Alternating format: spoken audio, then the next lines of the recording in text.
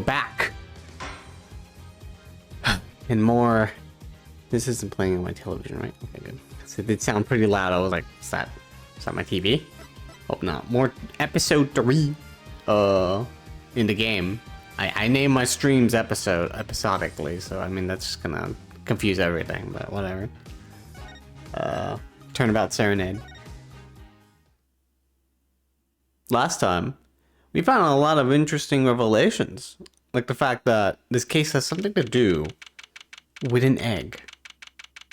Not just any old egg, a cocoon of some sorts from a country that in this cocoon should not have been smuggled out of that country, but it has. And our defendant may not have killed the guy, but he may have smuggled said cocoon, and the penalty of that could be death. I hope that isn't the case. That would be depressing, but we're gonna find out what's going on with that. Yeah. It's July 10th, 9:49 a.m. Lobby number 2. Well, this is it. Today's the day it all goes down. And then there was that. And then there was yesterday. Darian here is prime suspect number 1. Probably the guy who did it. This meeting's over. Sorry. There's a croissant head, man. Just give us 5 more minutes. We can call them back after that. Sorry. No go. Come on, piano boy. We're leaving. Darian, wait. I never liked you. Either of you. Huh? Why would he say that about me? Darian, we were so close. He was about to tell us. Hey, Apollo. Didn't want us to hear what Maki had to say. I think I know why.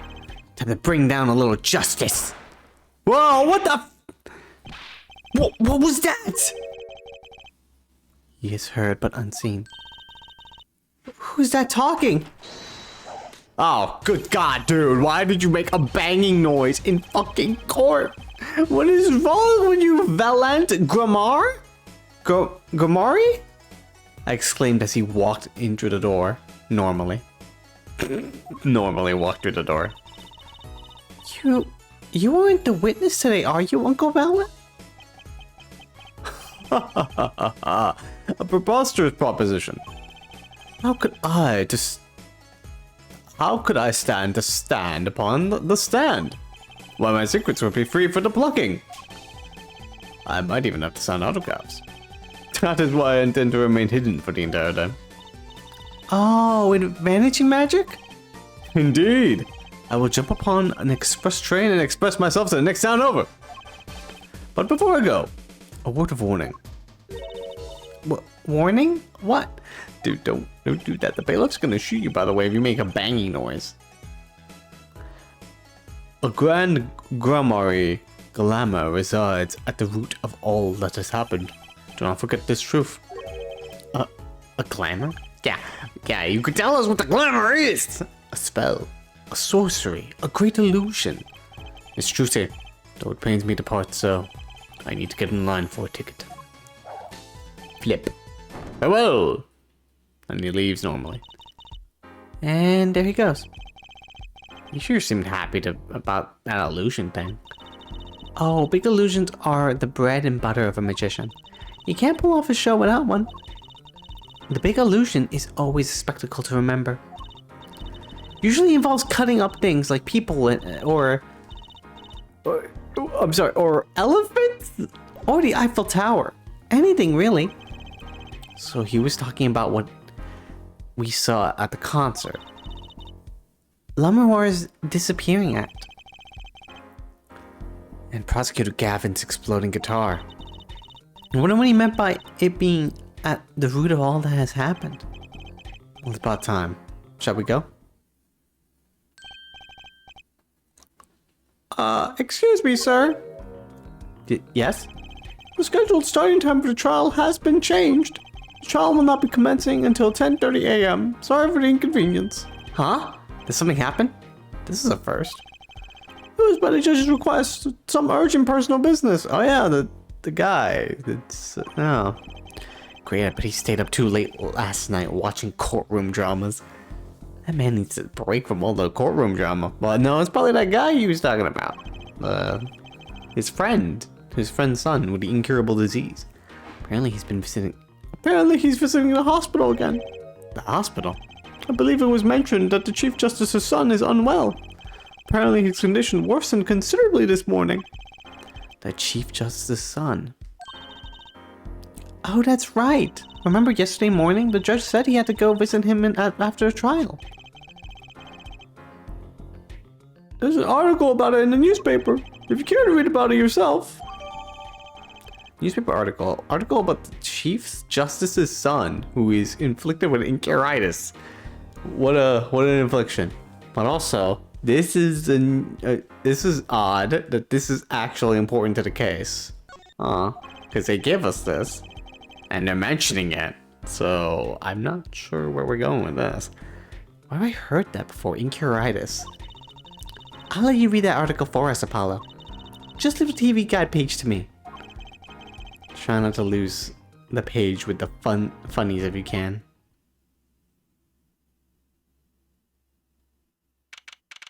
July 10th, 10:30 a.m. District Court number 3. Only 30 minutes. How much time does he have to visit a dude in 30 minutes? How far is the hospital? Anyway, can we read this? Disease strikes closer to home than ever before. Oh God, is this? Oh man, a disease that's making people extremely sick and killing them?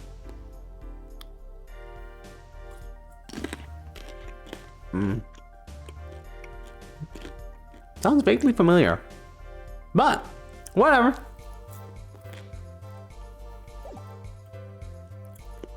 Well, at least ours is curable. Although when it did come out, it was not curable. Man, 2020, huh? Anyway. My apologies for the delay. Court is now in session for the trial of how do you say his name again? For the last time, Judge, we're not voice acted. This man, all we have is this random Let's Player to just tell us what it's pronounced, and he doesn't even know. It's Maki Tobae, a suspect fortissimo. Right. It is trial, in any case. The defense is prepared, Your Honor. The prosecution is ready to rock. Is something wrong, Your Honor? No, well, yes. It's just I've been friends with the Chief Justice since we were students. It pains me to see him going through such a difficult time. Enteritis, was it? That article said there is no known cure. Judge, let me say, with all honesty, I feel your pain. But now is not the time for tears. Now is the time for law. Indeed. We left off at quite the juncture yesterday. Yes. Where a witness has decided to tell us that Darian here is indeed the culprit. Still no pull about that number. All that shit, yeah. It's the Romaine, yeah. We could have guessed that. Of course we could have guessed that, you dumbass. Anyway, thanks for the help. Get out of here. Alright, I'm out. I'm leaving. I better not get anyone to recognize my voice. So, oh fuck it, god damn it. Wait, yeah, that voice just now. It's him. It's him. Come on, it's obvious it's him. Like, he's the only other character introduced in this entire trial. It's most definitely him. Like, it's Darian. Either that or it's the magician, and that doesn't make any sense. Quite a sensational ending. Who would have thought that Darian would guest star in the season cliffhanger as a suspect? I asked the prosecution to look into this matter. Please tell the court your findings. Darian Crescent is a member of my band, the Gaviners. He's also a detective, making the current charges serious indeed. Yet after investigation, I have found no cause to alter our case. or file new charges. And your reason is? But are you fucking serious? Do you not watch my show? I mean, come on there, forehead. It's this alibi. He was literally up there. He's literally up there. What do you want me to say? An alibi. Let us review the facts again, shall we? Even though we don't need to, but okay. The concert held on the night of the shooting was in 3 sets. I think I'll break something. The Gaviners ripped up the stage during the first set. For the second set, our guests took center stage. The only performers appearing were myself, Lamoire, and Mahi, along with a drummer and bassist for a total of 5. The shooting in the dressing room, however, took place during the 3rd set. Lamoire and the defendant Mahi Tobaye had left the stage at that point, and the Gaviners were already rocking. Boom. That is when the 2 shots rang out at the scene of the crime. Shots heard by Detective Emma Skye, mind you.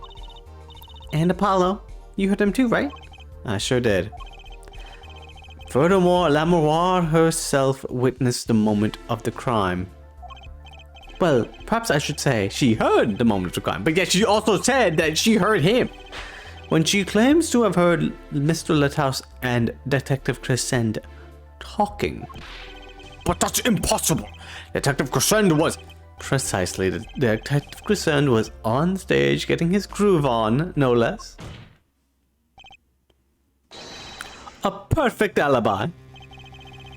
Does the defense have anything to add to this? It's true.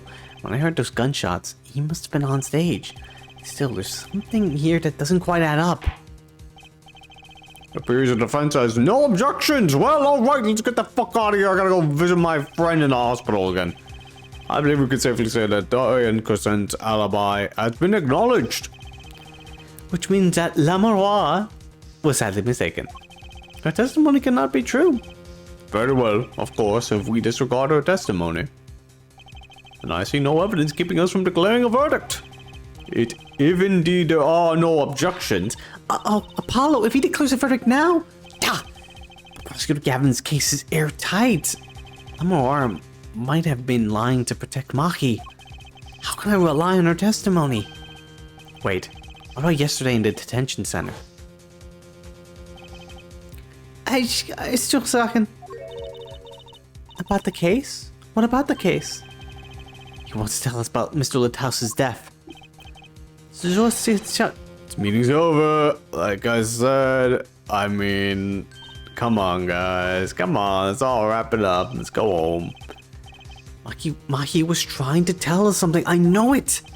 Maybe the best thing to do is to ask him under oath.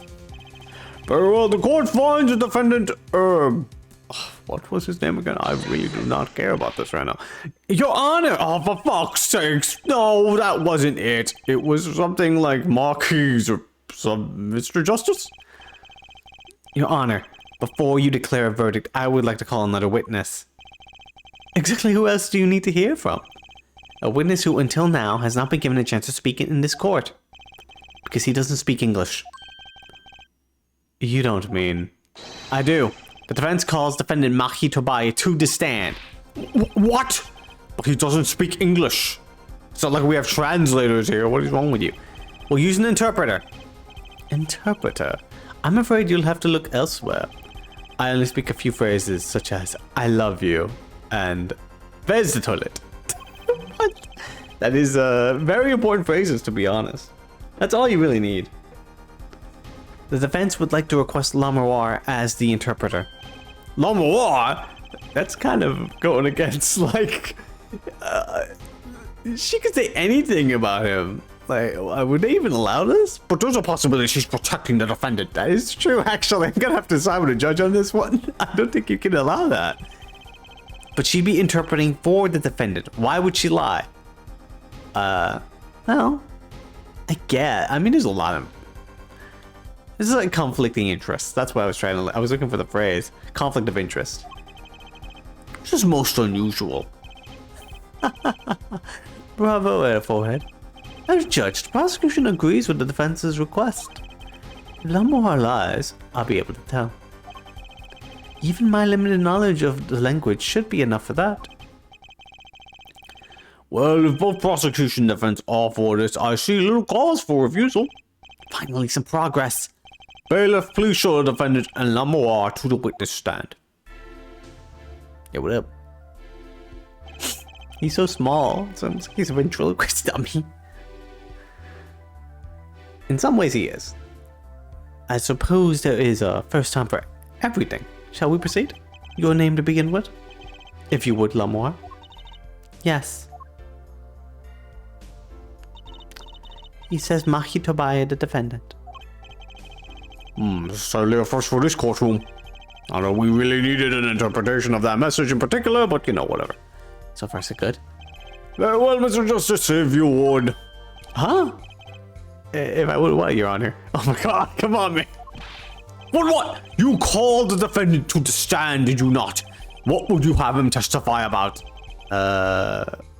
What do I want him to testify about? Oh my god, bro.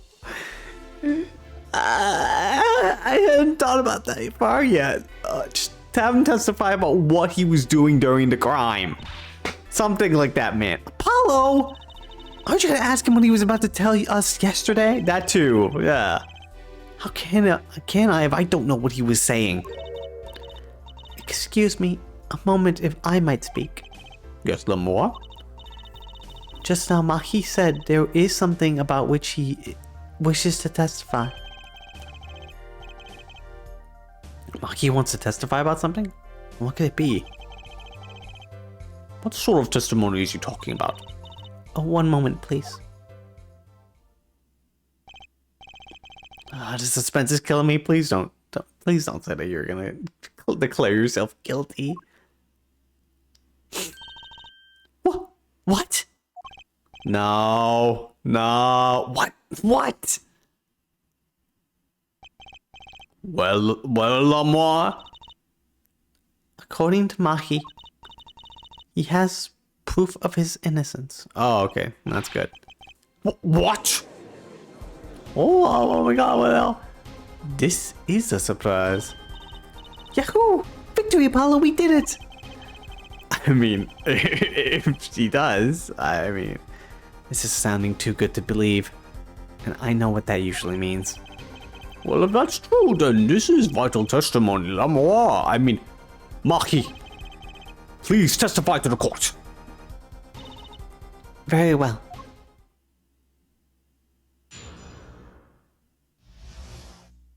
Like he's still wearing the shades. He says that word of Mr. Lighthouse's death came as a great shock. But if the killing truly followed the lyrics of my song, I, that is he, could not have done it. He says that because the lyrics are in English. He does not understand them. He's just being like, oh, yeah, I just wrote the lyrics in there. I don't know, man. Did he write the lyrics? Did he even know what he was writing? I see. He wouldn't have understood the English lyrics to the song.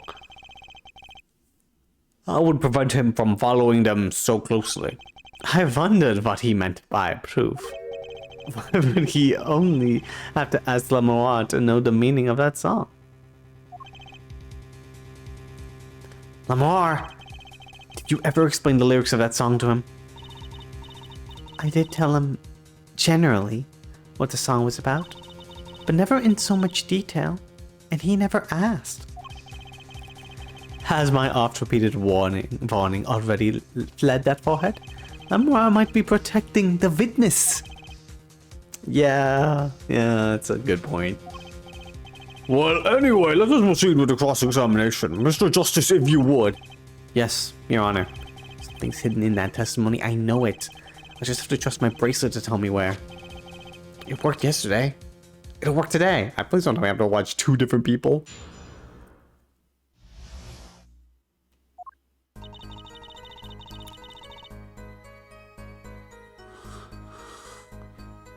Great shock.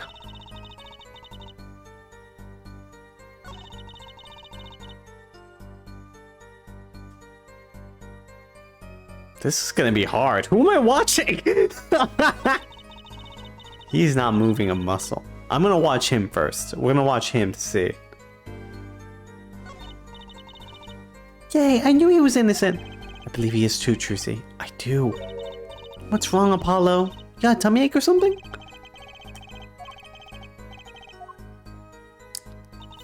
Maybe I should press the statements. Fuck it, let's press.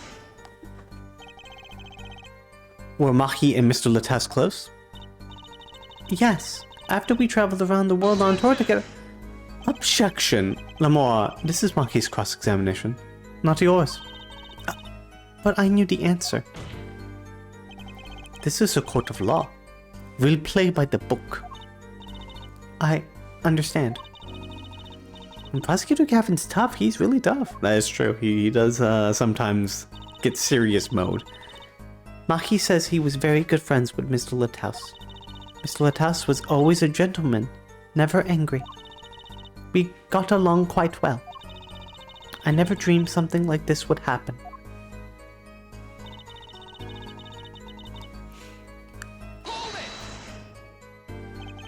The guitar serenade, correct? Yes, the crime followed the lyrics of the song. The theft of the key ring, the burning guitar, and the bullet. This is why it could not have been me.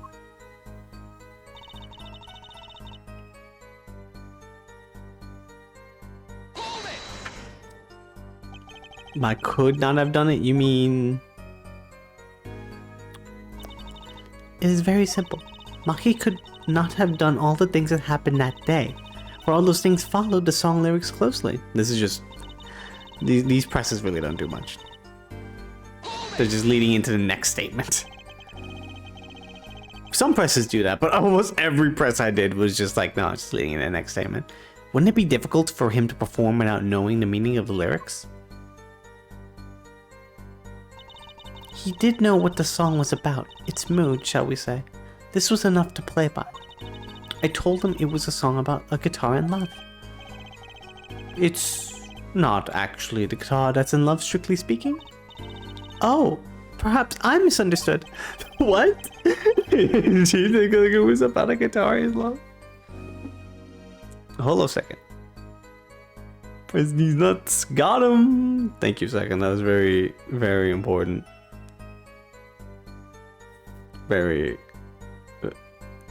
It really adds a lot to this entire thing.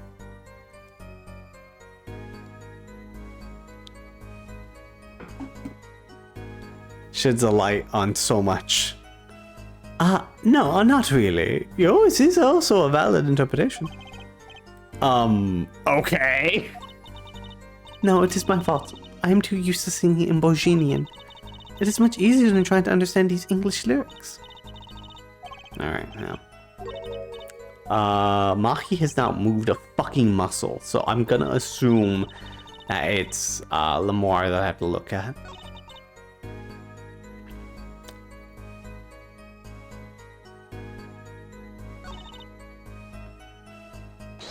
Let's try this. Oh, we can see his eyes.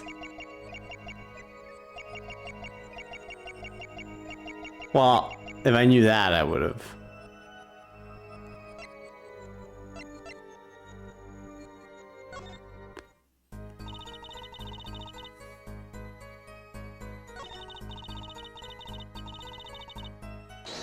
How about this one?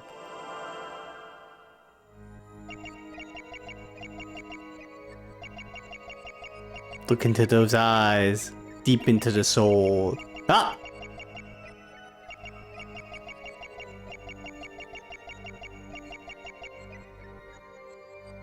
Here again.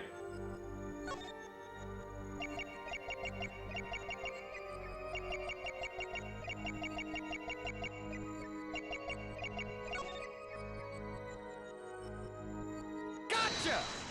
I see you. Do you understand English? Are we just doing this for kicks? Mahi, you can't fool my eyes. I glanced toward her the very moment Lamar said the word English. Why? And don't bother interpreting that. He understands me. Mahi, tell the truth. You can understand English, can't you? Well, what are you saying? Of course he can't. It's just... So, sure can... Was he continuing this charade? Mr. Justice Mahi says this. I know the word English. Huh? Before coming to this country, he heard me speaking English. He learned the name for this language, that is all. I mean, I guess that is a valid interpretation. What? Give me a break. Is that such an unusual word to understand? Do you not know Espanol, for instance? Obviously... It's, German, right? Well, yeah, but... I am sorry, but he truly does not understand your language. Well, then explain this. How does he know the crime followed the lyrics? Yeah, I know Espanol. In fact, I saw her in... I was looking at the Discord. I was like, oh, this is she was in the general chat. I was like, oh, wow. But I didn't join because I was too nervous. But she was cool. Also, hello, Verde. Have you always been such a suspicious-minded lad? We were playing a game. Yeah, I saw you two playing the game. I was like, oh, I probably won't join. They seem like they're just hanging out together. I was also setting up for this.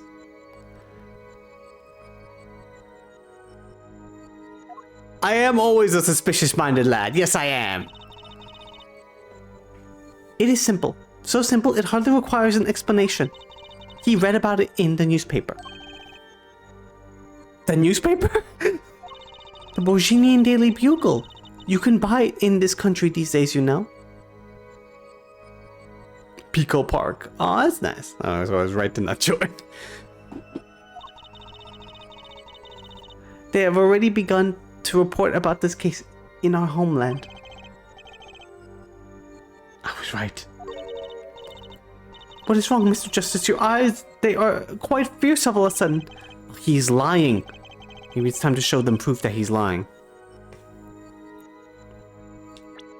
Wait, what did he exactly say? They've already begun to report about this case in our homeland. I actually did get a piece of that newspaper, and it says... I have no idea. Article, it doesn't mention the lyrics. Oh, it doesn't mention the lyrics, though. Yeah. You're lying. You're lying. Bohemian J. Jonah Jameson. I need pictures, love, more. Apparently she's actually blind. I have here a Bohemian newspaper. The Bohemian Daily Bugle, as a matter of fact. Indeed, there is a feature article about the case. Could you read this for me, Mahi? That's right. It doesn't mention the lyrics. What? What? What is this all about? I'm sorry, Mahi. You couldn't have read about the lyrics in a Bohemian newspaper.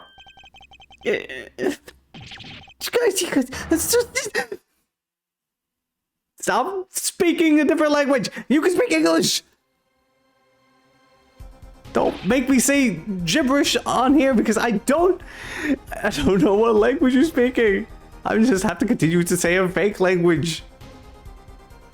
What does it mean? But I don't see how it's possible. I know. He must have heard the lyrics when the police were doing their questioning. Yes. Not possible. The subject of the lyrics was not brought up in police questioning. I have read the full report myself. So the lyrics weren't in the newspaper and the police didn't mention them. The only place you could have heard them was in the courtroom. In English, no less. The witness will explain himself. Fuck! Mahi says... He says... Yes? It is true. I read the newspaper.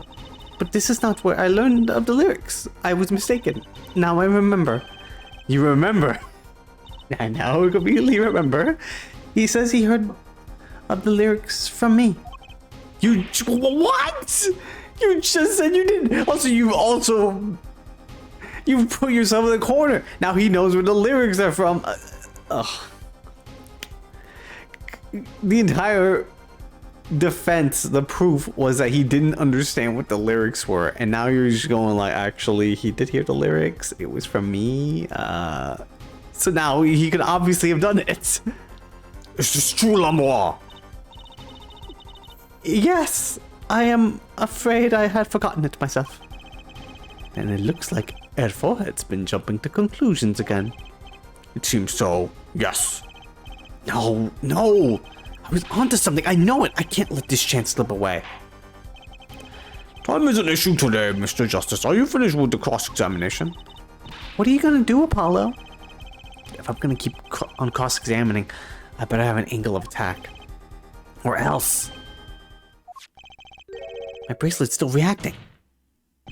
Oh, time to perceive once again. Your Honor, please allow me to continue. If you must, you must. Very well, witness. I understand. It was I who explained that the crime followed the song.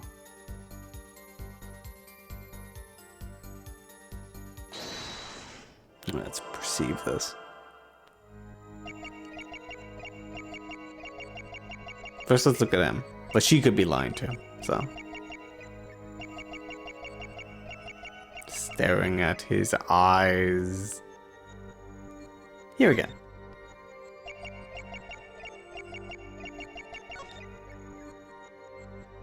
Gotcha! Stop lying!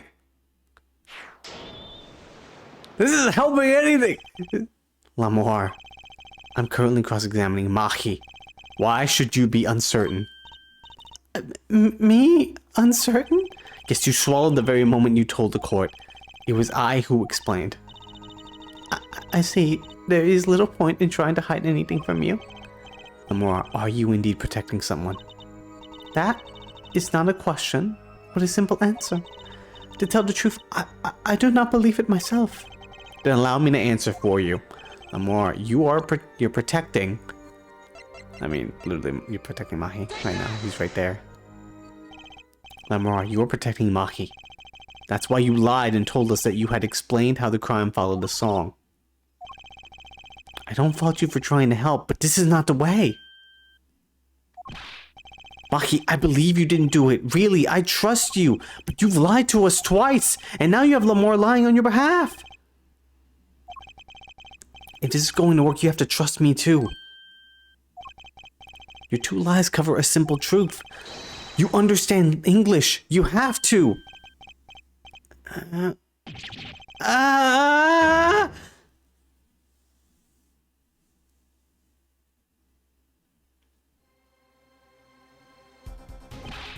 Witness, is this true? Do you understand English? Yes. A little, only. Oh. What? First he could see, now he can talk. And you did not know about this, Lamour? No, I did not. It is quite a surprise. How many secrets is this witness hiding? This is last. Oh, actually, well, about the... me when I understand English.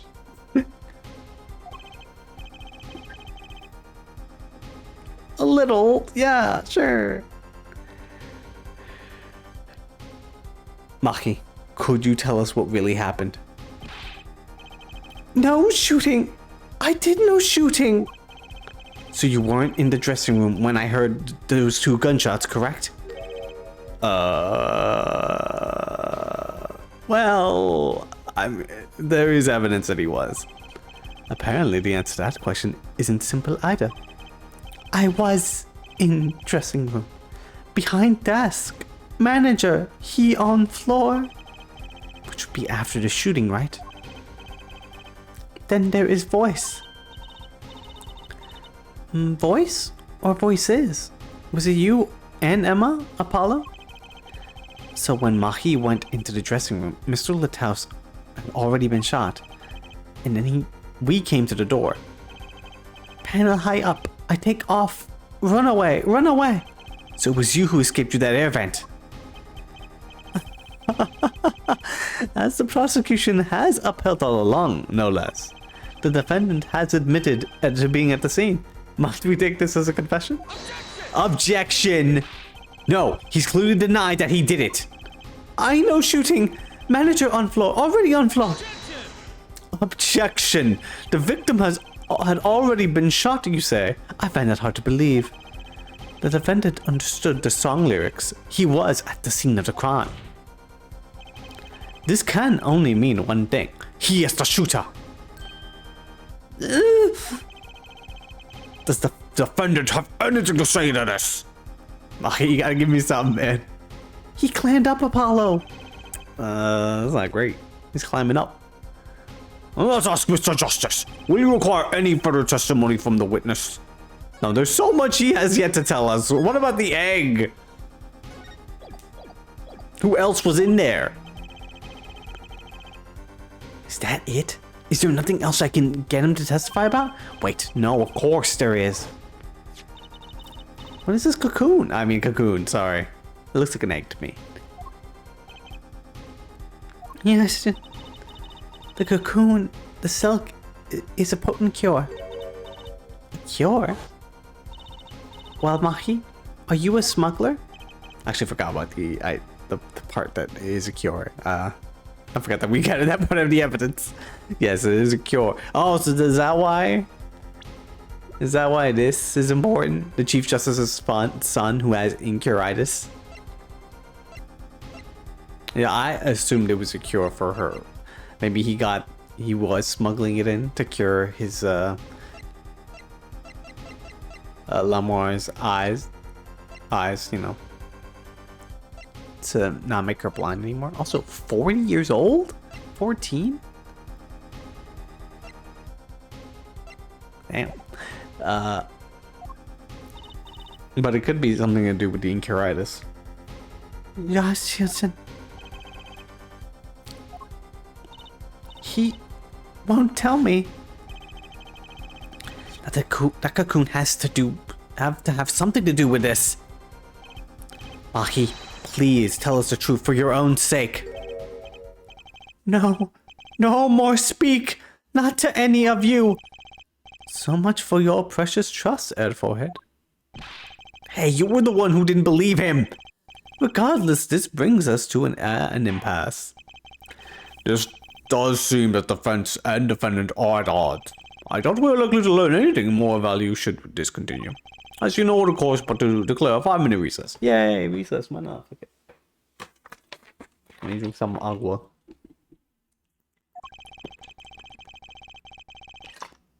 The defense will work things out with the defendant so that we might proceed.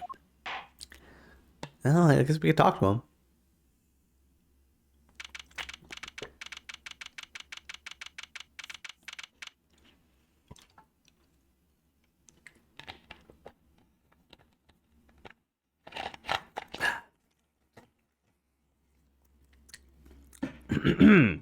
Alright.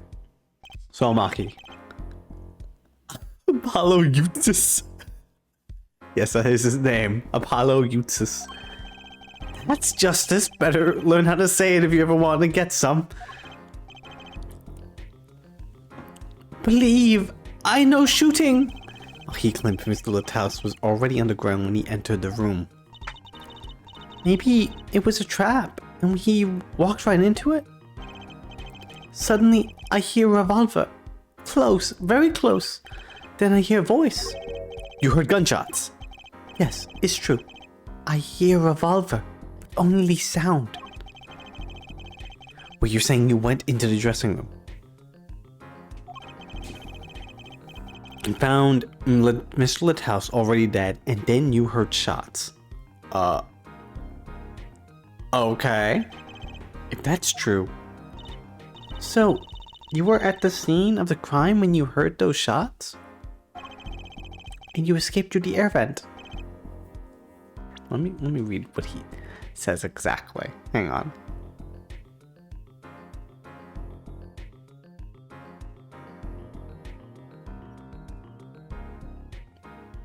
Very close. Then I hear voice. I hear revolver, but only sound.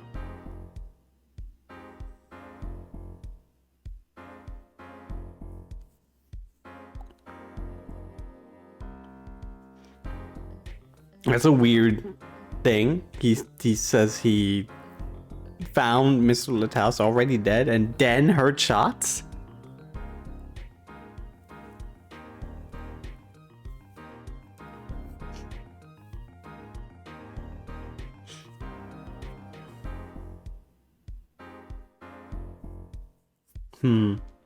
Okay.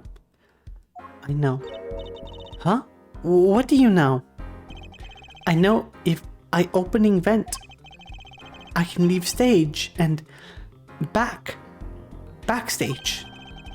So the vents went to both the stage and the backstage area? Is that what he means? He's right. Look, Apollo. Huh? Yeah. Oh yeah, there you go.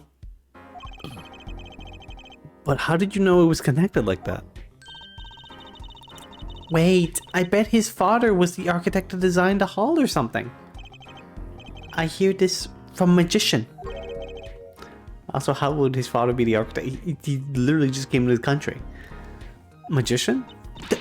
Don't look at me! Nah, not you. Magician, huh? Well, at least we're clear on one thing. Mahi didn't shoot Mr. Litthouse. Yeah, but what does that leave us with? We're supposed to say he went into the room to find the body and then he heard the shots? That one's gonna go over well in court. Not. Apollo, you're his defense. You're supposed to believe whatever he says, even lies. That's what Daddy always told me. Is that what he told you? Did he also tell you about Unguard's case? How well that worked out for him? Because let me tell you, that didn't. Well, I mean, it did. We got Maya, and everyone got an A-okay, but still, you had to be like, yeah, I am defending the murderer. I'll just pretend you misheard him every time. So what do we do? You're sure you won't testify, Mahi? No talking. No. Well, it was worth a shot. Cocoon. Mahi, you gotta tell us about the cocoon, though. Come on. I can't go home. Can't go home? I can't go home to Virginia. I don't want to go home. The penalty for taking a cocoon from Virginia is death. That's right, it's punishable by death. Of course he's scared. Oh well, I guess we'll have to try a different approach. That's the spirit, Apollo. So what's your plan? Mahi won't testify about it. We'll have to get someone else to testify. Someone else? I think we're out of time. Let's get back in there. Right. We're getting Darian on the stand.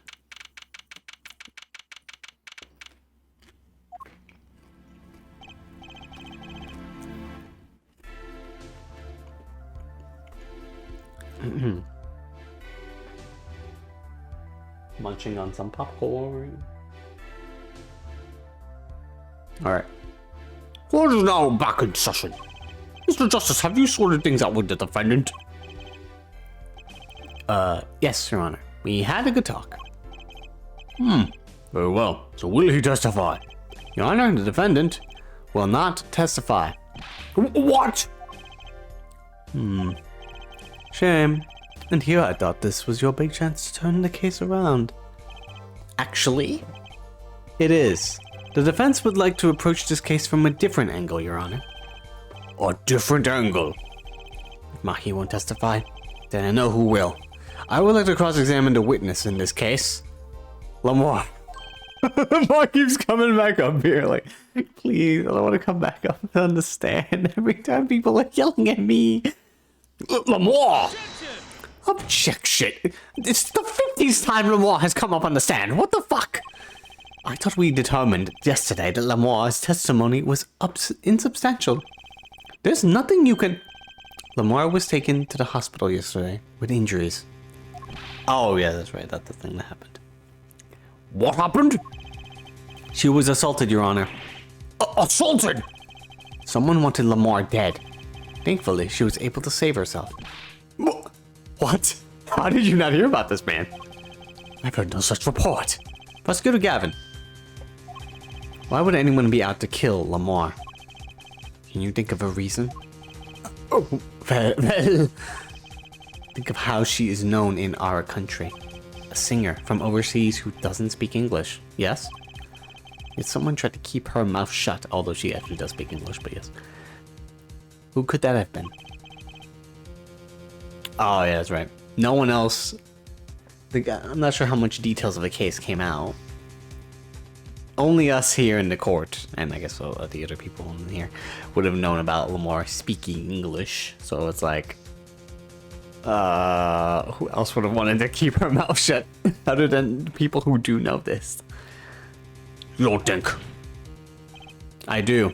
It was the same person who shot Mr. Lataus. The killer was afraid of her, afraid of what she might say. The defense believes that something was hidden in her testimony yesterday. Something that the killer doesn't want getting out.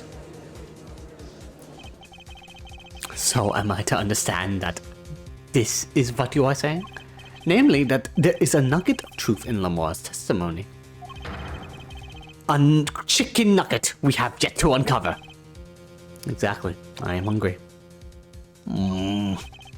If Lamar was attacked, Then this has serious implications.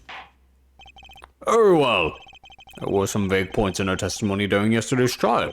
Perhaps we did not inquire as deeply as we might have into some. The court will hear Lamar's testimony once more.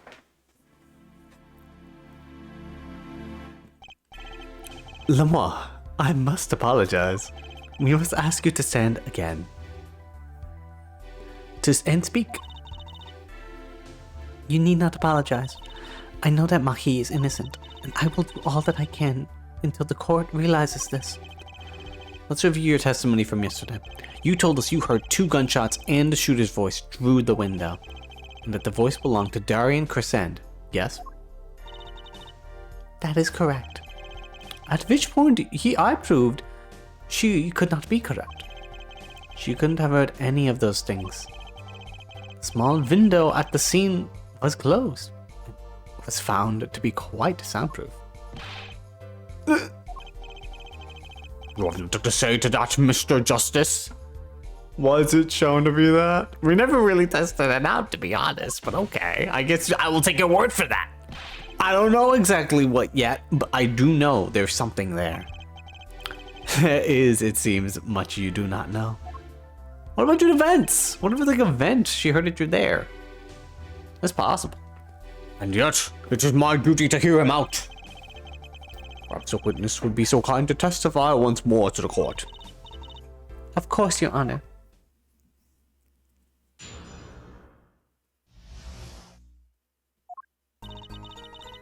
I was on my way from the stage to the backstage exit. That's when I heard them. Mr. Lataus and the detective. I heard the faint sound of a gunshot and stopped. Then I heard another gunshot. There was a smell of gunpowder.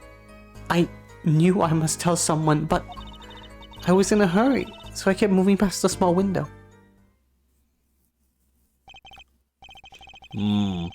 Pretty much the same as yesterday's testimony. I am sorry. I am not used to speaking much in this language. Perhaps my descriptions are lacking in some way. Yet everything I have said here is the truth. Then it is my distinct displeasure to say this. What you have said to have happened is impossible. Do I have to repeat myself? Lamar was attacked because of this testimony. I'm going to ignore that. What, Juicy? Apollo, you know, for a moment there, you were pretty cool. Maybe I do better when I don't try to think ahead. Aw, thank you. Very well, Mr. Justice. She was probably like, oh, you remind me of my dad. Perhaps you can coolly cross-examine the witness. Oh, yes, I will try to do that. Let's go. Right. So why we're doing that? Is something wrong? Oh, I'm sorry. I know I said hold it, but she's saying the same thing she said before. Damn it. This is what I get for pressing every statement. Mr. Justice! Sorry. Is something? Please continue with your testimony. Now I know what they mean about the reckless youth these days. The one in red over there is a shining example there, Judge. Aren't you just as young as me? You're the last person who should be pointing fingers, Mr. Rockstar. Okay, it's Lighthouse and Detective.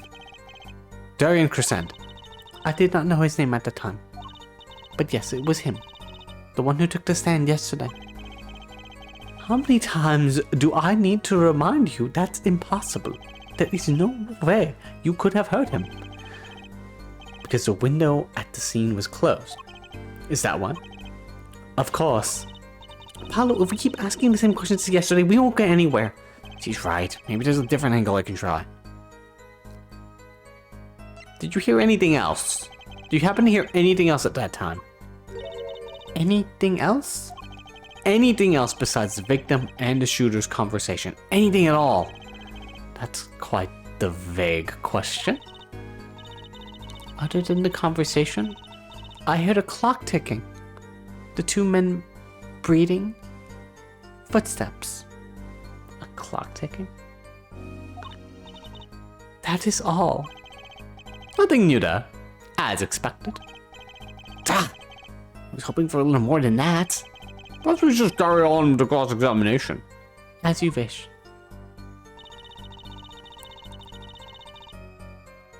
Hang on. What if I press that again and choose the other option? What were they talking about? Lamar, do you by any chance remember what they were saying to each other? If so, please tell us. I have given it much reflection, but... I was afraid of this. She doesn't remember. I only heard one phrase clearly. A whole phrase. You remember something that was said. Why didn't you say anything yesterday? Though my memory is clear, I was afraid to speak. You see, I do not understand what was said. This could be it. The clue I've been waiting for. Well, what did he say? It was the other man speaking, not Mr. Lighthouse. The shooter then, Darian Crescent. Well, what did he say? It's over. Press the switch. Now. Huh? Oh, that was very important. Switch? The Nintendo Switch! The shooter said this to the victim, Mr. Lighthouse? I thought it was quite strange myself afterward. It is a mystery. What could it possibly mean? Mr. Justice, care to shed some light on this? I mean, sure, it's very, very vital. Maybe we should add it to the testimony. Maybe? Apollo? From the small window, I heard a voice say, press the switch now.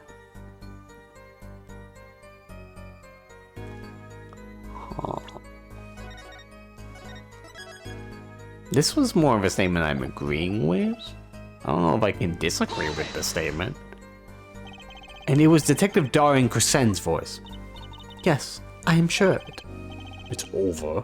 Press the switch. Why would you say that to Mr. Lighthouse? Apollo, the murder weapon, the revolver, was Mr. Lighthouse's, right? Yeah, what of it? Well, maybe when he said press the switch, he really meant to say pull the trigger, because his English isn't so good. Darian Crescent is a native speaker. Come Tracy. The best-selling console, Nintendo Switch. This game is also available on that console. Oh, right. Sorry, I kind of forgot who was what. To be honest, I'm sort of spacing out sometimes. press the switch. It's not something a killer usually says to their victim, is it? Was there no one else in the room? I do not know. All I heard was Mr. Lighthouse and the detective. That is important. I mean, I got a piece of information, and hang on.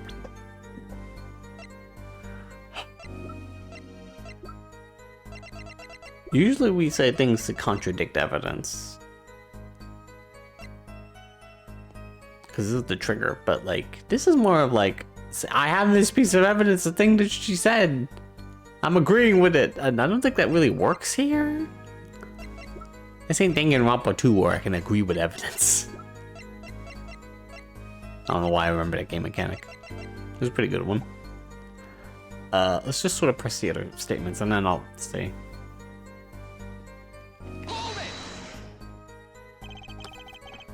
There were 2 gunshots. Yes, I heard 2. One after the other. I mean, that fits with the bullet holes at the scene. Nothing really new here to pick up.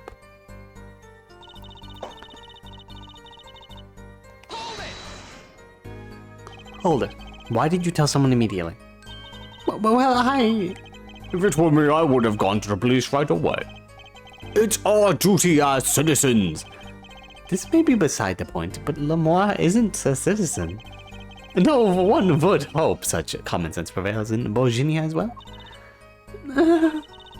Lamar seems awfully quiet all of a sudden. That's strange. Could she be hiding something? It's as you say, yet at the time... I was in a hurry, so I kept moving past the small window. You were in a hurry? You heard gunshots and you were like, I gotta go. You were in a hurry to go where?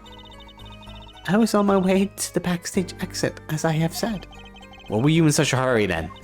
Well, I don't think that has anything to do with this case. Don't tell me you were going to the bathroom. I was like, I really need to go to the bathroom. Sorry. It very well might. Please answer the question. Objection. You were right, Lamar. Yes. Yes, I'm just tired. Really, what I told you yesterday, Airforehead. Recall what I told you yesterday, Airforehead. Lamar suffers from serious amnesia. Please refrain from traumatizing her further. What? So you just dismissed her Washington things are too traumatizing? Why don't you prove her reason had a connection to the case before asking about it, yeah? The prosecution's objection is sustained. The current question is moot. Mr. Justice, please continue with your cross-examination. Lamar was attacked because of this testimony. I know she was, so something's gotta be hidden here. Maybe there's some detail we're missing. I guess we'll just have to fill in the blanks. Right. Virginia law is stitches get stitches. I believe that. Apparently one of their laws is you steal this fancy cocoon, you're gonna kill you. Like, alright, I guess.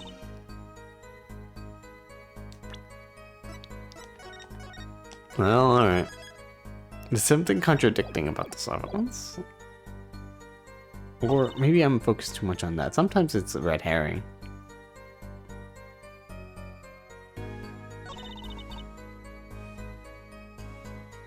She smells gunpowder. There's not really anything I can...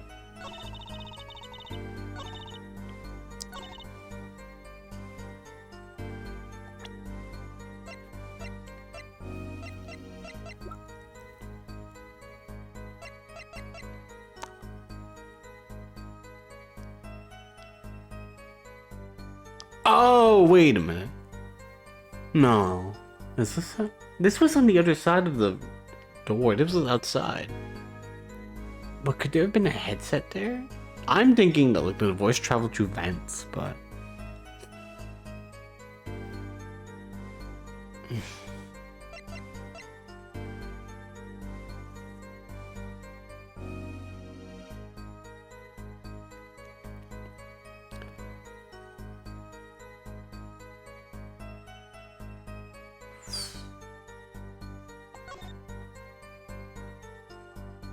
And that's the vents. Those are the dressing rooms. Then she walked past. Is that like the positioning? Oh, let's just try the remote trigger. Fuck it. Press the switch. There's only one key that can unlock the mystery of those words. There's another one that mostly I present evidence to contradict something. This is mostly just to enlighten something. That's why I didn't use it. So I was just sort of meandering, but okay. Oh. Yet there was nothing at the scene that could be called a switch, said Light. True, there wasn't a switch at the scene, but it just so happens I have a switch right here. A Nintendo Switch. Look at its craftsmanship. The Nintendo Switch 2, out available now. It's much tinier. You can fit at the palm of your hand. That certainly does look like a Switch 2, doesn't it? The problem is, this was found not at the scene of the crime, but on the stage. The stage? Where the concert was held, yes. This was found hidden there. On the stage. Are you claiming that the voice Lamar heard was of someone commanding another to press the switch? It's a possibility. Objection! Oh, and forehead. I'd call that an impossibility. Why? It's hardly necessary for me to remind the court of the layout of the concert form. The stage is quite far from Lamar's dressing room. Not to mention that the Gaviniers were in the middle of a concert on said stage. We aren't known for being a quiet band. You could shout all you wanted and not be heard. The detective's voice was loud, but certainly not a shout. So too have Forehead's cries of possibility fallen far short of being heard. Sorry, but he wouldn't have needed to shout. Excuse me?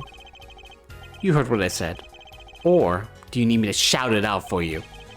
It would have been quite simple to be heard on the stage from that dressing room.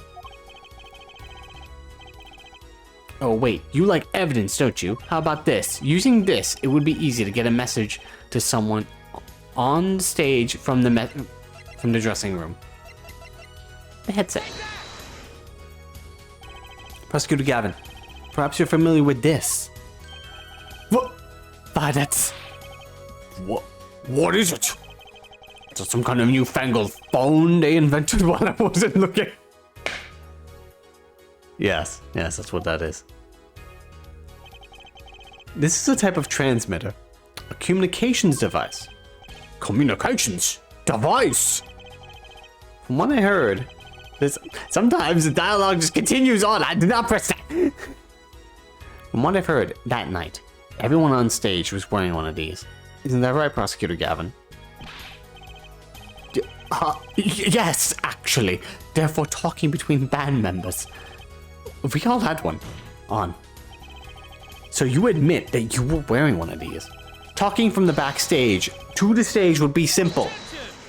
Objection? True, but wait. Those send out an electronic signal. To avoid interference with the audio systems, their range is quite limited. Lamar said it was about 30 feet, right? Look at the cross-section diagram of the concert form.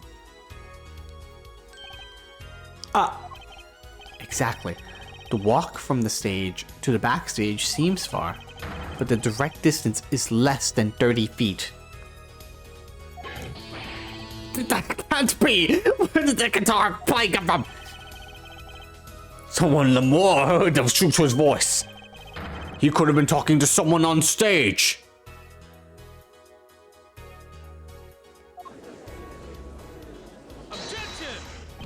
Objection! Ha! You're claiming this is the switch in question? Why did it have to be on the stage at the time? It could have been placed in a pocket and carried anywhere. Someone could have hid it on the stage after the fact. Hey, he's got a point. How do we know where it was? when she heard the voice.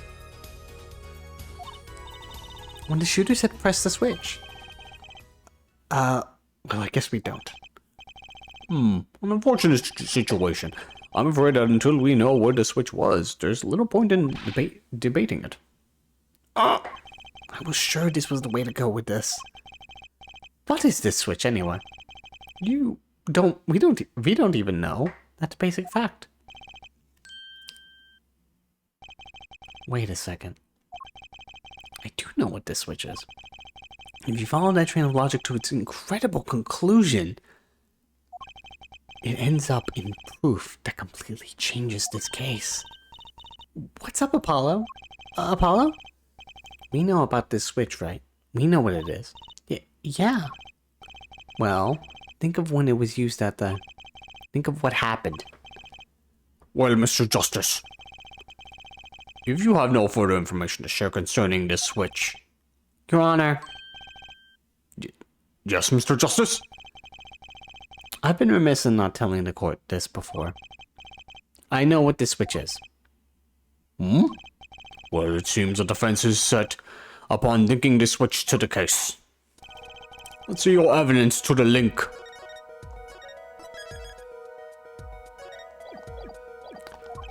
What evidence do you have to explain what this switch is? An igniter. Prosecutor Gavin, you remember this? Stop. The what? Is it another one of those newfangled phones? Please stop with the phone. This is an igniter. What phone looks like this? Oh, an igniter! You mean it's like a lighter? Yes, actually. You aren't saying this switch is a remote. I am. This is a remote trigger for an igniter. What? Look, I'll show you. Boom! Yow! Mr. Justice, you will seek to desist from burning down this courtroom. Sorry, that was a bit more fire than expected. My whiskers have caught on fire. Prosecutor Gavin, let me repeat myself. This switch is a remote igniter trigger.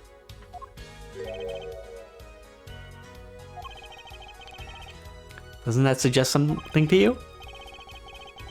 You're talking about what happened to me, aren't you? Ah!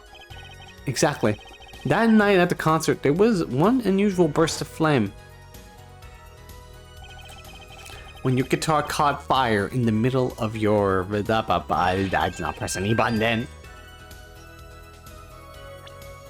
Stage show. Oh. I love your performance.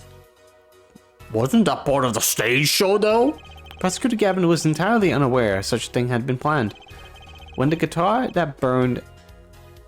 And the guitar that burned was a valuable keepsake. That's right, he got it in Bohemia from Lemoire. He said the sound was amazing before it burned, of course. Now it just kind of smokes. The better the guitar, the brighter it burns. At the forehead. Yes? Don't tell me you're trying to tie these two things together. Those being the shooter's voice heard by Lemoire, and the guitar suddenly catching on fire. I am. It's really simple when you think about it. Miss Litthouse and the shooter were at the crime scene. The shooter was wearing a headset.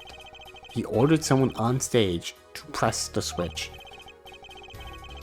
The switch was pressed and the guitar caught fire. Well, it does seem to make sense. There's something about it is bugging me. Can't quite put my finger on it. Really? Seems pretty simple to me. Objection! Therefore, don't destroy what little respect I have for you. Damn. I could do that. I could destroy that respect. Oh. I had respect? I was expecting something a little more sensible. I guess I was wrong.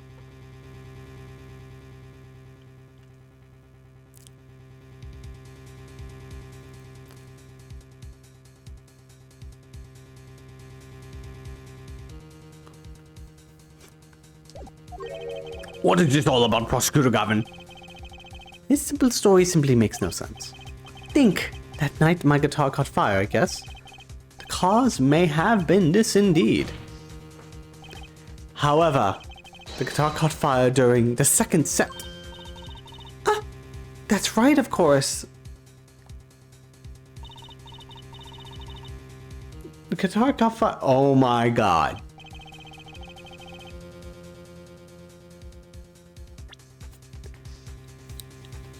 I was thinking there was something wrong with the timing on this. Lamar said, I was in a hurry. I had to go. She had to go to the other side of the stage for the magic trick. She was in a hurry because she was in the middle of her set. Lamar, just tell us what was happening. Oh my god. Indeed, if the shooting happened during the third set.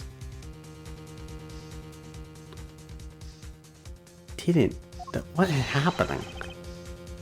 The two are utterly unrelated. Yes, that must have been what was bugging me. The whole premise for this is faulty. See, his story makes no sense. Objection! Are you sure about that? The John Cena meme. Are you sure about that? What exactly do you mean, Mr. Justice? Maybe it's not the premise from my explanation of the switch that's at fault. Maybe it's our premise for the entire case so far. What premise is this specifically? I'm glad you asked. I'm saying that maybe the killing didn't take place in the third act. Objection! What's this? But Detective Emma Sky heard shots and found the body. Well, this happened in the third act. Objection! I love it when they start objecting at each other. It's just like bickering. Gunshots rang out. And according to this testimony, Mahi was in that dressing room at the time. Where are you going with this, Mr. Justice? Stay with me, Your Honor. He also told us this in his testimony, namely that the victim had already been shot. We all heard gunshots, but no one saw the shooting. This is insane. Just before the shooting took place, the shooter was heard on his headset, telling someone to press the switch. The next moment, Prosecutor Gavin's guitar burst into flames. We know that a remote-triggered igniter was inside the guitar. From all these facts, we can draw only one conclusion. The crime did not take place during the third act, but during the ballad performance, the second act. What?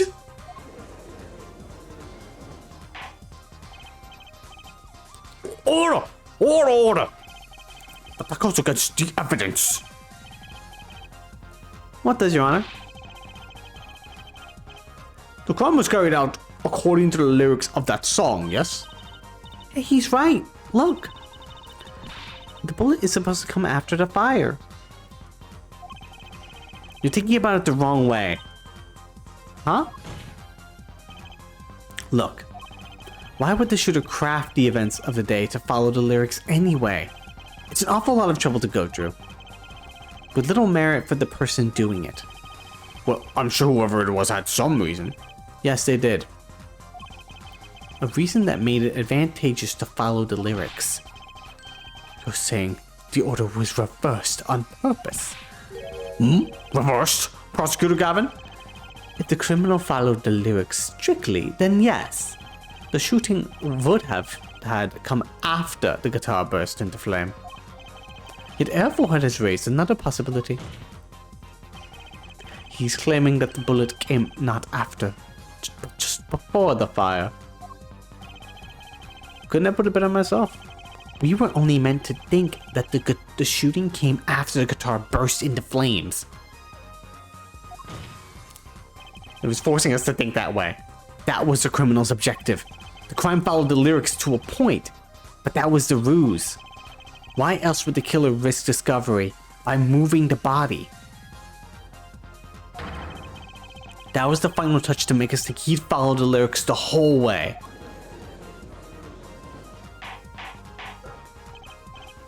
Order! Order! That would explain this most unusual situation. It does. The killer changed the order of events to create himself an alibi. In other words, the killer was someone who had an alibi for the third set, but not the second. Objection! I was hoping it wouldn't come to this, but sadly it has. Let me tell you why your little fairy tale makes no sense at all. Uh-oh. It sounds good. I'll give you that. You've given us a reason why the killer bothered following the lyrics to my song. But I question your logic. It's flawed from the very beginning. Flawed? Yes, a contradiction there, forehead. One I've pointed out several times no less. At the time of the crime, the small window at the scene was closed.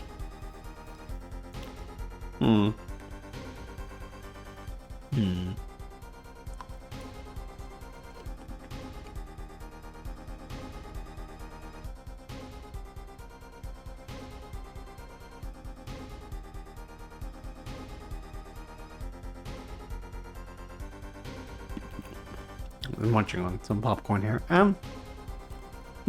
Was it closed during the second set though? That's the question. How could Lamar have heard a voice through it? Oh, I know that you would like to divert our attention from this critical fact, but you're basing your entire line of reasoning on a false premise. Right. Lamar's testimony is my entire case. That voice she heard, Shooter's voice. What if she couldn't hear it, Apollo? Look, what do we have? A man saying press the switch. And near the crime scene, we have a switch, which acts as a remote trigger for an igniter. And last but not least, Prosecutor Gavin's flaming guitar. It can't all be coincidence. How do I make it work? I see a more direct line of questioning is required. When the crime scene was investigated immediately after the crime, that window was closed. Can you tell us how Lamar heard the voice? I mean, maybe she opened the window, I don't know, like close it later. A key point to be sure. Mr. Justice, can you explain this to the court? I don't know, maybe it could have been open during that. Why does it have to be closed all the time? Isn't it easy to open that window? Okay, Justice, you've got one thing to prove, and one thing only. Lamar heard a voice.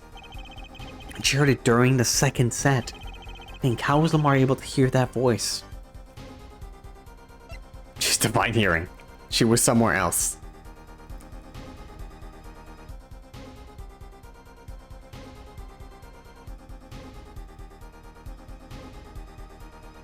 She said she came across the window, but she's blind. How did she know she was at that window specifically? Maybe it was some different place.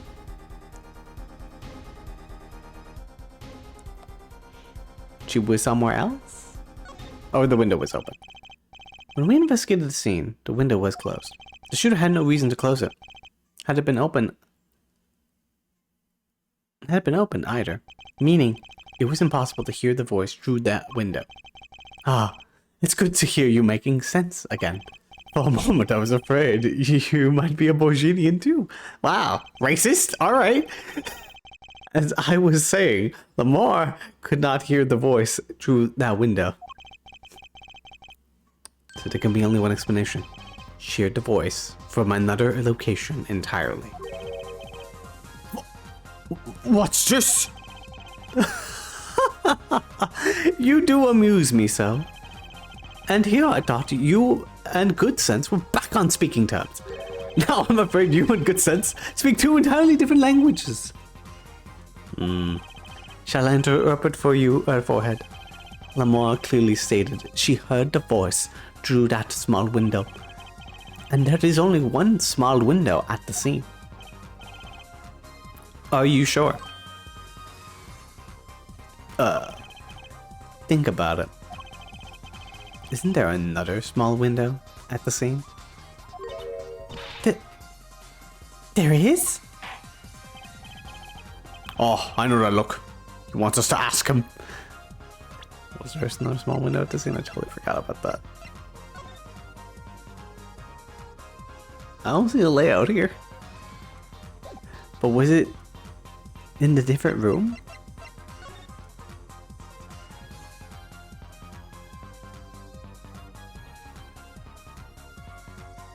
Are those doors or windows? I think they're doors. No, wait. Those are vents. Vents. This isn't really... It's very hard to look at the detail. Oh, well, you claim Lamar heard the voice from another location. The problem is because Lamar, I think, was sworn into secrecy about the magic trick, so she didn't decide to tell us anything about what was going on. Mr. Justice, show us where this location was. Lamar heard the voice from here. Don't tell me it's a secret mirror.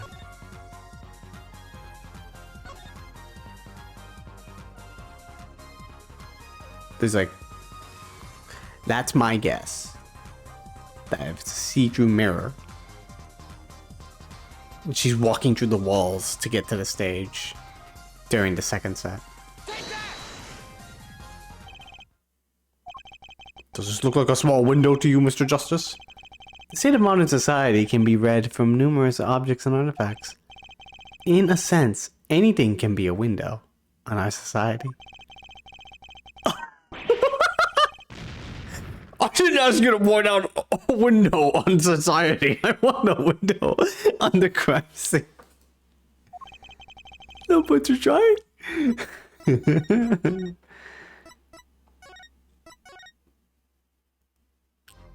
The state of modern society really does be like this. We live in one. A society, bro.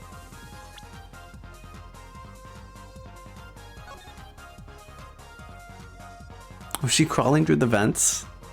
No. You have to be small to crawl through the vents. You can't crawl through the vents. We've discussed this before. She left her...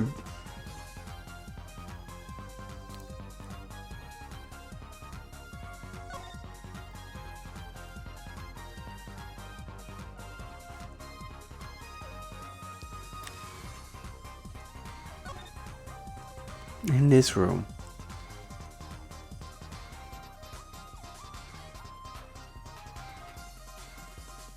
It was the little lad, our defendant, who went up the ladder and then left.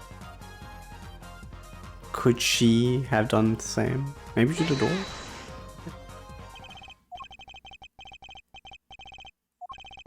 It just says the state of modern society.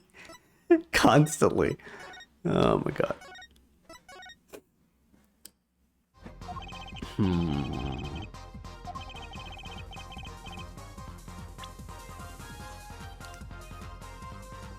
No, I haven't actually pointed at the window, so... Point at the window again, fuck it. It's at the window. Why, yes, that is a small window. And this changes what? Not much, I know. I couldn't find anything better, so... The court applauds your honesty and weeps for your case, Mr. Justice. At least they say a different line about which window.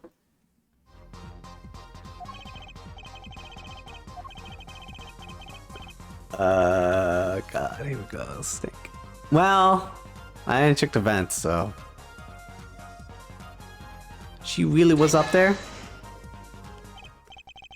This is where Lamar heard that voice from. But that's a small window. That's the air vent. Oh shit, she was up there. What did she tell us? She said she's a Borginian, unfamiliar with our language. It's not a stretch to imagine she called this air vent a small window. You've got to be fucking kidding me. Now you've done it. You've gone beyond ridiculous into ludicrous. So Lamar was up in the ventilation system listening to this man's voice? That's the only logical explanation, yes. Logical? I do not think this word means what you think it means. Forehead. Okay, what about this? Okay, what about it? Bleh. What about it isn't logical? I totally meant saying. Why would Lamar Lamar from GTA? No, Lamar be in the ventilation system, hiding like a rat? No offense intended to her, of course. The explanation for that is simple, Prosecutor Gavin. Isn't it, Lamar? You've been listening to our discussion here, yes? Yes. I admit, it's had me quite confused since yesterday. Yes, the small window was closed, but why should that mean I could not hear through it? I feared our prosecutor might himself need an interpreter. Fucking... He's just like, what am I listening to right now? Yeah, Lamar basically just vented. Everyone's venting. Lamar. Our defendant. I'm gonna assume that Darian probably vented as well to leave the entire stage. The problem here is words. Lamar, this small window through which you heard the voice, was it up high on the ceiling of the room, not low on the wall? Yes, it was up on the ceiling. What? Fucking mind break right now. Order! Order! I will have order! I blacked out. What happened? Witness, you clarify this statement to the court. Are you in fact saying that you were up above the ceiling of the room and that's where you heard the moment of the crime? Yes, in fact I was. I am sorry. I never imagined it would become such an important point. Yes, well, why the heck were you up there? I believe it's time for another testimony. I'm not sure. I can't. Oh my god, I'm gonna kill your uncle. Trucy, I'm gonna kill your fucking uncle. What is his name again? Yeah, I'm gonna fucking kill Valen. Motherfucker. It's like, you can't tell anyone about my illusions. You signed a non-disclosure agreement. Like, okay. I'm gonna kill him. I'm gonna fucking kill him. May I remind you, this is a murder trial. We'll hear your testimony. Tell us why you witnessed the crime from above the ceiling of that room. Please? Like I said, please. Looks like I'm on the right track.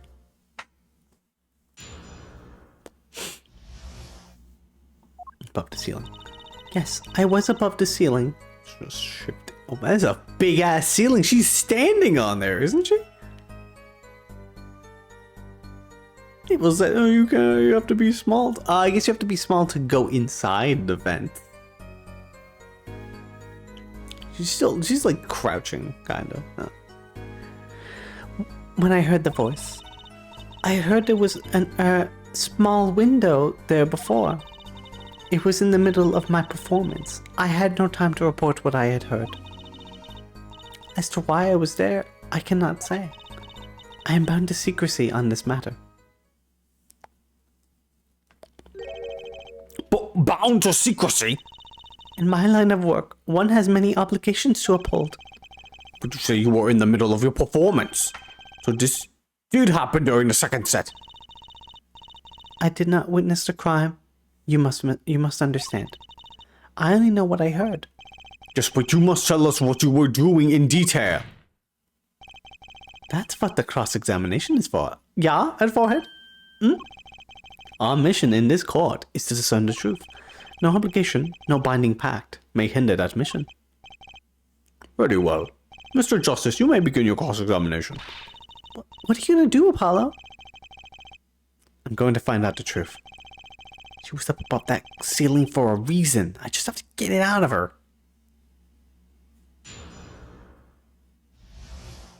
Stare down.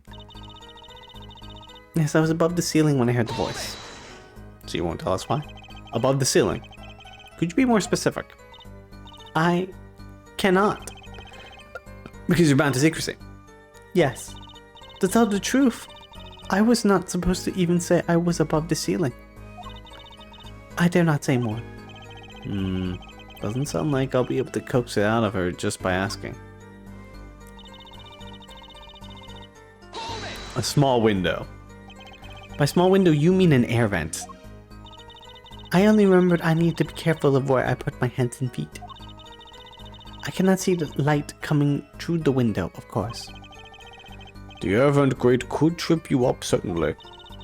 So I was walking very carefully when I heard the gunshots. Startled, I crouched and listened. That is when I heard his voice come from the room. Darian's voice. I knew something terrible had happened, yet I was in the middle of my performance, so without a word, you just let the third set start? After the curtain closed for the second set, there was still much to do. You could have prevented this whole misunderstanding if you had only told us sooner! Yes, perhaps I could have. I see little point in badgering the witness. What's done is done.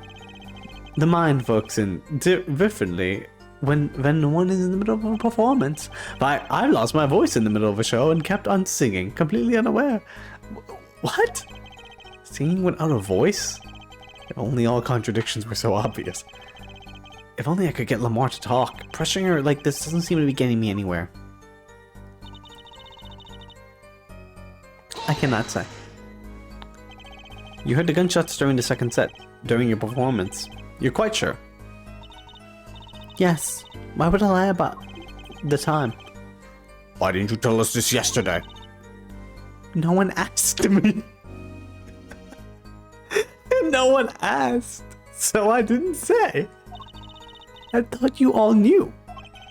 Even he's like, come on, really? I told you Maki was not the killer. I told you this many times. Yes, you did. But you never told us why. I am sorry. I was not able to speak of it. Yeah, unable or unwilling. She's not talking, Apollo. What do we do? We'll just have to prove it ourselves. As long as she's bound to the pact of silence, she won't talk.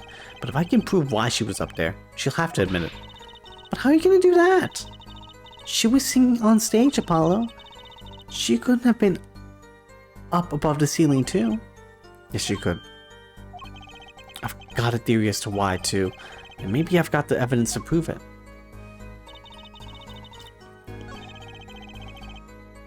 Lamar is bound to secrecy.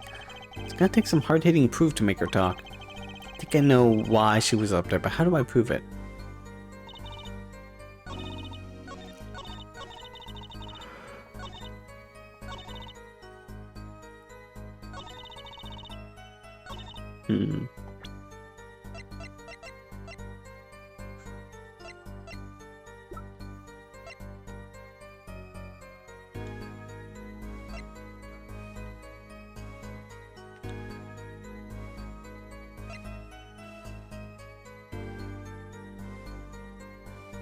Huh. Is it this? The videotape itself? It is the entire thing that's going on, so I guess it could be the videotape.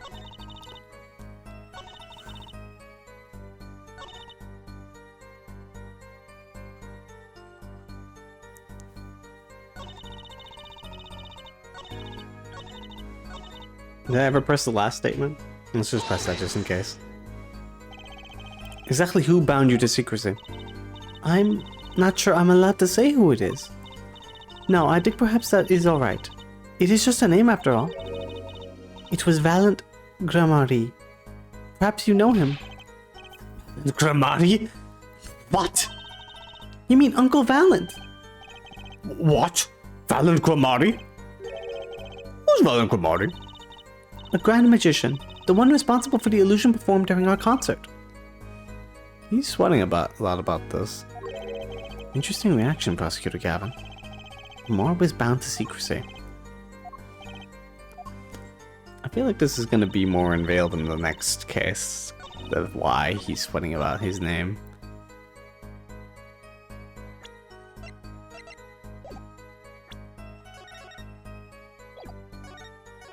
My guess is the videotape.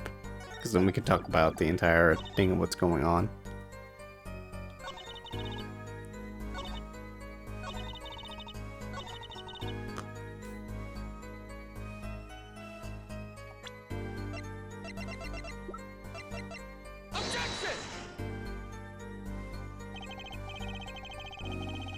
Contradiction your statement. They aren't, are they?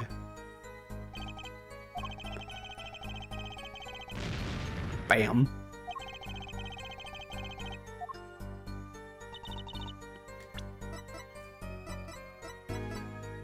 Do.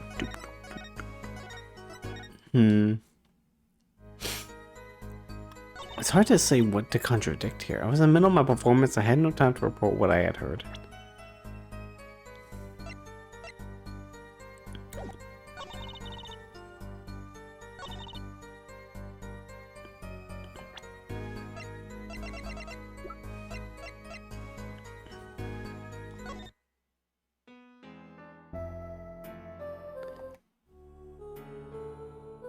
They're doing a little jig. She gets up here.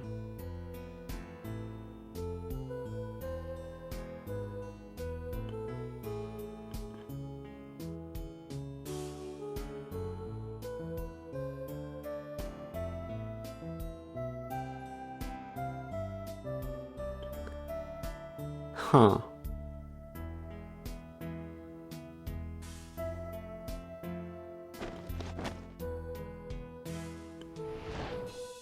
She's still able to sing during this?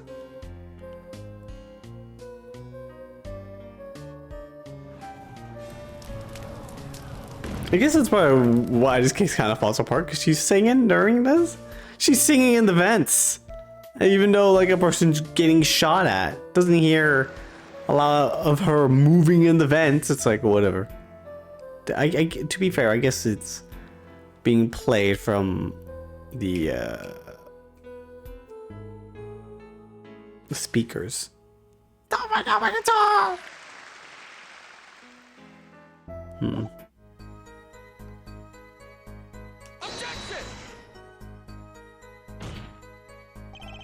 don't think it's this though. I think we have to talk about this later, but it's not that. I cannot say. Bound to secrecy.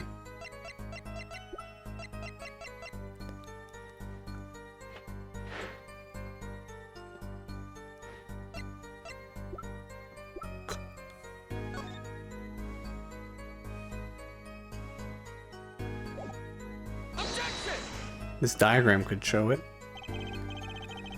but it does not. I mean, the vents, it shows. Now that last part where it did contradict.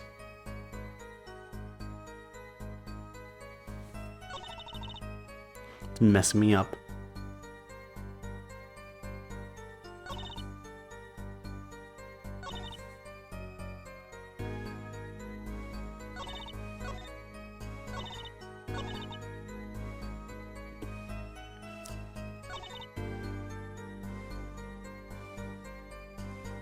I'm actually not sure what I'm supposed to be presenting on which statement. Maybe this one, because this is the one we had Trucy talk to us about.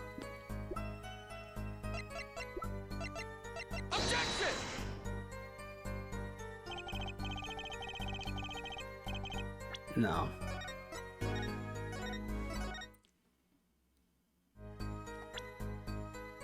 It could be the videotape itself. Oh, I was right on the right track. It was a videotape and it was on this because Tracy was talking to me when I pressed this. Lamar, truth be told, the reason for your presence above the ceiling is quite clear, especially when you consider what happened during your performance. What happened? Yes, it's all right here on this video. Let's watch it again.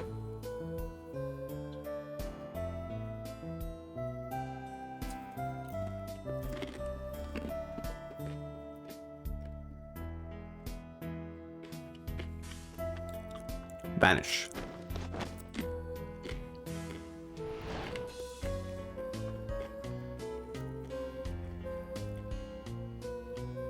That's some pretty good magic.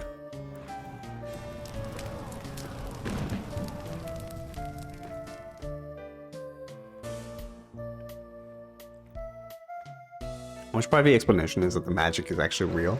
Like how the spirits are real and ghosts are real. They're like, actually, we have real ass magic. We really teleported her to the vents.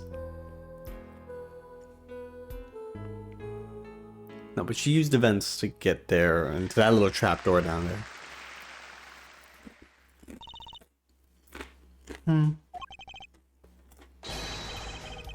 As we can see, Lamar was clearly not on stage for her entire performance. Oh! Though it saddens me to be so realistic, Lamar is incapable of actually vanishing, let alone teleportation. So the only explanation is that she was hidden from view, and during that time, she moved to the back of the forum. Apollo! Sorry, Trucy, I have to say the trick. What, Trucy? It's not nice to reveal a magician's secrets, and it's against the rules. Trucy, we are in the middle of a murder investigation. I'm a lawyer. I'm not supposed to be nice. This is all very fascinating. But how is it possible?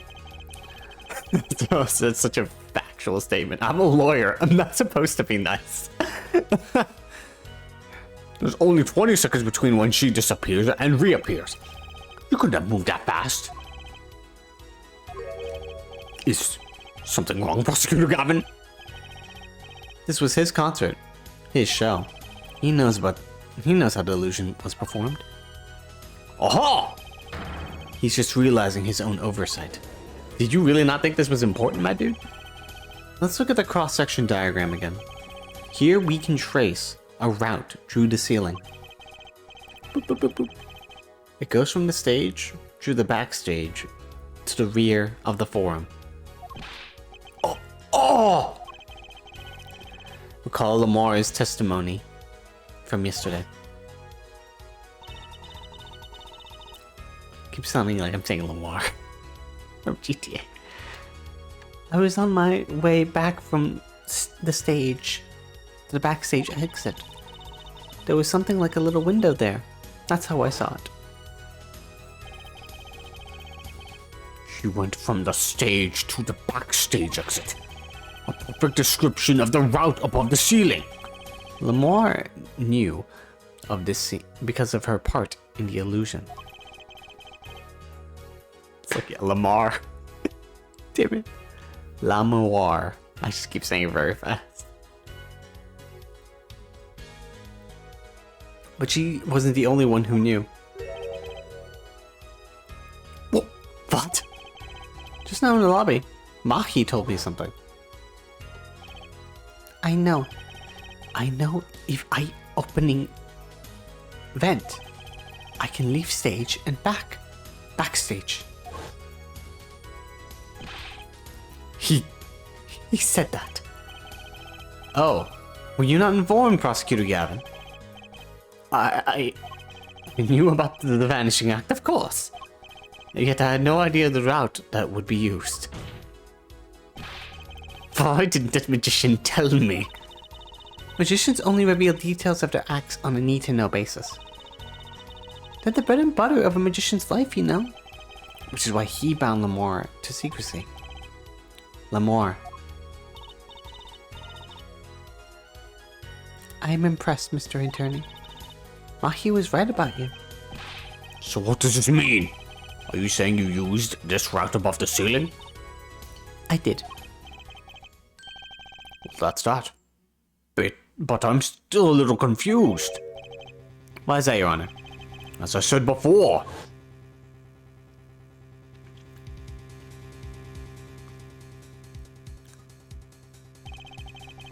There was very little time between when she disappeared and when she reappeared. I don't think she disappeared at that right moment. 20 seconds, tops! How could she do that? Especially if she stopped to hear the shooter's voice. That's a good question. Lamar, can you please explain?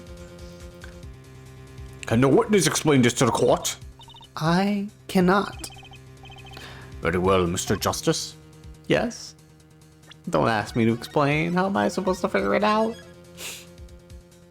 It's all up to you. Do your thing. What thing, Your Honor? You need to explain how Lamorare was able to teleport like she did. Or I'm throwing your case out with the bathwater. Damn it! Why do I get picked on? It's Lamar who isn't going along with the program here. As I have stated before, I am not at liberty to speak of the illusion that night in detail. And you'll just have to tell us what you got. We'll hear your testimony on this. Mr. Justice, it will be your job to wring the truth out of her. Yes, if you would, please. Right. I feel like a student before finals. Good luck, Apollo.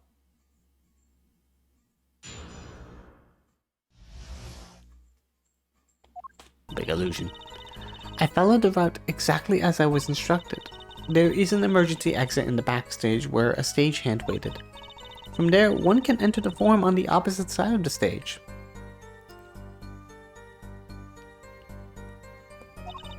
The plan was for me to move there in 2 minutes. I was on my way when I heard the voice. 2 minutes, you say. The mystery deepens. I suppose it was just too much hope that the judge would come up with something. This is my curiosity. Take it away, Mr. Justice. Right, Your Honor. All I have to do is find the contradiction between what Lamar is saying and what we can plainly see in the video. I figured it out already. I'm a magician after all. Well, tell me. Not a chance. I can't reveal another magician's secrets. Come on. You're supposed to be on my side here. Damn it, Trucy.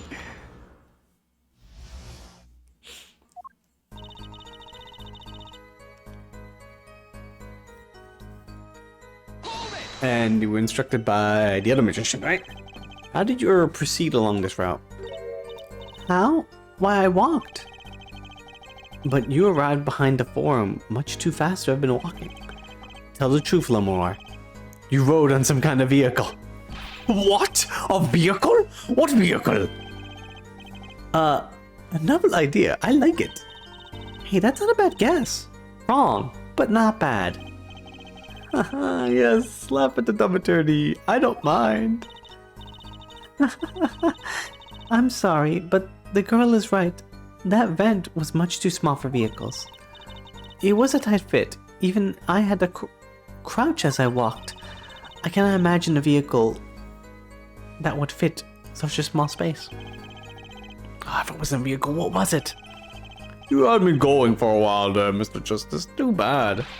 Oh, ready for the next part? Why do I feel like I'm on some kind of quiz show? I thought he was gonna give me a penalty for suggesting the vehicle. The Trucy right now is just like, nah, sorry, buddy, cannot tell you. I can't. It won't become plot relevant till later. Emergency exit in the backstage. Stagehand waited. Yeah, tell me about that. Did everyone on the concert staff know about the trick? Not all. Only a few that were needed to help. See, like I said, it's on a need-to-know basis. So not many people knew about the trick. What were these stagehands required to do? One needed to open the emergency exit. The door to the stairs is locked, but once there...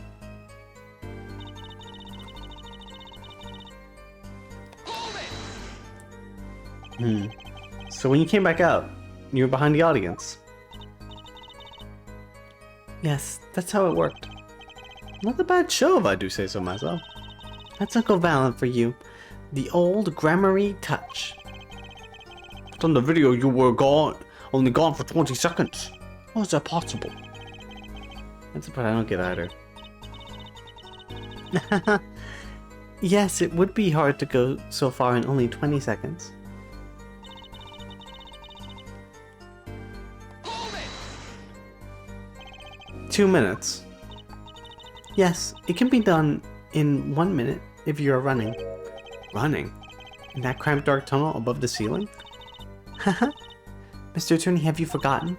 Dark or lit, it makes no difference to me. That's true, but... So you're saying that on the night of the concert, you made the trip in 2 minutes? Yes, though I nearly didn't make it in time. You see, I stopped halfway. Lamoire disappears on video for 20 seconds, but she says she made the trip in 2 minutes. How? If you want my professional opinion, I'll bet the answer's right there in that video. Well, Mr. Justice, perhaps you have some evidence for us, something that can explain the discrepancy between the video and her testimony. Evidence explain the discrepancy.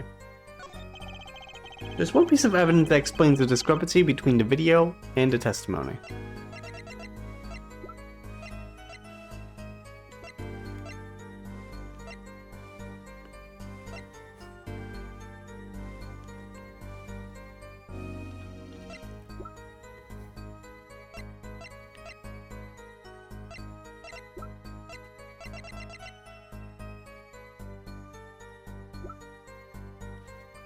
Hmm.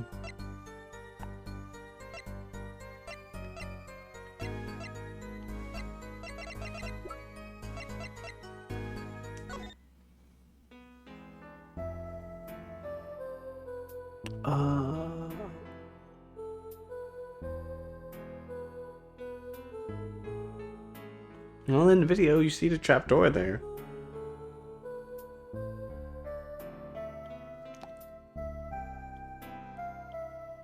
You probably just use a hologram. Just like Tupac. Was it Tupac or someone else? I think it was someone. Or somebody used a hologram.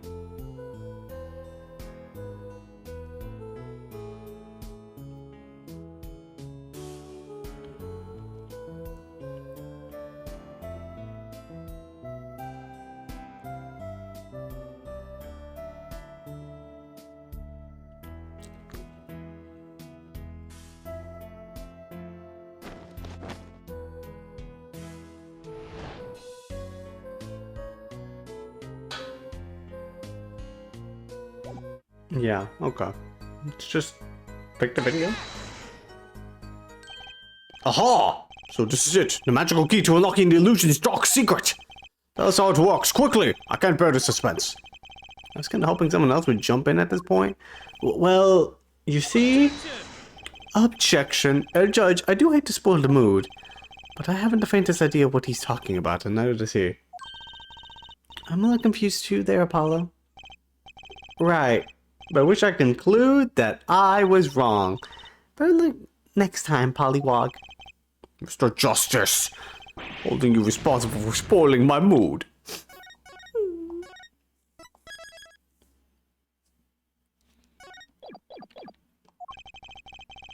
Was that a tear just off in the judge's eye? Alright, nothing to do but rethink this true. The key's in the video somewhere, I'm sure of it.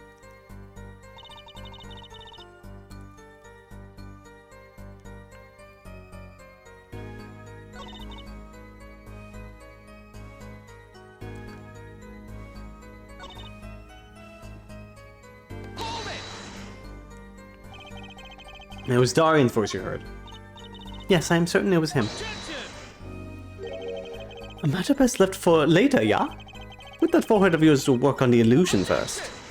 Objection. Hold on. I think the identity of the killer is a little more important, don't you? Point spotted. Objection overruled. Tell us about the illusion. Are you trying to avoid the problem at hand, Apollo? Trying to avoid the problem. This is a murder trial. The killer is the problem. Contradiction between Lamoire's testimony and the video. Unraveling an illusion can't be so different from solving a normal case, right? Sorry, Apollo, I'm not telling. Not even you make those puppy dog faces. I'm trying. I'm gonna make these puppy dog faces all I want. The forum on the opposite side of the stairs.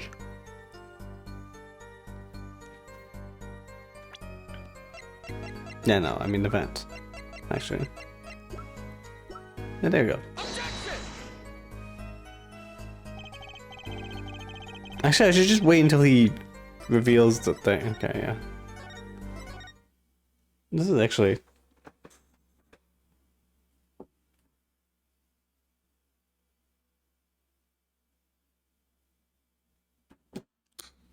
It's like people being social in the game. I don't know. Wait, in shout chat? Oh, some people always want to be social. That being said, I guess, yeah, you could put it in towels. What was it? A press? Which one did I press on? 2 minutes. Then they asked me.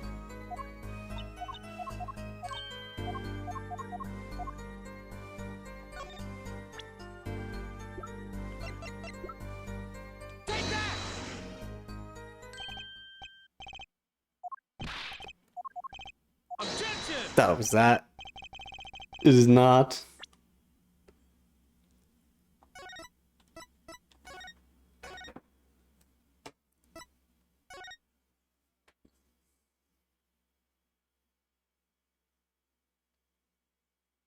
I'm sorting my inventory.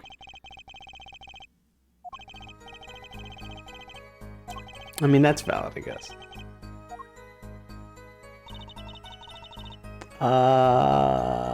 With the voice, and there, one can enter the forum on the opposite side of the stage.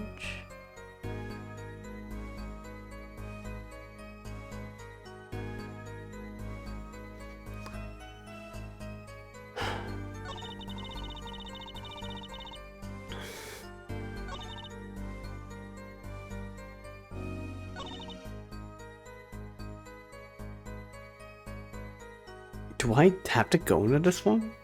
And then present the evidence? But that didn't work, and I don't know what evidence to present for this.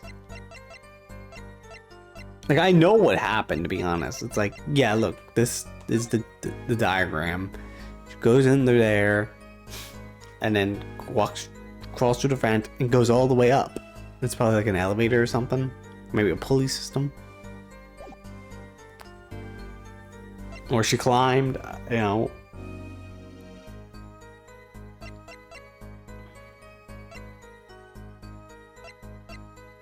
But I don't know where to present this evidence. That's the problem.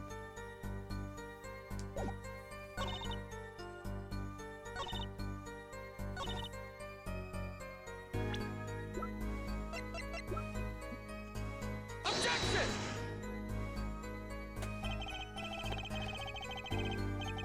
Also, that one time, like I said, during this case, we, instead of contradicting evidence, we didn't contradict it. We just agreed with it. So that's why I'm contradicting this, even though it's like we're technically agreeing with it.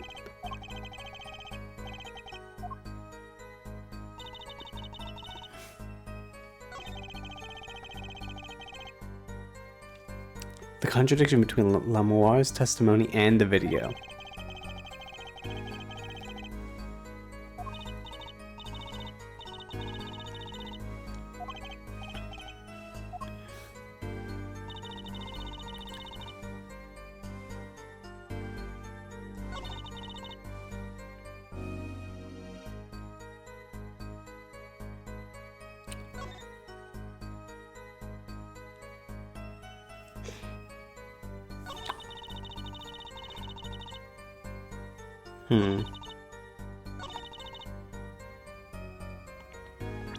Why don't we just present the footage? Because it's obviously you can't move that fast. Oh, that's not true though. The big illusion.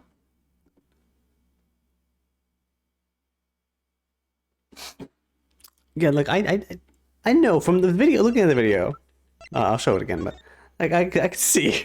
Like there's obviously it's under there.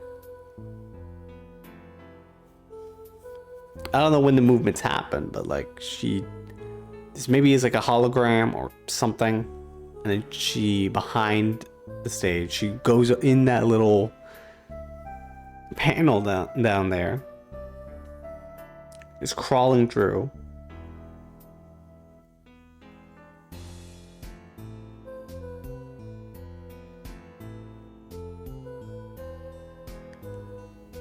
During this is doing the performance at the same time while crawling through the vents, and pops up on the other side. Lemoire. Yes.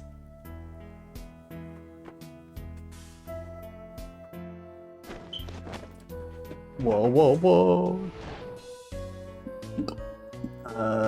The only problem is I don't know what evidence to contradict it to.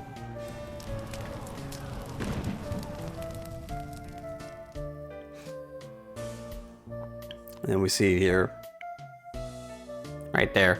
Oh, she's there. Whoa, what do you know?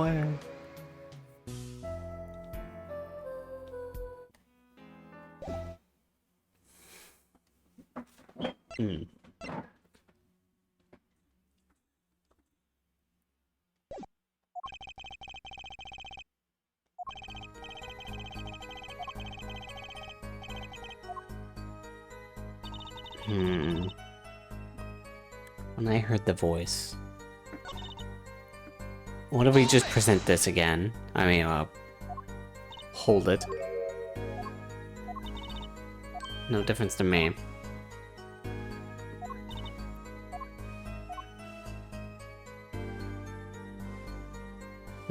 Lamar disappeared on the video for 20 seconds. But she says she made the trip in 2 minutes. How?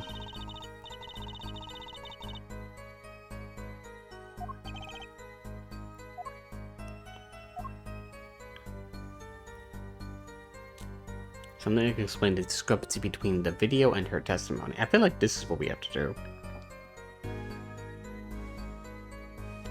Yeah, this is the one that we have to present. Actually, we'll save here. So we'll have to do it over and over.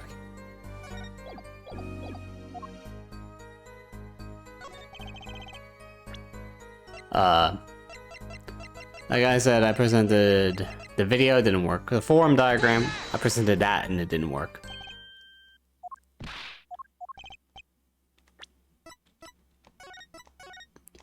Did I present the video? Let's just be sure. I'm gonna present the video again. Even though I'm pretty sure that is what I did. Because Trucy did say the answer's on that video.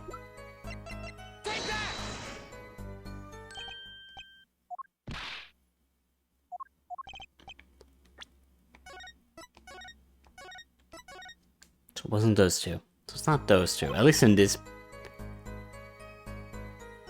What if I just said there's no evidence?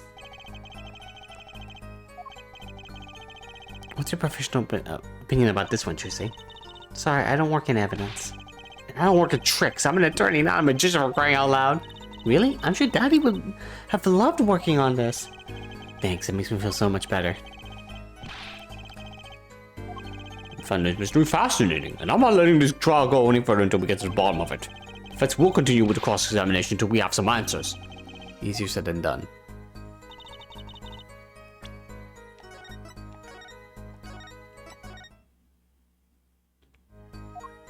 Yes, I think.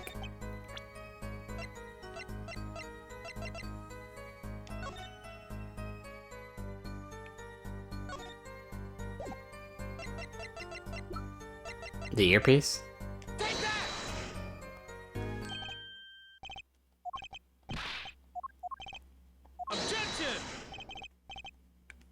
Yeah, no. My guessing on that was that the earpiece said she could sing while crawling through the vent. Or she just recorded the performance and decided to play it there. Allows music to be played in separate tracks.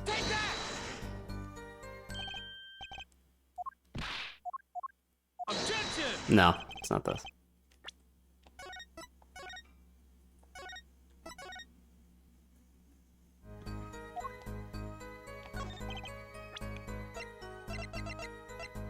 Yeah, we tried those things. If it's neither of those.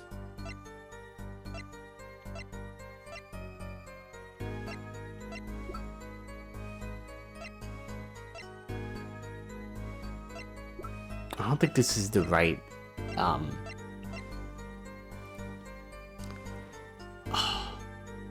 speed of line, I think? The brooch? Lamar, do you happen to remember this brooch? What is that? Because the brooch fell down? Aha! The brooch!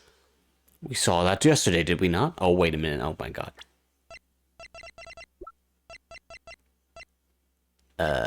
Ba-ba-ba-ba-ba.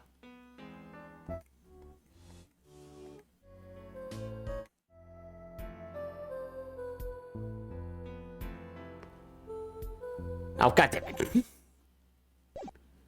Ah, yes, it was the brooch. That's what I get for not paying attention to the details. It was found at the scene, Your Honor. And you're bringing this up now. Why? Why? That being said, I still condone the fact that we obviously know that they went in the vent and then traveled there. I thought we had already determined when that was dropped. So did I. But we hadn't. Take another look at the video.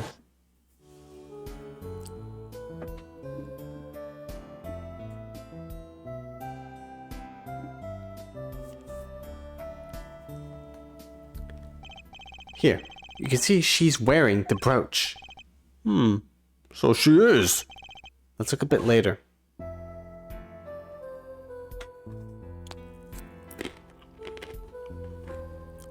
And it's gone.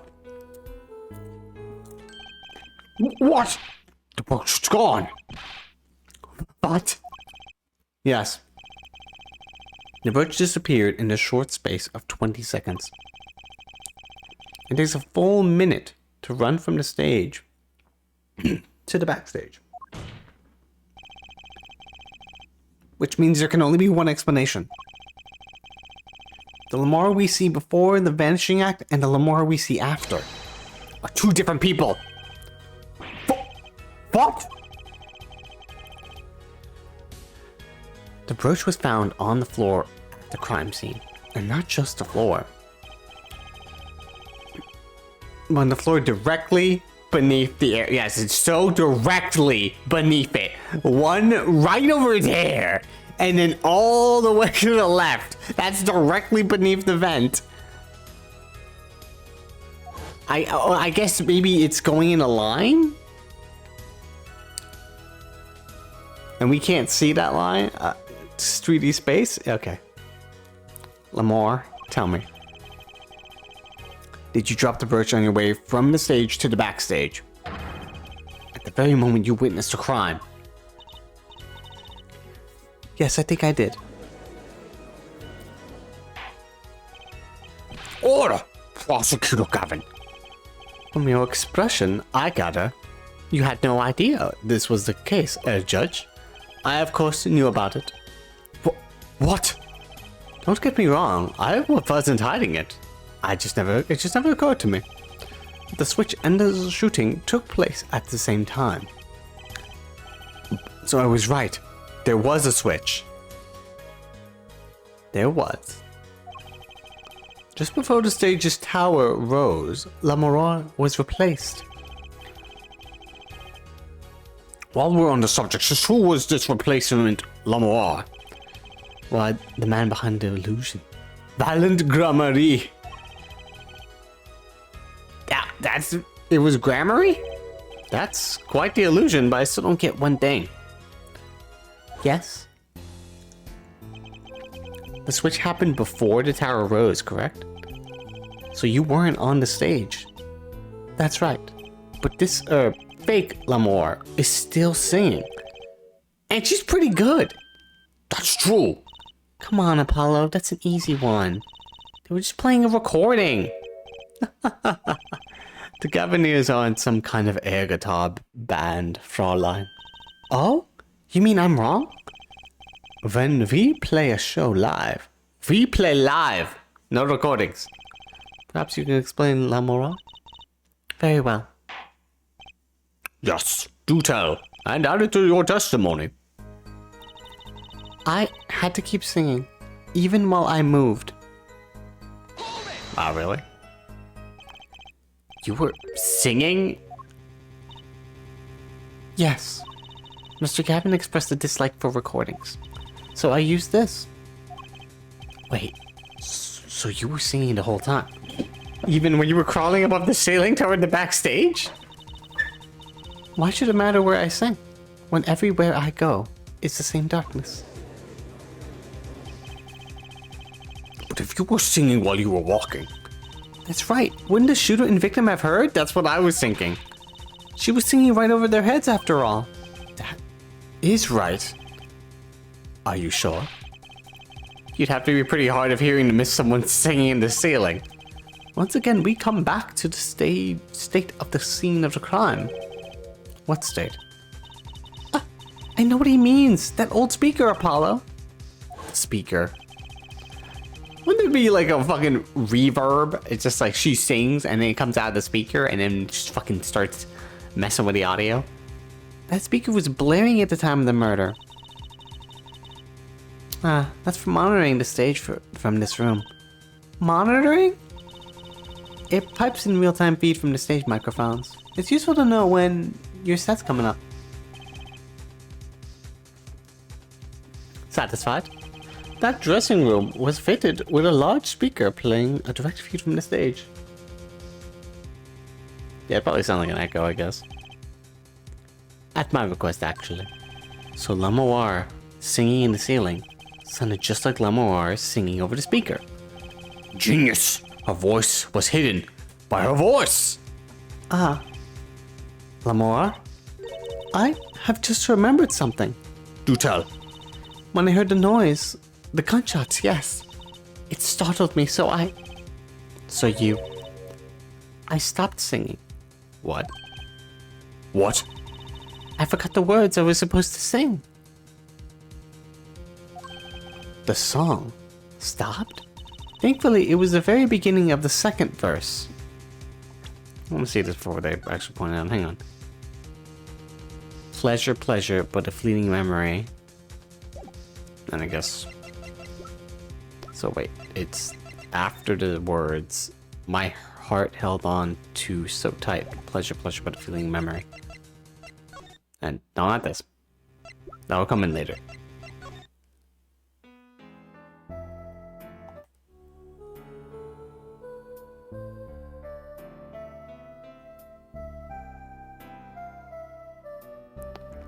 My heart held on to so tight.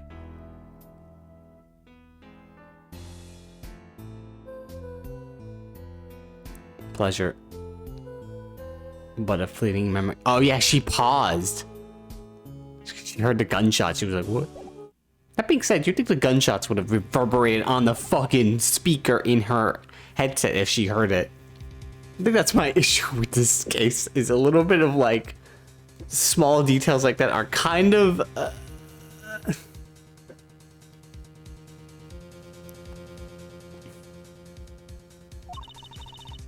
so not many would notice. Forehead. That mixing board I'd lent you. What is it? The mixing, huh? That machine, Apollo. The one that breaks music into tracks. Oh, this. I'd completely forgotten about it. I didn't.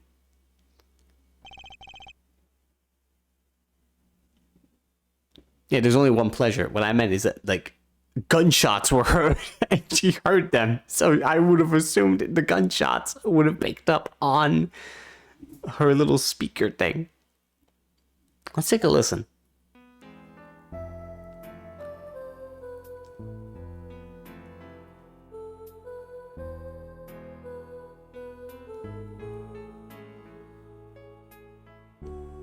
Wait, are we about to hear gunshots here?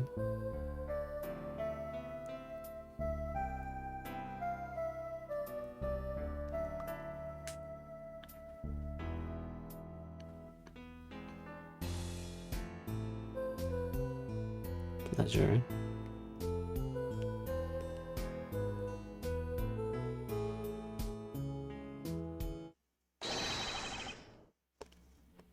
The song does stop there. It does? I must have missed it. Look at the lyric sheet at the top of the second verse. See where it says pleasure, pleasure? Now listen again. I keep listening to this all the time.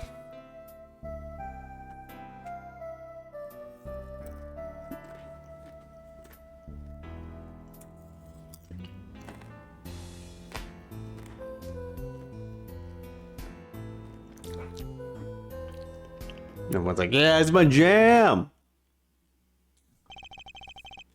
This is evidence indeed. I believe we are guilty of making a terrible mistake. The crime didn't happen during the third set. It happened during the second, during Lamoire's ballad. If that is true, then no one on stage during the second set could have been the shooter. Which means that Darian Crescent could have done it. He wasn't on stage for the second set. Well, Prosecutor Gavin.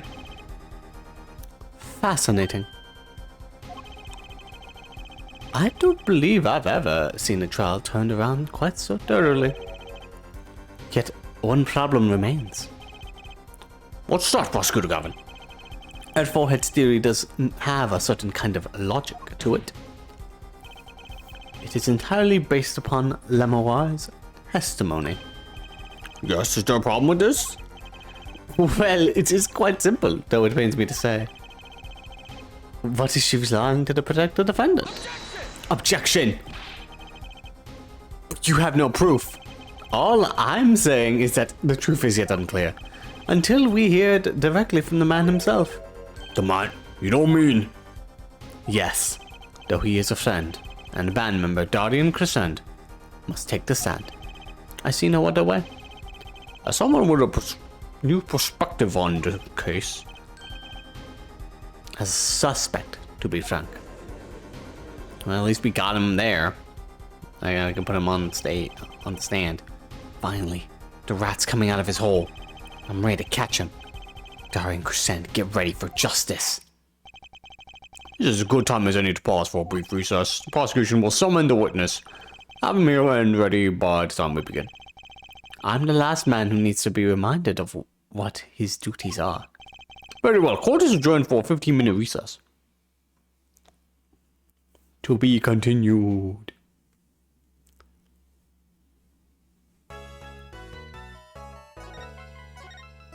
Yeah, this is a long part of the case, goodness.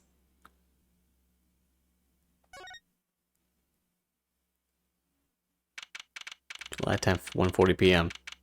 District Court. Apollo, I can't believe it. I can't believe it. I'm taking a tiny break to get some water and soda. I also just continued so I could have some backing music here. Okay, I'll be right back.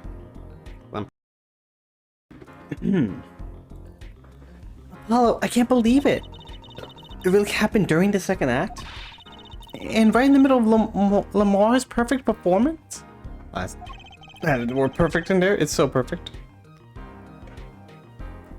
The reason why she was in that air vent. And that switch. And that the flaming guitar. I mean, look at it all together. That's what you end up with. I knew you had what it took. Hey, Phoenix! I haven't seen you in forever. I didn't even think you would get here. Ah, Daddy! Mr. Wright! You believed in me? Not really. Huh? I just thought that make a cooler entrance then say, hiya. Why do I even bother hoping? Where have you been lately, Daddy? You haven't been coming to the office at all. Sorry about that, Trissy. I'm on a secret mission. You know, fourth case type stuff. Not this type of stuff. The third case is in the Phoenix Wright game. That's funny. Secret? You mean like you're undercover? Like Mr. Lathouse, only shorter and not well dressed. Not as well dressed. Oh no. What if you're shot too, Daddy? Would I do a thing like that to you? Anyway, I'm off for a while again. Huh? You're leaving? You just got here. Oh, one more thing before I go. What? Good luck. Right. That's it? Is that all you came to say? I think you have things pretty much under control. Go get Mahito Bae off the hook, no doubt. Yeah, but you're after that detective, aren't you? Darian Crescent. It won't be easy proving he did it. Especially not under the current court system. current court system. What did Prosecutor Gavin say during that trial? Your case is based on one fragile assumption, namely that our diva divine is telling the truth. But what about all that, the proof? The brooch and the switch? A piece of jewelry and the lyrical blender. There are plenty of other ways to explain these things. The flame guitar too. All because you lack definitive proof of their connection to the case. But if the sultry songstress is lying, your case smells like a butter in a frying pan, leaving behind the faintly singed scent of failure. So what do I do? Like I said, good luck. And be aware that it will be impossible to prove his guilt by conventional methods. I gotta think outside the box. Oh, that reminds me. I have something to give you from our detective friend. Detective Sky? Emma? Let's see. This bag of snacks here was meant for me. These snacks. Ah, here it is. What the hell's that? What are those, Daddy? They don't look like very good snacking material. They were found at the scene. Analysis of the fragments revealed traces of gunpowder. Gunpowder? Probably a firecracker or something similar, like the ones kids are into these days. These fragments were found under the sofa at the scene of the crime, actually. Under the sofa. Hey, Apollo! That's where we found the little device thingy! Right, this. Finally, some evidence makes sense.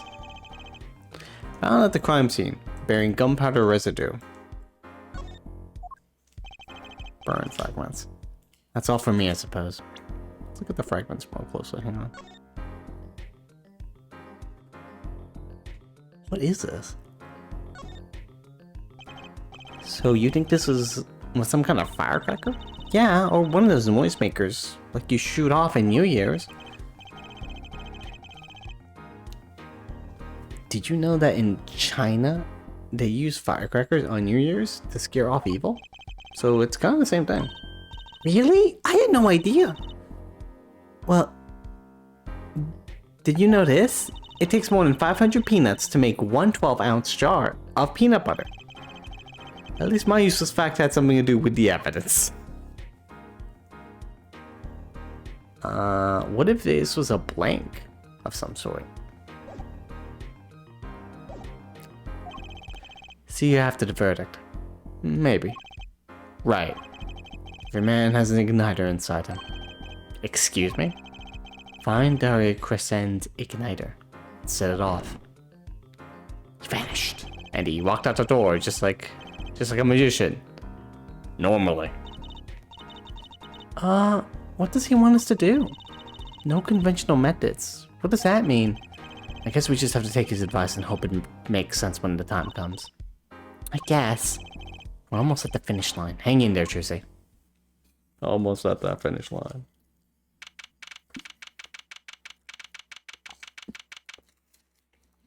Come on, turn this snack that Emma gave me. Oh. Yep. Here's firecrackery. Yum. Court is now back in session. Prosecutor Gavin. Oh, are you eating a firecracker? Oh. Actually, it's a piece of chocolate, but you know, same difference. Where's Detective Crescent? In the fitness lounge, ready to be called at any time. Very well. Might I add, I don't believe any of this. I think this is stupid. Darren was the first detective I ever worked with. We started working together when he moved to Criminal Affairs Division 3. But this guitar playing, it fires my imagination. If you were to go to jail for this, I think I'd lose my mind. I think I'd be depressed. I don't know what I'd do. That's nice, but this has nothing to do with the matter at hand? Correct? Oh, I know, Ed Forehead. Oh, well, call the final witness to the stand. Detective Darren Crescent. Name an occupation, please. Darian Crescend, Detective Criminal Affairs Division 3. That's the International Affairs Division, for those of you who didn't know. And I'm a guitarist for Governors. Maybe you've heard of us. Do you fully understand the circumstances under which you stand before us today? Yeah, I understand, Your Honor. What I don't understand is how you let this happen, partner. You gave me your word I wouldn't be standing here. The situation's changed, Dario. And don't call me partner. So much for old friends. Ooh. This is a little awkward right now. I see what you're doing, Darian. You're pressing the prosecution. Your Honor, if we could begin the trial? Oh no, my battery's low. Charge this just to be...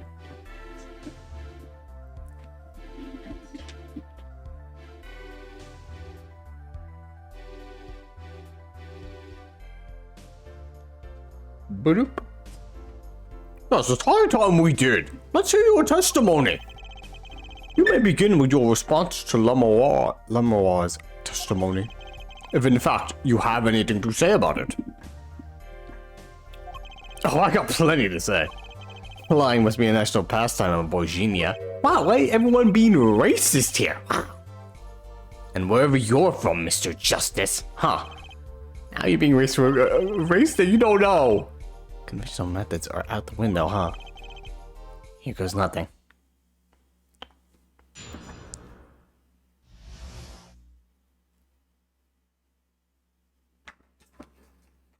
Darian's rebuttal. Diva's lying, plain and simple. She's got nothing to back up her story. In the first place, she never heard my voice. She forgot the words because she heard gunshots? As if. Didn't the victim of Emma Sky hear those gunshots during the third set anyway? Shooting took place when I was on stage, man. So you claim Lemoir's testimony was a lie. Hey, don't get me wrong. I dig what she's doing, trying to protect that kid. And she's got the court eating a vague statements out of her hand just because she's blind. You go too far, Darian. Look, all I'm saying is you've got a reliable witness. I don't like this man. This man's mean. Why not listen to the detective? Detective Sky? I see. Mr. Justice, you may begin your cross-examination. You didn't waste any time finding our weak spot. I can't do this without Lemoir's testimony alone. I'll have to find some other way to prove when the shooting took place.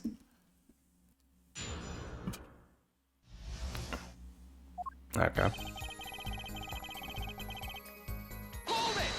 Why you gotta be mean? You don't have any proof she was lying. Oh yeah, kid? You saying I lied?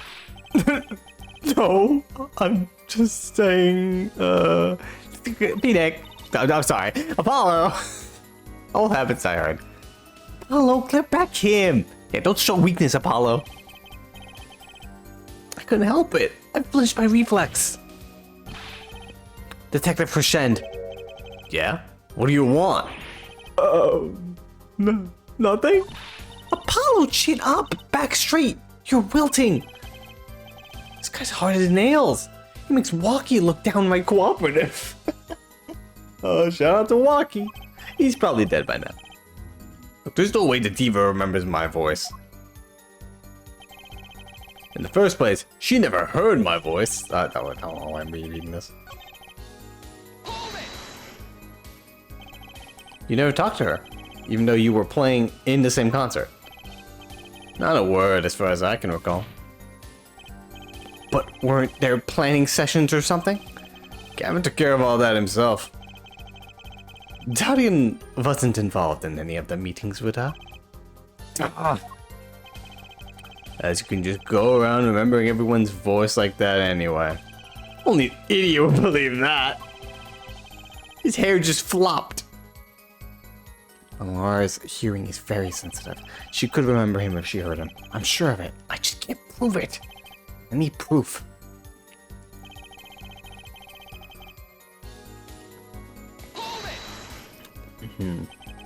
We know she missed the words. The mixing board proved it. Oh yeah? there was a mistake. But blaming it on gunshots is just a lame excuse. What do you mean? The mixing board proves what? Proves there was a mistake in the song. A missed cue. So, she just flubbed it up big time, that's all. Says the guy who flubbed it up big time. Supposedly. She spins a story about a gunshot to protect the kid and cover it for her own goof. Man, I'd have to hand it to her if she wasn't sticking it to me at the same time. Darian, watch what you say. Amara is an artist. She just flubbed it up. That's no small accusation for a performer of her caliber. Huh. She got to you alright.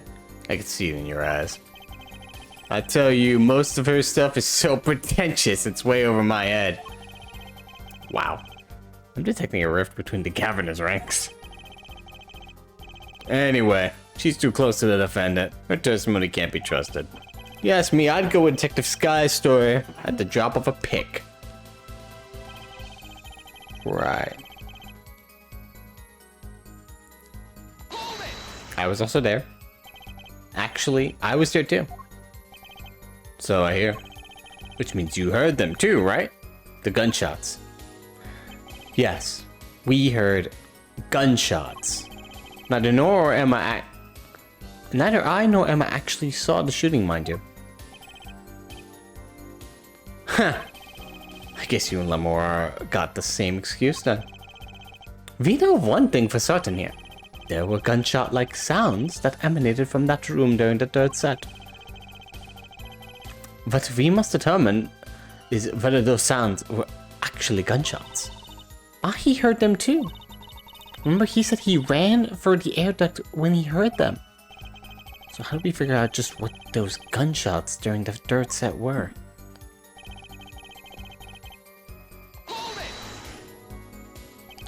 That could have been what the shooter wanted us to think. I'll tell you what the shooter, that kid, wants you to think. Now, jerk. He wants you to think the diva heard me in that room. I'm back to relying on Lamora's testimony. As much as I'm enjoying the Darian and Forehead show, there is no need for such tempers. Don't make us into some comedy duo. This mean the Gavin and Darian show is cancelled? Neither of your claims can be proven or disproved. We could argue for days like this and get nowhere. Prosecutor Gavin is quite right. This court will hear no further discussion on this topic without new facts. New facts, huh? He's pretty eager to paint Lamora as a liar, isn't he? Yeah, because their testimony is basically our entire case. This is tough. So what do we do? I've got a few ideas. I just need to find another way to prove it didn't happen the way he says it did.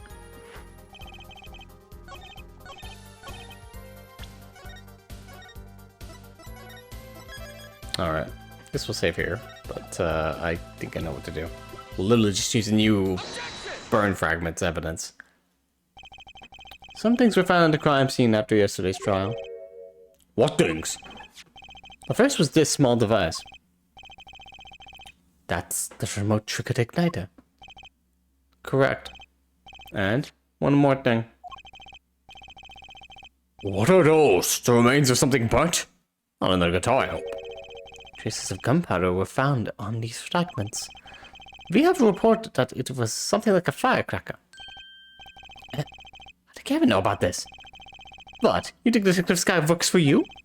I received a report this morning before coming here. Why did you give it to me? That's when I actually made my decision, actually. What decision is this, Prosecutor Gavin? I registered Darian as a witness in today's trial. Just in case. Ooh. Betrayal.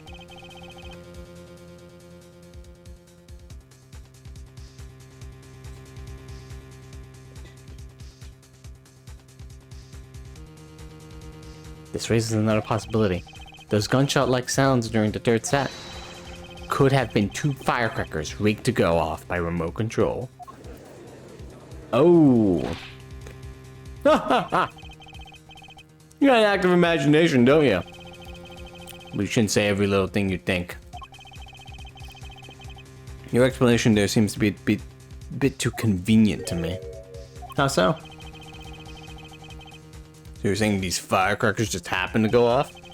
When two witnesses came walking by? Huh. Good point. Let me think.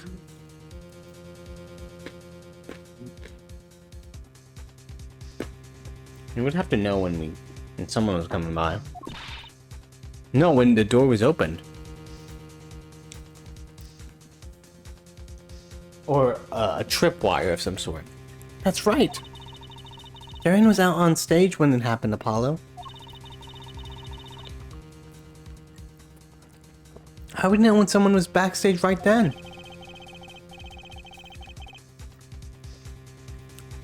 Wait, that's why it was delayed. His playing was delayed because he maybe had a way to detect somebody. Maybe like a... I'm not really sure. Okay, no, we don't have evidence of like a tripwire.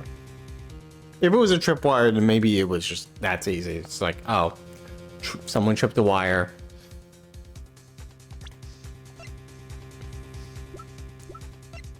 Good old Mahi here. Tripped the wire when he walked in. It's like, what? And then just boom. Gunshots. Or whenever he was in there. Or... it was by trigger. He has the other trigger. He has it on him. I don't know. If a firecracker goes off in the forest, and there's no one here, you get my drift? Why go through the trouble, man? How do I explain this? You may not look it, but Guardian is a gifted detective. Show any weakness and he's sure to find it. You may not look it, partner? Gee, thanks, man. That reminds me. I happened to pass through a very hallway. That very hallway several times that day myself. I saw something odd there just before the third set. Oh, that's right. The frickin' headset. Something odd? A headset. The kind all of the band and staff members were wearing. That's right. We picked this up in front of the door to that dressing room.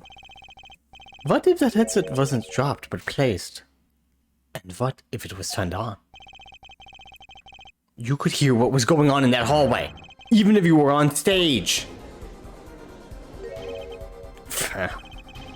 Whose side are you on, Gavin? Listen to me, Guardian. There are no sides in a court of law. I like how Gavin was actually against us this entire case, but right when it's like, well, now I may have to be on the forehead side because my friend insulted Lamour, and I do not like that. Which is why I now turn to you, forehead. I have a question for you. Huh? For me? The igniter and the burnt fragments that were found at the scene of the crime. It's certainly a possibility that they were part of a ruse to fake the sound of gunshots. Throw the headset from the hallway into the mix, and you could fabricate an alibi. But we're still no closer to proving anything. Those gunshots might have been real or fake. We can't say. You've raised the possibility that the shots heard during the third set were faked. Now you need to prove the other half of the case. The other half. Look, I'll just tell him. I want you to prove the thing went down in the second act, while a little piano player was on stage. That right, Gavin? Indeed. If you can't prove that, then to continue this cross-examination would be pointless. Well, Mr. Justice?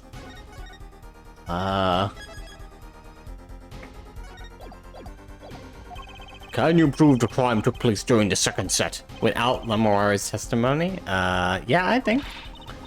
You better know, Apollo. Otherwise we're through. It can be proven. You make it sound like someone else is going to come along and do it for you. Let's continue with cross-examination, shall we? witnessed your testimony if you would. This is gonna be easy. I need some decisive proof and fast. Huh? You ready, kid? 'Cause I am. The shooting took place during the second set. You're so sure? Let's see your proof. Oh, he's asking it as a question, not a statement. That's right. But anyway. During the second set is when the shooting took place.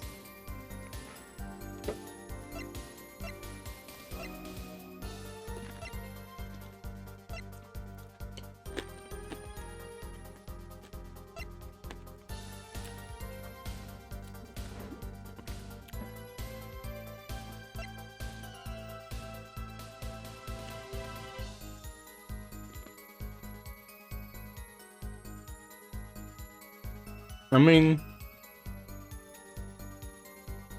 this is 9 to 9:30. Second set was during that.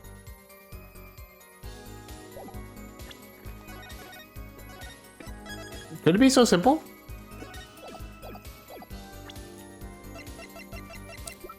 Sure. This evidence clearly causes contradiction to the statement, Your Honor. It's not.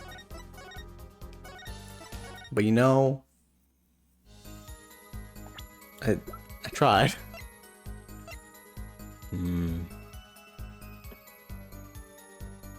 Shooting took place during the second set.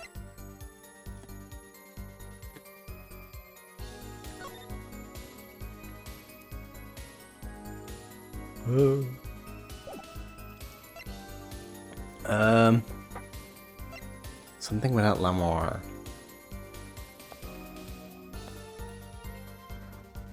And that isn't going to be evidence right now.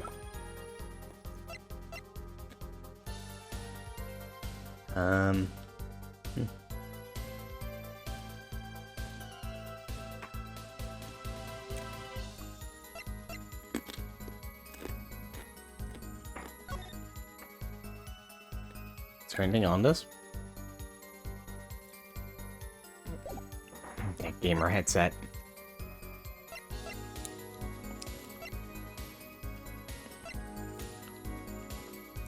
Triggered by a remote.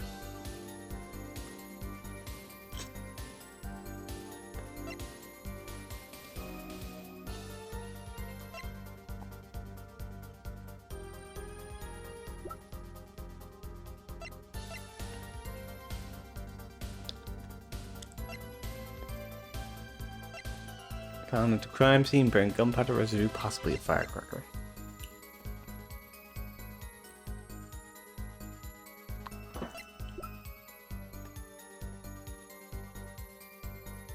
Diagram of Sunshine Coliseum. This is difficult. I haven't really considered.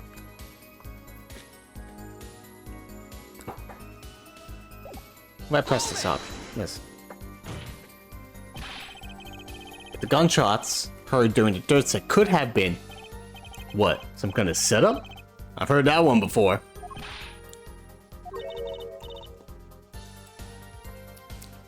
We need proof, Apollo.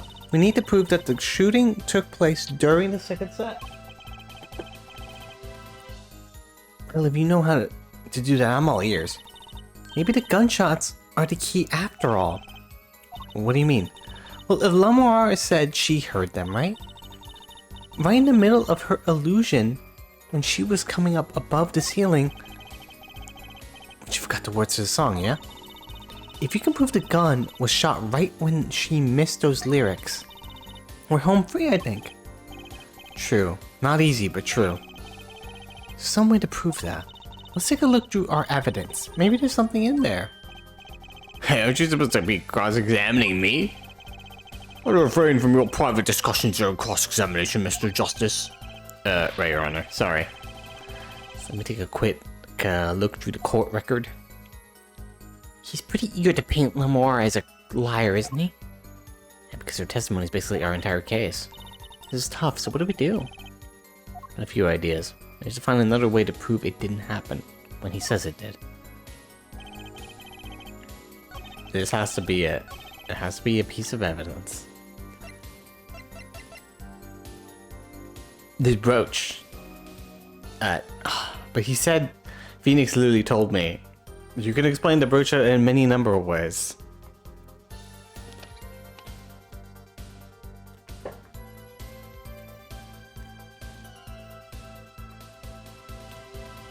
It doesn't change the fact that it was there 1 second and then gone the next.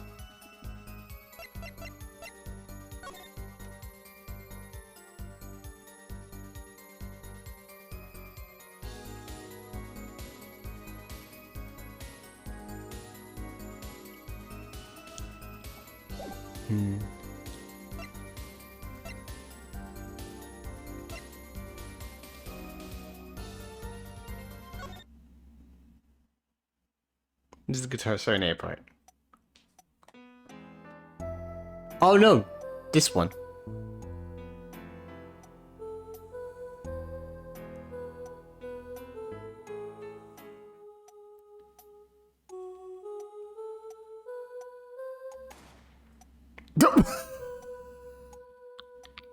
You gotta be fucking joking me, really? Is that easy?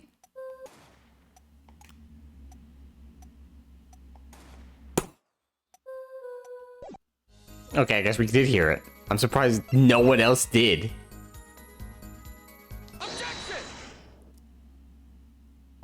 I was under the impression that the other song in this mixer was there, but I guess not. It seems there was a clear proof left behind. Right here in Lamoire's song. Her song? What exactly is this device thingy? A variety of gramophone, perhaps? Come on, we just used this, and don't get me started on gramophone. This device was used to record the performance part by part. Part? You move the sliders to adjust the volume. Each instrument is adjustable separately, Lamoire's voice included. Oh ho! What does this prove? According to Lamoire's testimony, at the moment of the shooting, she forgot the words to the song. Ah, you intend to examine the recording at that moment, yeah? We might even hear those gunshots. Exactly. Ah, ridiculous. How are you supposed to hear gunshots back in that dressing room out on stage? Have you forgotten, Dadian? We were all wearing these headsets. Oh, he's sweating. We were deeply involved in our performance. But Lamoire's headset would have picked it up, what she heard all the same. Let's get to analyzing the recording right now. Lamoire stopped singing when she heard the shots fired. Find that spot and I'll find the gunshots.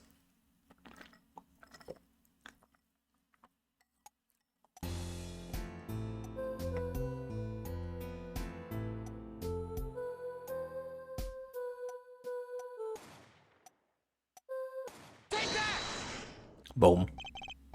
Your Honor, listen to this part. But what's this? I hear nothing.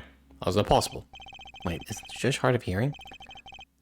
I can hear just fine, thank you very much. You heard me thinking? I saw you were thinking on your face. Just hearing aside, I too heard nothing. What? Leading me to believe there is nothing to be heard. I guess that's the wrong spot. Penalty on behalf of all the hearing impaired, you insensitive braggart, enjoy. Mr. Justice, once more if you would.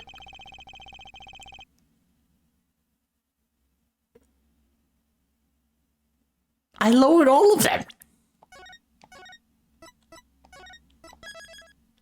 I'm like,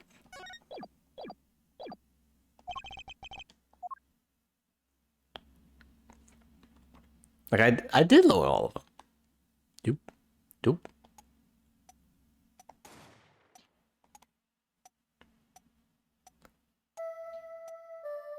I'm gonna just do it again.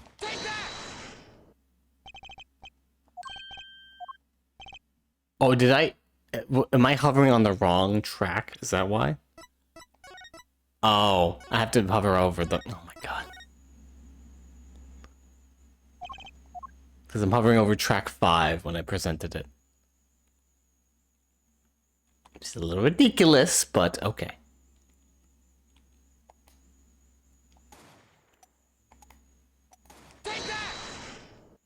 Please, Your Honor, listen closely to this part. This is a track with Lamoire's vocals.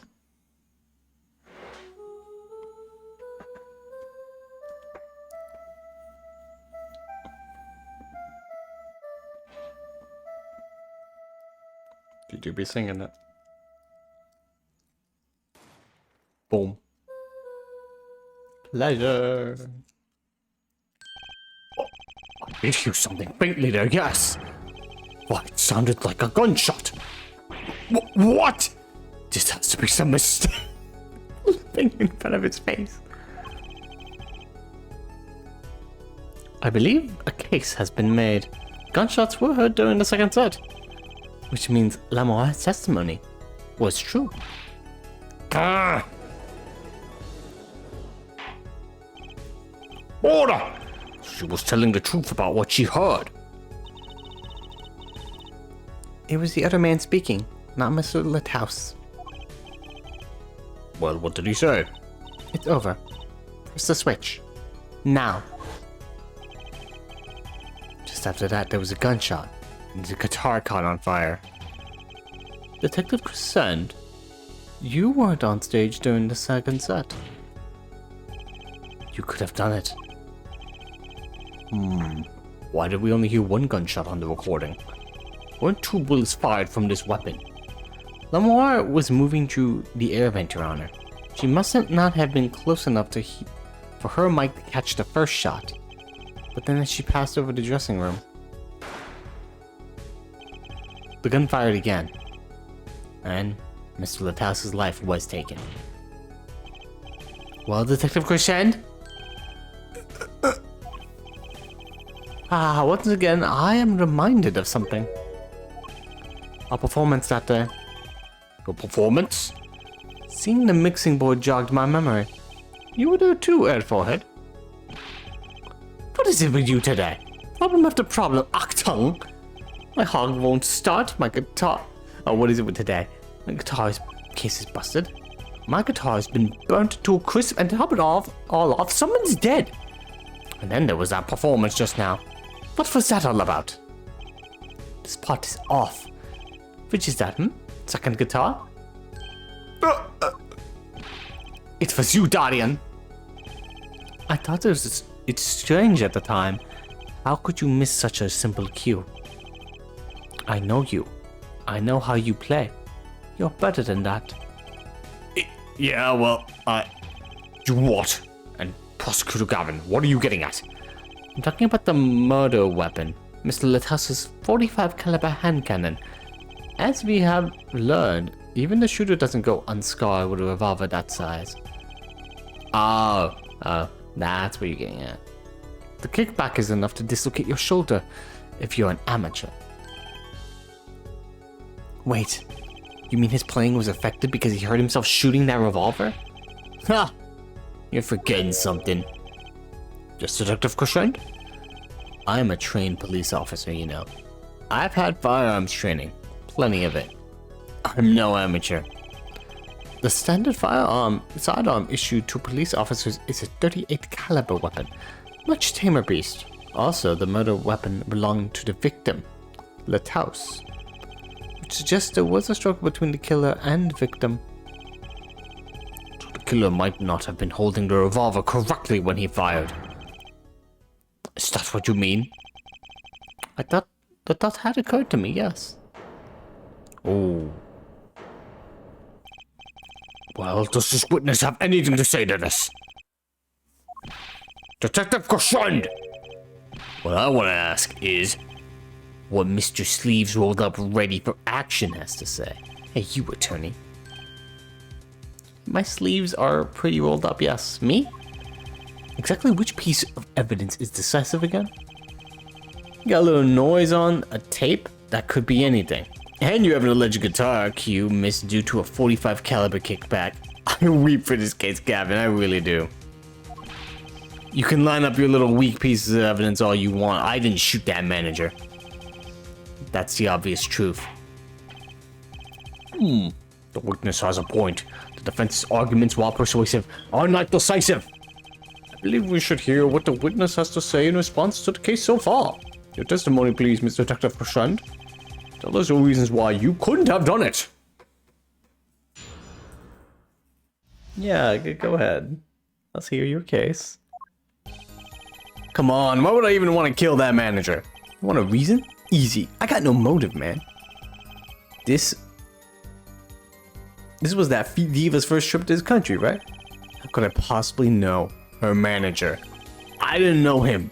Why would I want to kill him? A simple reason indeed. Prosecutor Gavin, is it the case that Mr. Litthouse had not been to our country before? According to our records, yes. Not even once. I see. Very well. Mr. Justice, you may begin your cross-examination. Great, now I need to find a motive. So, Bangle, you gonna react?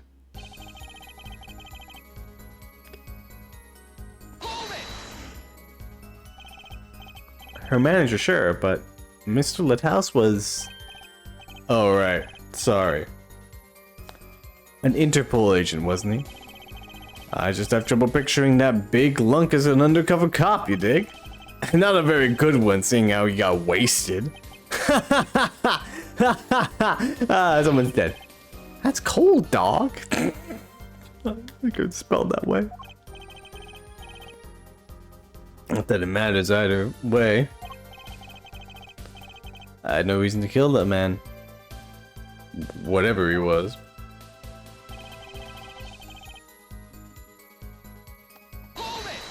No motive, huh? But that's the same for Maki. No motive was proven for him. Come on, he traveled around the world with that old fart. He had plenty of time to come up with a motive of his own. Ugh. Well, then I sure did. I mean, think about it.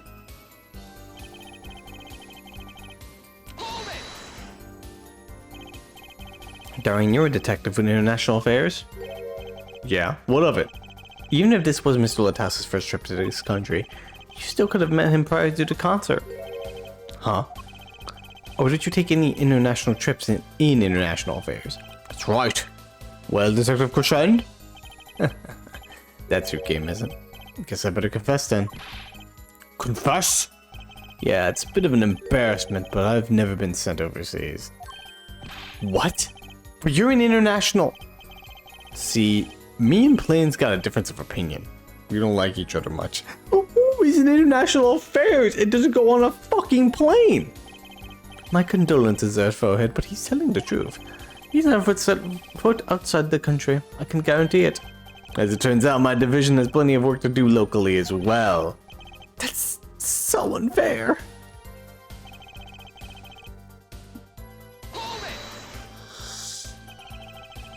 So you didn't fraternize with him at all during the concert? Fraternize? Huh. I don't think we exchanged a single word. As if anyone would want to talk to that old Eastern blockhead. Now the ladies, that's a different matter altogether. So you see...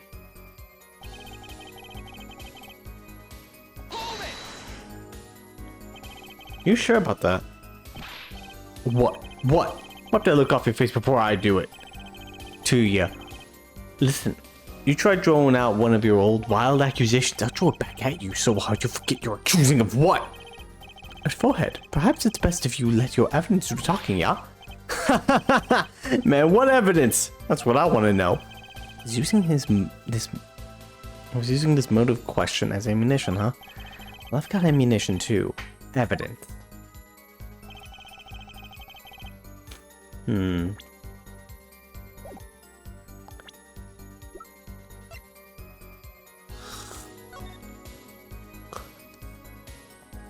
This Easter egg's closer to home than ever before.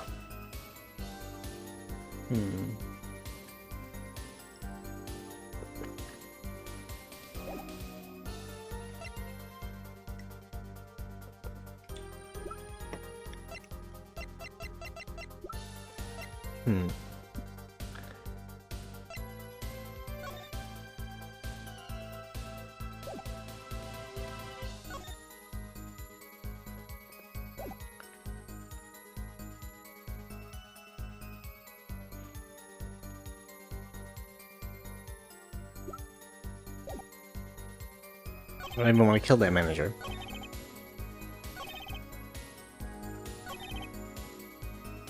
If I didn't know him, why would I want to kill him? How could I possibly know that manager?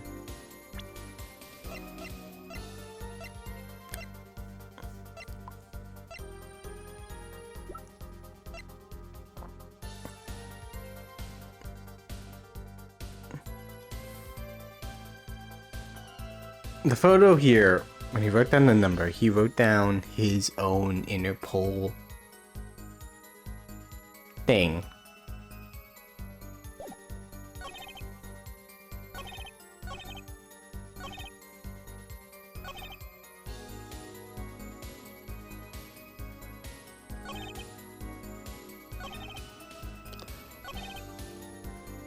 I mean, wouldn't you know an Interpol agent?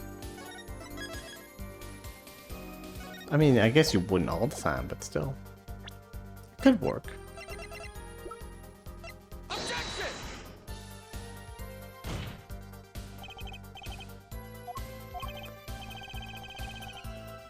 It's a bit of a lag there, but... Let me think.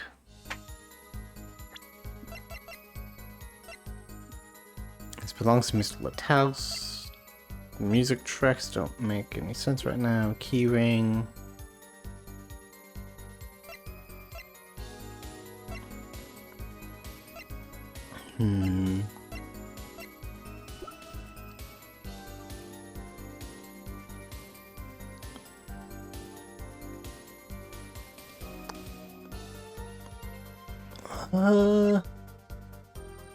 Should we talk about the replica?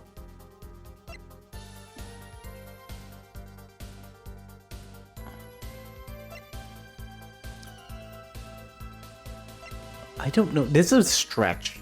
Because it's like, what would his motive be? It's to get the cocoon to cure the Incuritis. If he does that, maybe he'll be rich or something.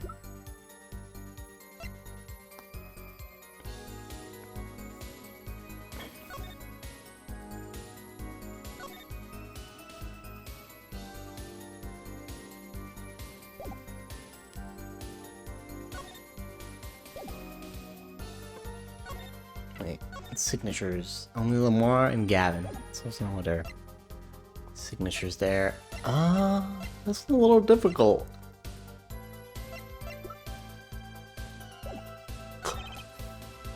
If I didn't know him, why would I want to kill him?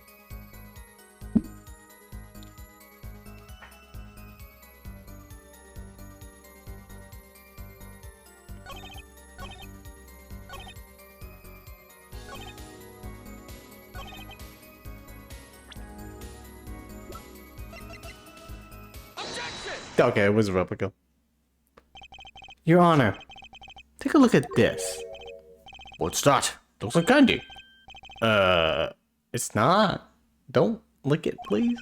Detective Crescend, ever seen this? Looks like a piece of candy. What it is evidence. Don't lick it before you try it. Specifically, this is a replica of a cocoon. It was found among the victim's belongings. A cocoon? Never seen one that color. It is a variety only found in the Republic of Boginia. Nowhere else. Alright, well what is this cocoon replica doing in my courtroom? Surely this has nothing to do with the motive for killing Mr. Litthouse, does it? It does. Well, wait. I mean, I think it does. You don't sound so confident, man. A cocoon. Is it one of those silky cocoons? The kind you can make, well, silk out of? Not this one. This cocoon makes a powerful curative. Curative for what? Apparently it is the most efficacious at treating a disease thought incurable. It is the only medicine of its kind. However, it is illegal to take one of these things, these healing cocoons out of Boginia. Whatever for? If it's such a miracle cure, why not share it with the world? That's what I was thinking.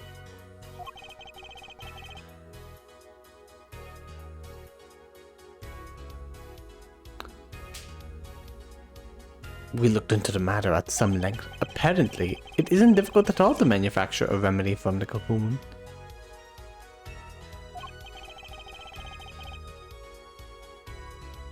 Yet, if you change the process only slightly, you can easily make a large quantity of something else entirely.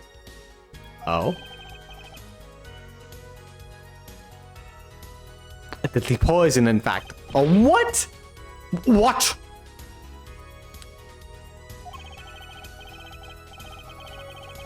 There was an incident several years ago where some of these got out into the black market.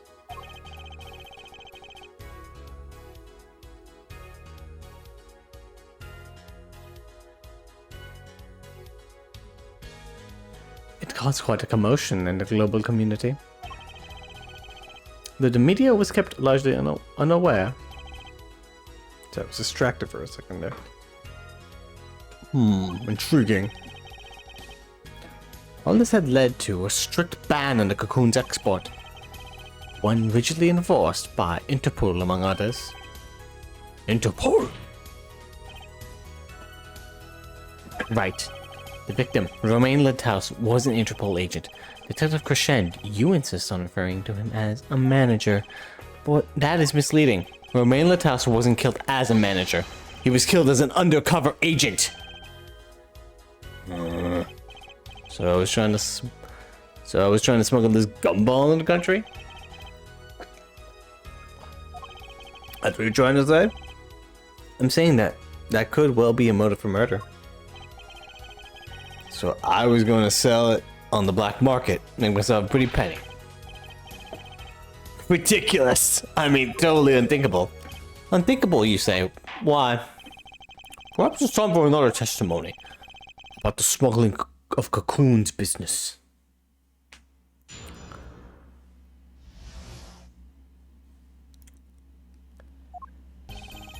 International Affairs got a memo about these cocoons. Interpol's all hot and bothered about them.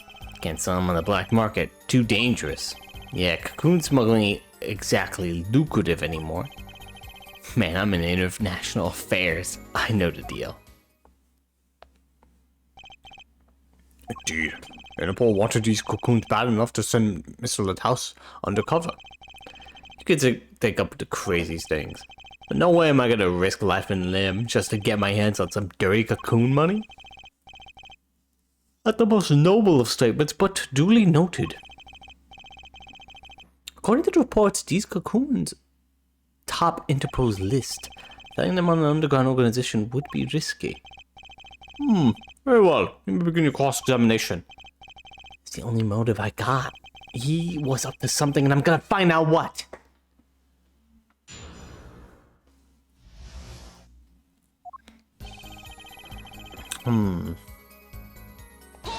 A memo, huh? That memo. That's how you knew about the cocoons. Oh, nice one. Nice one. I'm running scared now. You had to know about the cocoons to plan this.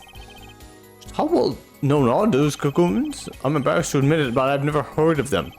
Well, Lamoire knew about them, though not their use. My reports indicate that there are ongoing efforts to control information about the cocoons. Most people only know they're illegal to export, that's all. Then I've nothing to be embarrassed about at all, after all. You could say people like me who know about them are a minority, yeah. But that indicates everyone is in international affairs, man. Oh, that includes everyone. Everyone in Interpol, too, for that matter. Yeah.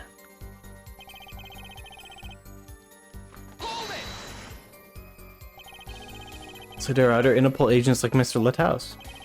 All over the world, likely. Deep undercover, most of them. That's why these cocoons are too hot for the black market. You don't want Interpol sniffing through your wares. Most came to the conclusion that can't sell them the black market, too dangerous. Dangerous.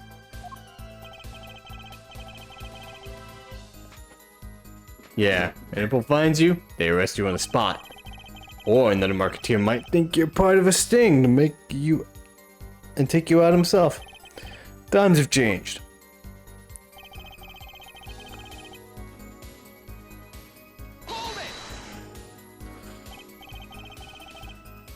But wouldn't scarcity drive up prices? Yeah, and attention. Every gangster and his brother would want a piece of that action. They turn your forehead into smooth cheese before you could say objection. Maybe if we could get them to cut his hair too. Who's on trial here again? Man, you so obviously know nothing about the market. That's a bad thing. Don't even try to mess with me about this stuff.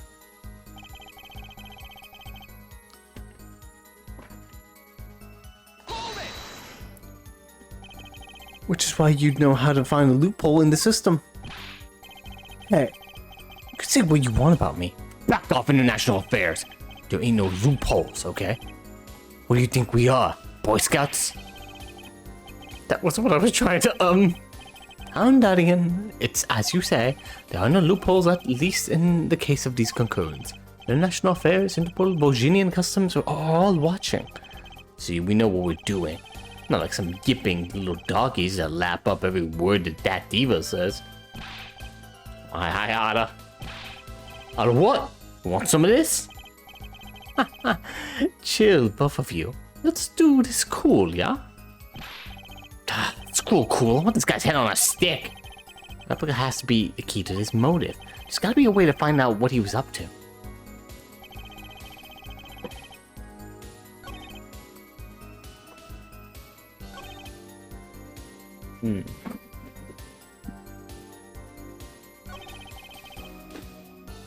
He don't look exactly lucrative anymore.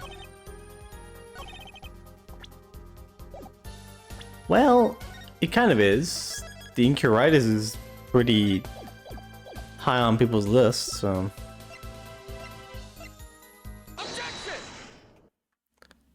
Objection! Why not choose a less dangerous buyer then? I would. How clueless are you? Everyone in the market's dangerous. Second they found out I was a cop, I could kiss my keister goodbye. Why sell to a black market buyer? How about someone like this?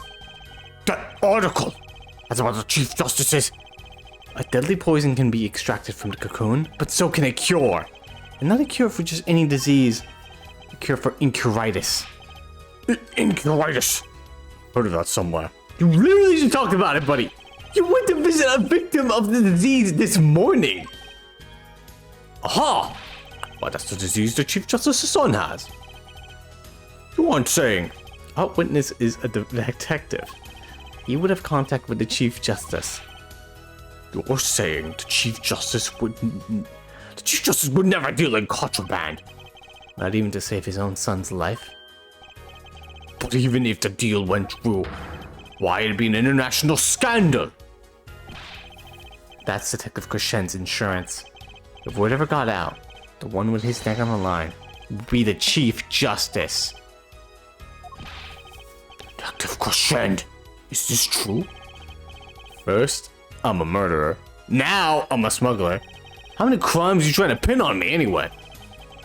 Distasteful as it is to think about, if the Chief Justice were the buyer, why a seller could hope for a better deal. A very cowardly seller. Don't let sleeves over there trick you.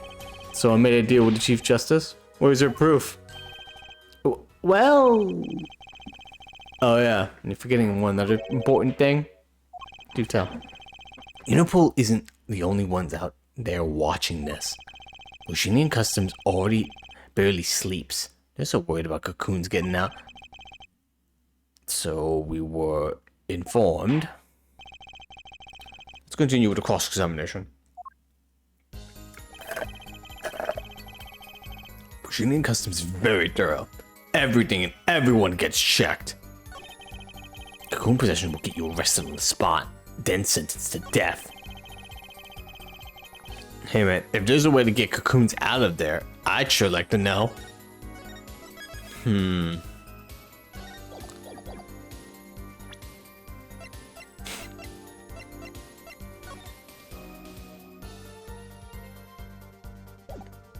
A way to get cocoons out.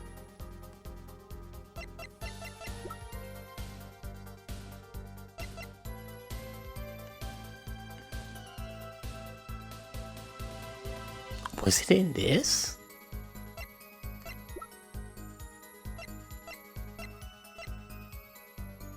If it was, why burn the...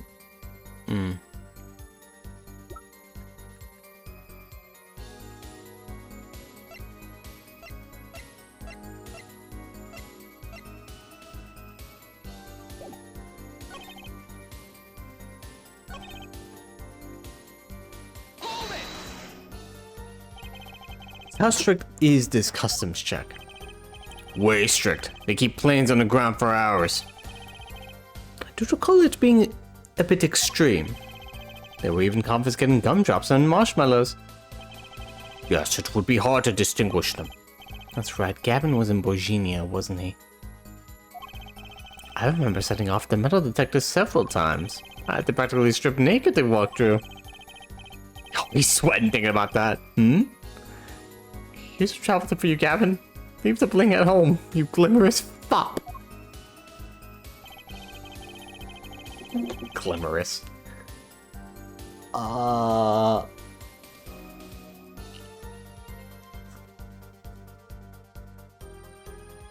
cool position will get you arrested on the spot.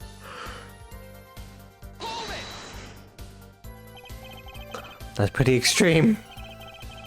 Virginia has this rep as an idyllic, laid-back place. Truth is, they're beyond hardcore with security. Public Virginia is peaceful, pleasant country.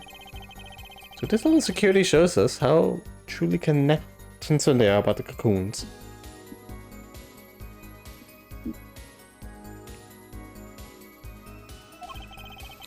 That's the situation.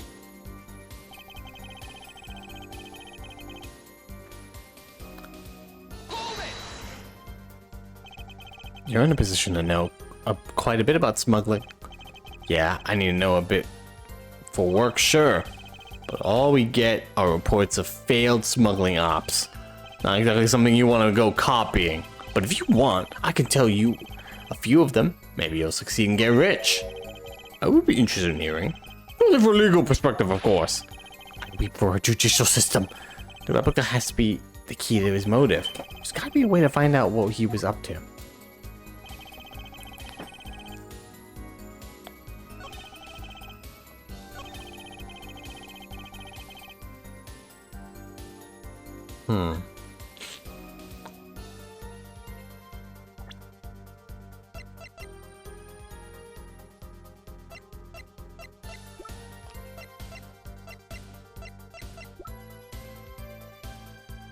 Doesn't mention the lyrics or Lamoir's ballad.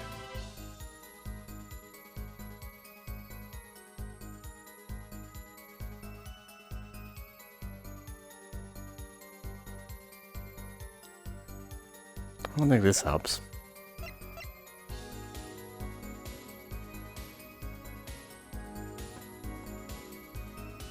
Could this guitar have been in it? Cocoon. That's why they burnt it. Let's give it a shot. Oh my god, it was in it. Actually, there is one way. What? One way to get something out of this country, no checks. What is it? You become a prosecutor. A prosecutor? I don't believe it. Believe it, Prosecutor Gavin. What was it that you told me yesterday at your office? It was a beautiful instrument. It was played lovingly for many years. A guitar befitting a woman like Lamoir. How'd it end up here?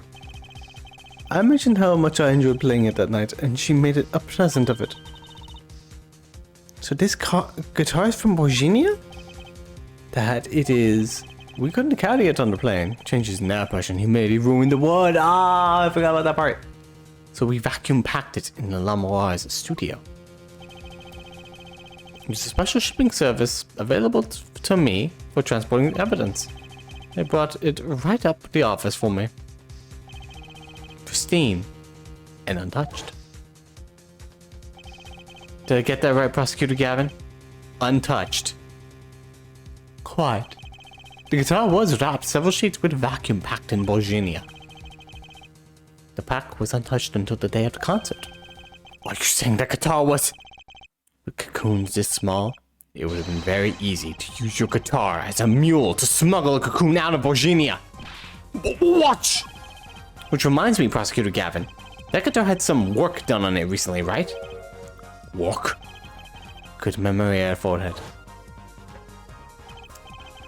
You know how guitars have round holes in the front? It's called the sound hole. Well, they found something attached to the wood just inside the hole. A broken device of some sort. A broken device? Yes, this in fact. An igniter. Exactly. Consider this, if you will. What if the igniter wasn't the only thing that was attached to inside your guitar? You mean? He means this, of course. Oh! There was a way to get a cocoon out of the country. They could use a picky Prosecutor Gavin's privileged guitar as a mule. Do better to do that than someone with access, like a member of the band. Yuck! Flip.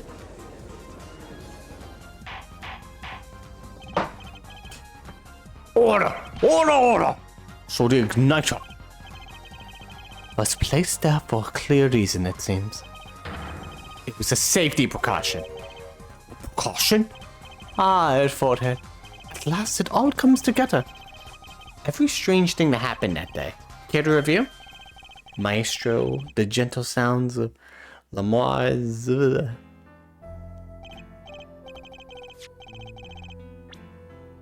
Lamar's ballad, if you please. First, my keys were stolen, a harmless misdemeanor, which forced me to break the lock on my guitar case. The key was stolen to retrieve the cocoon from the guitar. I see. But things didn't go so well. The smuggler wasn't counting on the guitar being wrapped. Only a member of the band could get near that case. Unwrapping the guitar would raise too many suspicions. Then the concert began. Right about this time, a very large problem presented itself to the smuggler. What's that? Mr. Litthouse. Oh! Mr. Litthouse, an undercover agent, was onto something. He would have known about the guitar. He'd only have to check the shipping records. So Mr. Litthouse tried to examine the guitar himself. If the cocoon were confiscated, then the gig would be up. The only thing left for the smuggler to do was to get rid of the whole lot. It's over. Press the switch. Now! The car burst into flames, and the cocoon was lost. And then... Mr. Litthouse died. Will Lamoire dare to witness it? There's your case.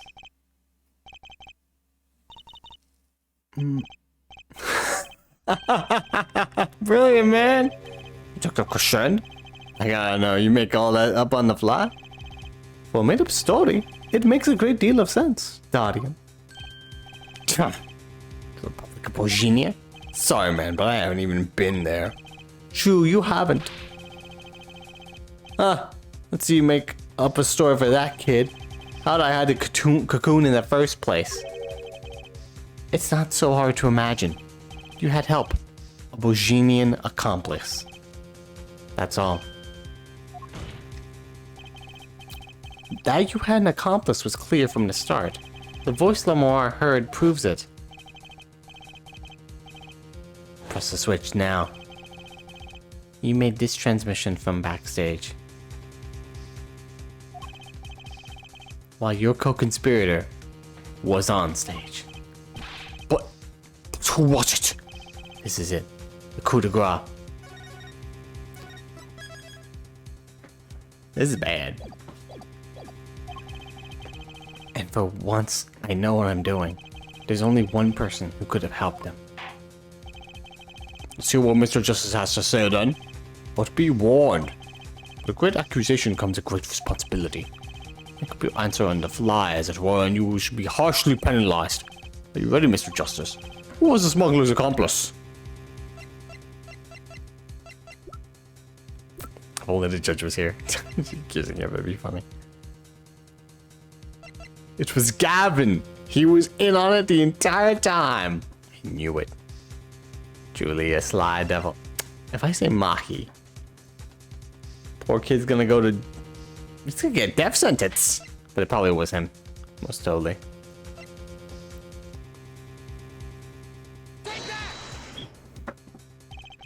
There's only one person who meets all the requirements of the accomplice. That person is defended. Mahi Tobaye. But Mr. Justice, he's your client. Defense attorney accusing his client. That's a new one. I assure you no one is more unhappy about this than I. But I'm here to defend him in the murder of Mr. Lataus. I stand by my statement earlier that he is innocent of that particular crime.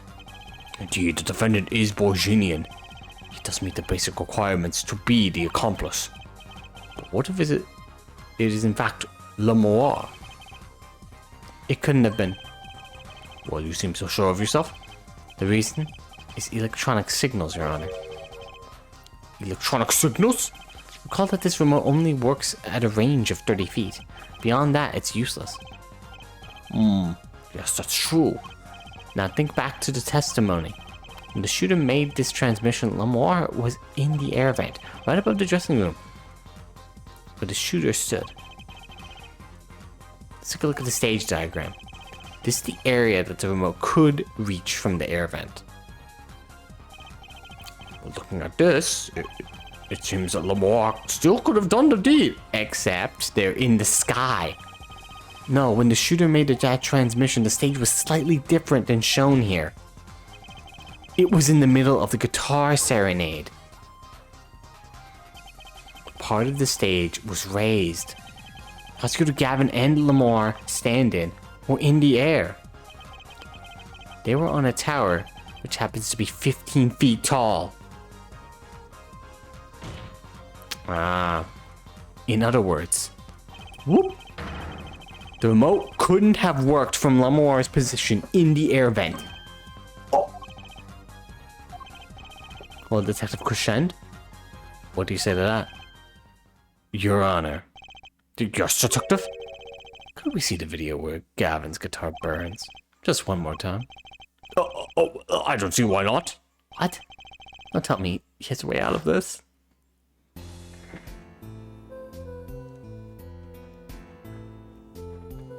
So what else do you want? What more do you need?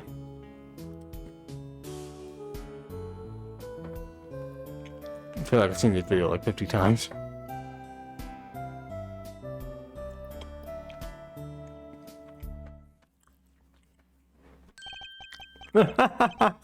Too bad, so sad.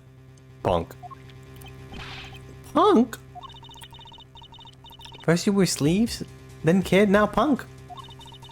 You seem went fast, Apollo. What exactly were we supposed to be seeing in that video? The problem isn't in what we see, correct, Guardian? Right, it's what you hear. We are musicians, after all. Care to explain for us non-musicians? Sure thing, punk. Let me get your yarn straight first. You're saying I ordered the Wii pianist to set off that igniter? That right? Yes. Well, in order to do that, he'd have to press a switch. Am I right? Okay. I'll take another listen. Pay attention to the piano. Piano?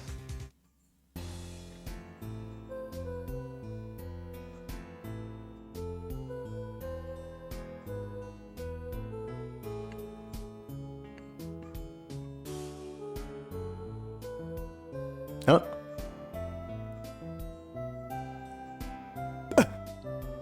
I never really noticed that it's... Oh my god, is that the first time I noticed that the light actually flashes there? I just assumed it flashed when she went away. What seems to be the problem there? The piano sounds just fine. That's the problem. And that's the problem, man. You still don't get it. Yeah, how's he supposed to hit that switch if he's playing? You've got Miss Diva, the guitar, the bass, and the piano and the drums. Only one with her hands free was the Diva. Lamar, But according to you, she couldn't have been the accomplice, could she? Your accomplice would have had a hard time helping out if they couldn't even press a switch. Oh, what if he pressed it with his feet? Put it on the floor and then just like bloop.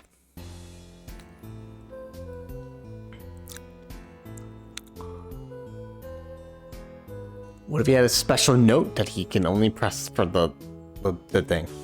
No, wait, then they would be caught. Yeah, the piano plays non-stop.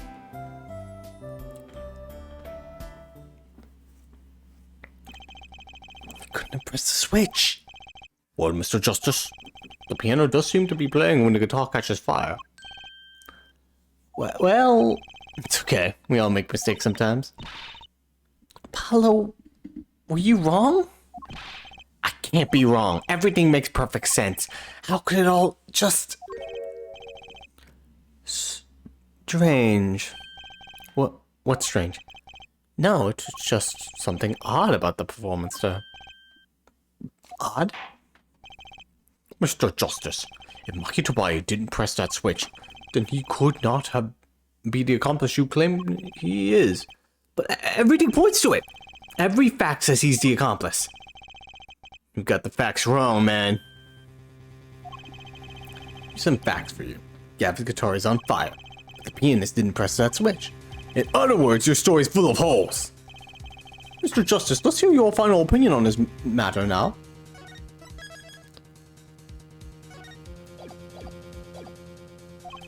Was the defendant Maki Tobai the accomplice? Your answer will reflect everything you've said here. Give it some thought. Hello, if Mahi's not the accomplice, then our whole case is ruined. I know that. It has to be him.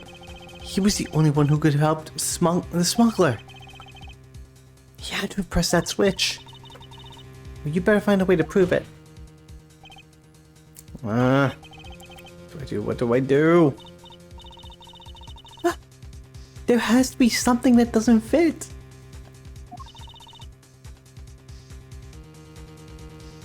Something odd. Something odd. Wait a second. Wait, you thought of something? What's Gavin just saying now?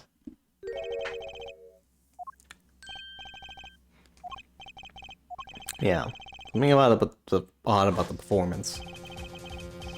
It's not much to go on, but it's all I've got.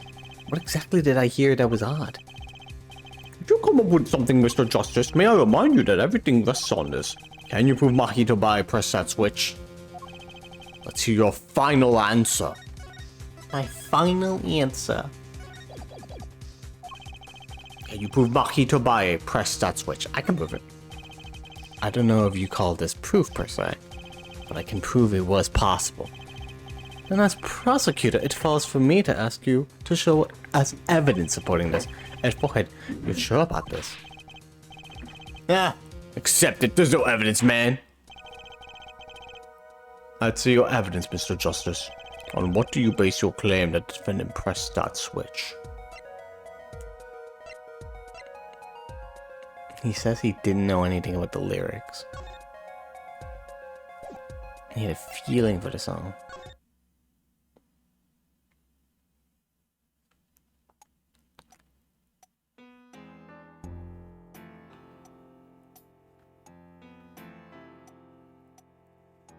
That's right when this comes up.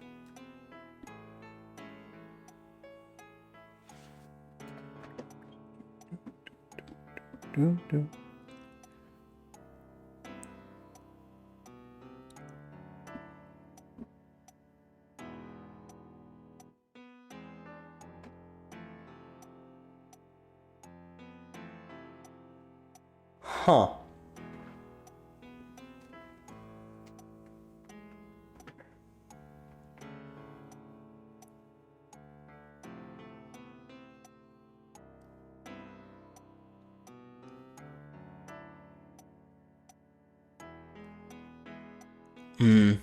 It did sound like he did go hard in that beat.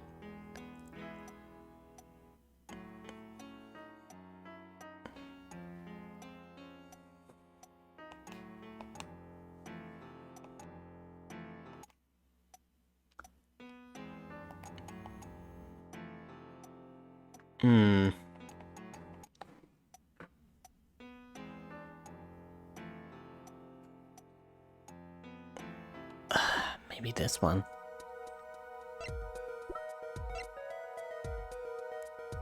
This is difficult.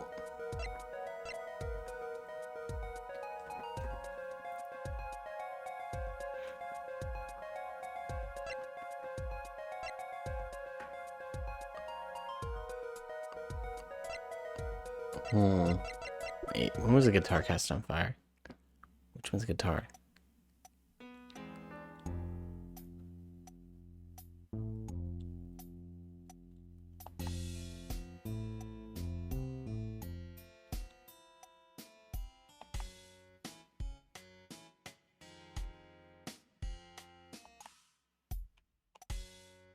Doop doop doop doop doop doop. It's a guitar, right? Yeah, if catches on fire.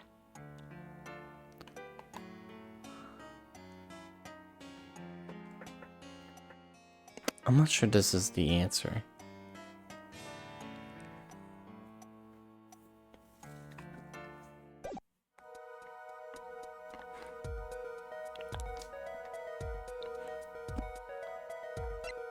Defendant hit the switch somehow. Whoops. Stage triggers the igniter.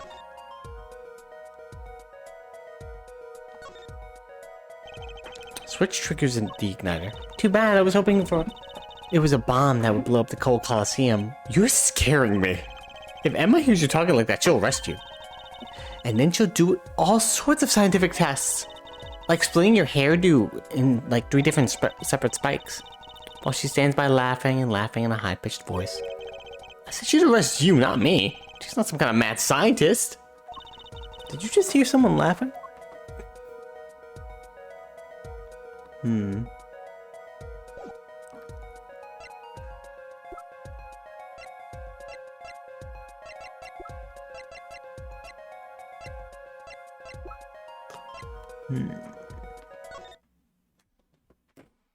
Let's see. Now that's...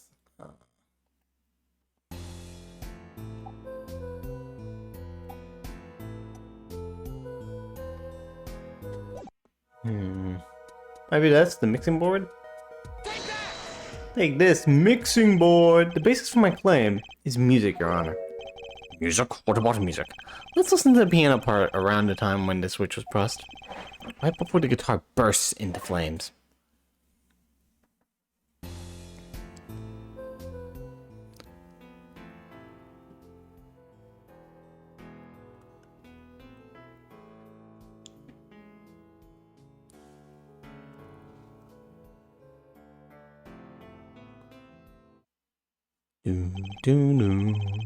I hear a piano being played. What? Doesn't that sound kind of simple? Simple? I think I know what he's suggesting.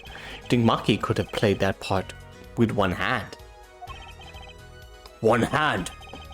He only needed one hand to press that switch. You could play the piano with the other. Huh. So what, you're some kind of piano savant? Not really, actually. Actually, no. Then what do you know? You can't play a part like that with one hand. Maybe. I don't know what I'm talking about here. Wait, I know. Hey, Trucy. Yeah, you got something? Mr. Wright, your father. He's a pianist. Could he? Oh, Daddy? You can play a part like that even if he had 3 hands. So sorry. So sad for you. No, not really. Huh? That was just the easy way to prove it. It's always the hard way. And how are you gonna prove whether he played it with one hand or 2? You can't. I admit, it will be very difficult to prove.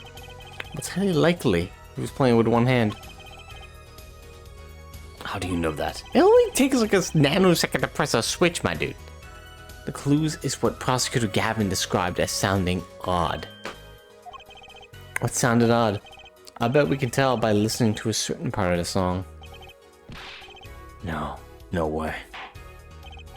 Well, it seems we've come to a moment of truth at last. Let's hear what Mr. Justice has to say for himself. Show us the part that proves the defendant was playing with one hand.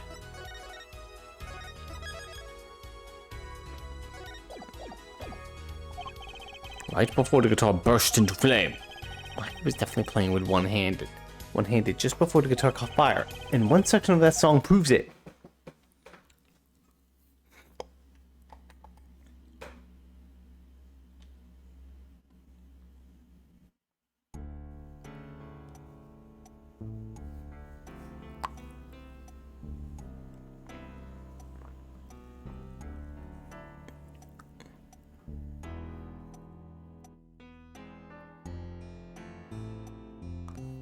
Da-na-na-na.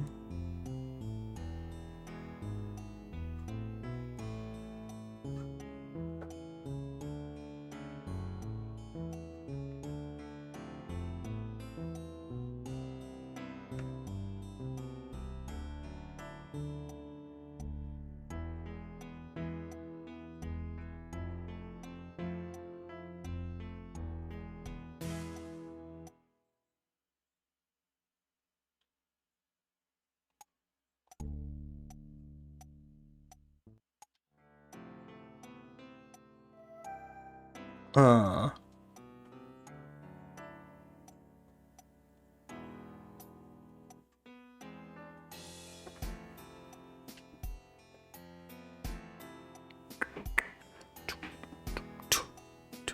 Maybe this one.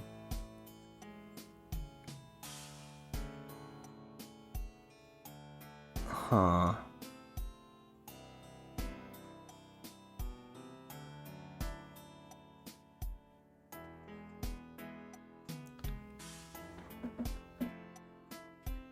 Could we just present this again?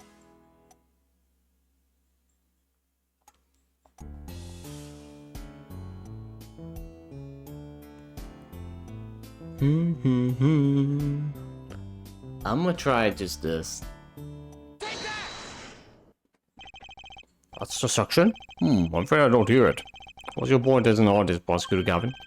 It's a beautiful song, and the lyrics are outstanding. I'll take that to mean it isn't a problem with the section at all. Wait, so what was the odd thing that Gavin heard? The switch was pressed in the first half of the second verse, right? I know, I just need to find the place compared to that.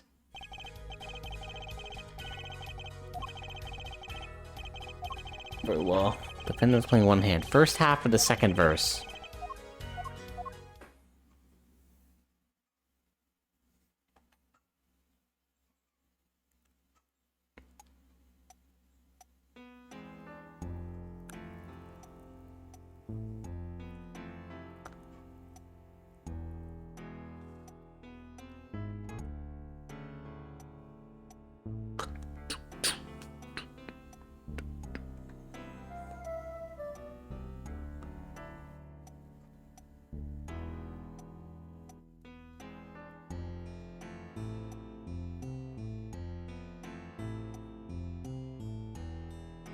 Huh.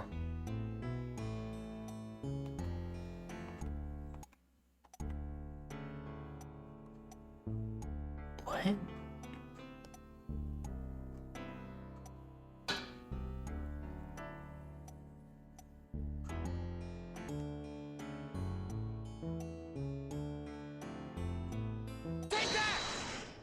What is this?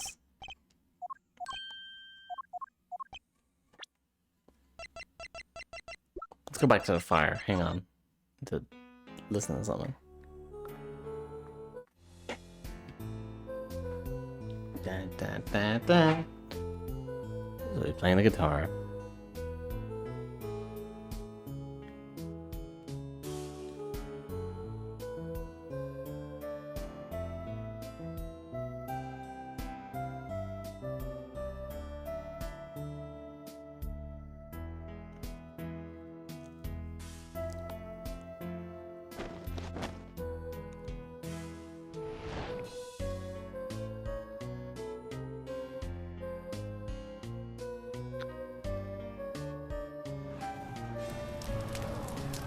Yeah, I caught on fire.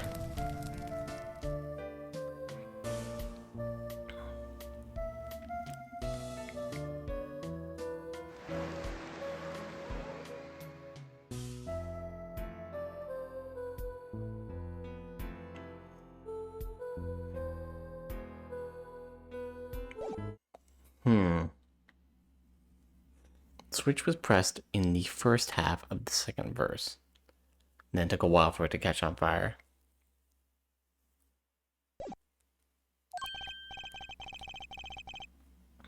I just need to find a place to compare it to that.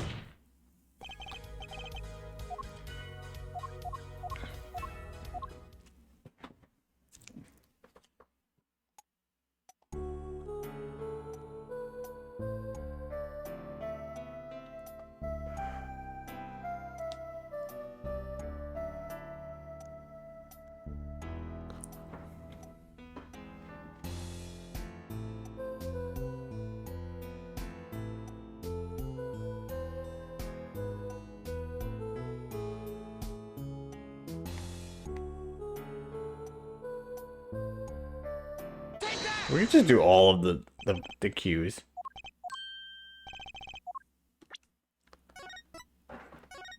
No, just keep going. I'm confused. It's hard to find what they want me to find. I go to the base yet?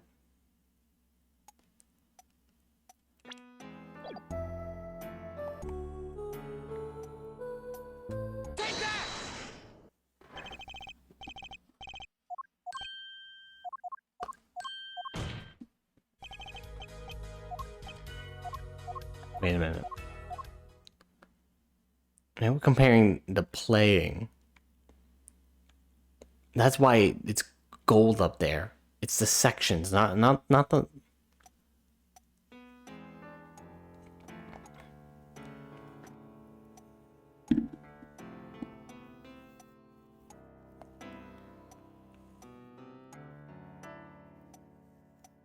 Dude.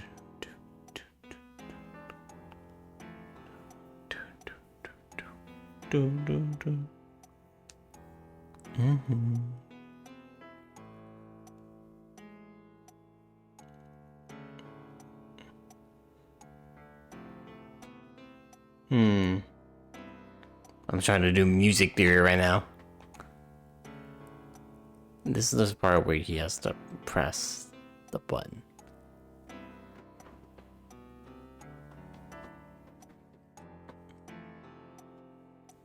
Do do do do do do do do.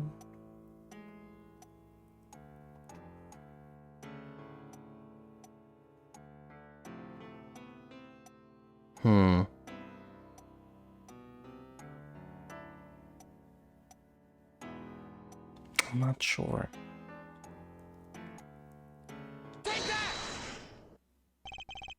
That's the section. Oh man, I'm stuck on this. I have to. Oh, I don't have to load. That's at least not. I think they realize that this is a part of the game. It's a little difficult. That's why they don't even give you penalties for getting it wrong.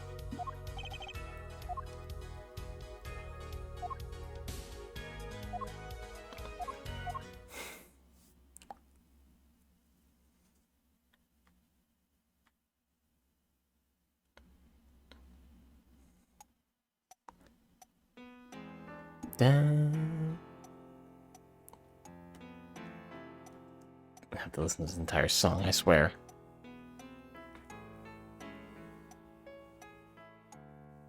Do do do do do do do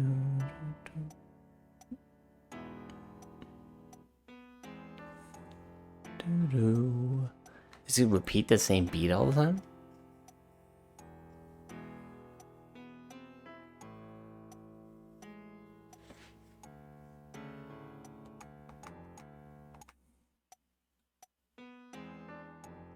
What about this section? Prosecutor Gavin, I'm sure you realize by now just what it was that sounded odd to you. As I'm sure you've realized yourself, Edward. I think my guess is that it sounds really good in the first section. It's like dun dun dun dun, and yet in the second section it's a more simple ballad. Realize what? I'll demonstrate.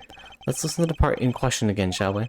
Pay particular attention to but a fleeting melody phase.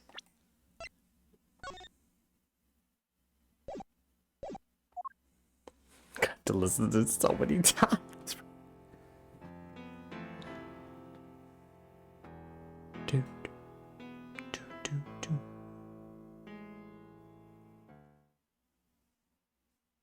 Do, do, do. Man. How many times do we have to listen to the same thing? To be honest, that is my same question. You're right. Enough of that.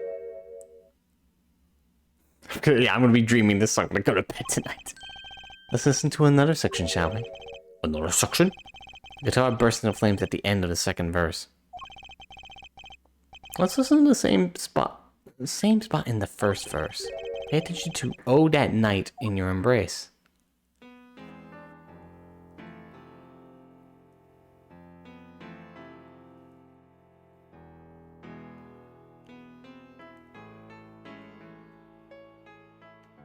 Yeah, he's styling it in the first one. But in the second one, he didn't style as much. Play verse 2 again. Almost as if it was preoccupied in the second verse.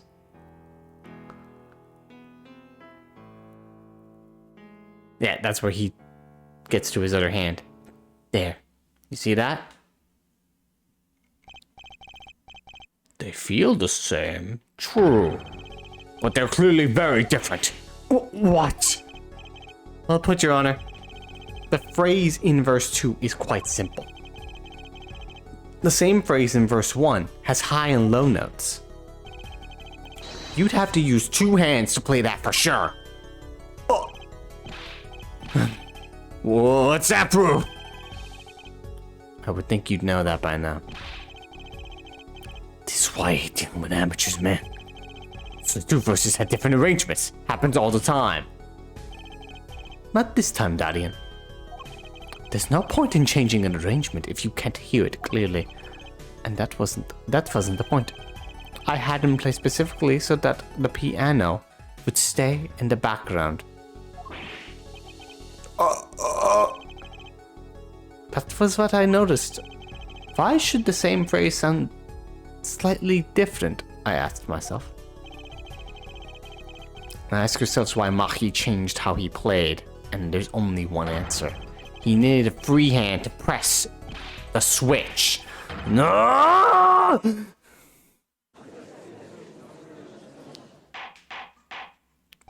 Fucking go. Order, order, order! I believe this ties all the facts together. Well, Prosecutor Gavin? Yes, quite. Though personally, this comes as a terrible disappointment. Why not come back? Can't believe it, I finally did it. I shut him up. No, he's still got something. Very well, barring an objection from the prosecution, I will now state the court's opinion on this matter.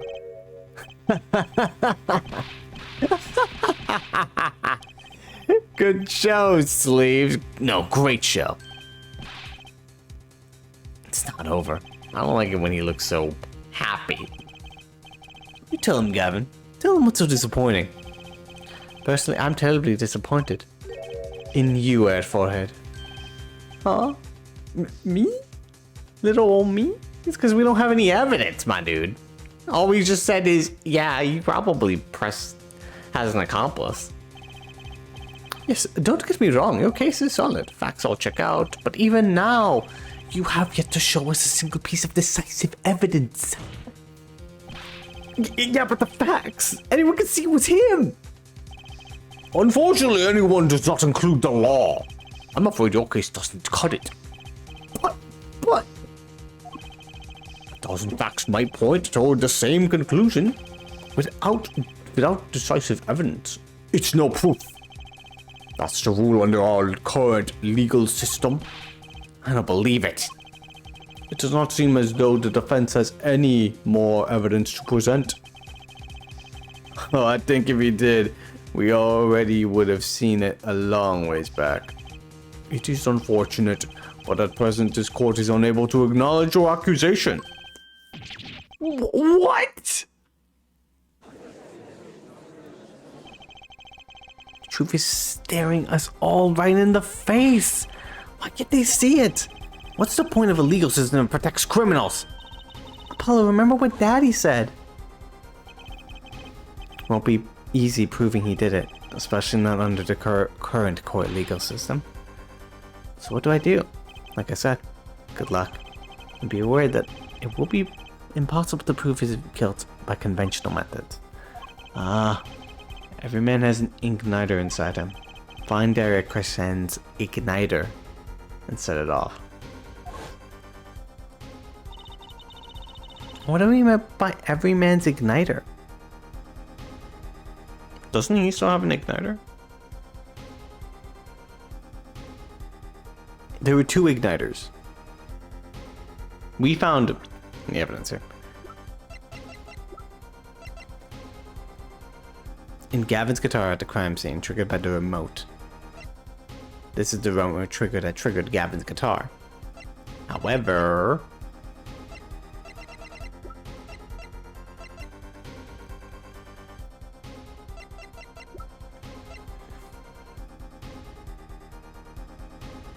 found on stage triggers the igniter within 30 feet.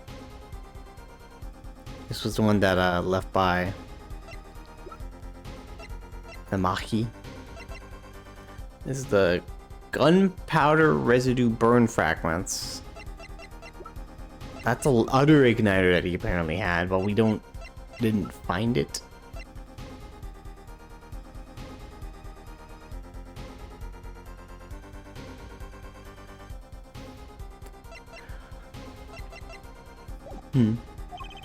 I think he just meant a weak spot now. The kind of thing that a single spark could turn into a wildfire of emotion. I won't be able to press him further by conventional means. I've got to find a weak spot in this guy. Something fatal. So, can I get back to work now or what?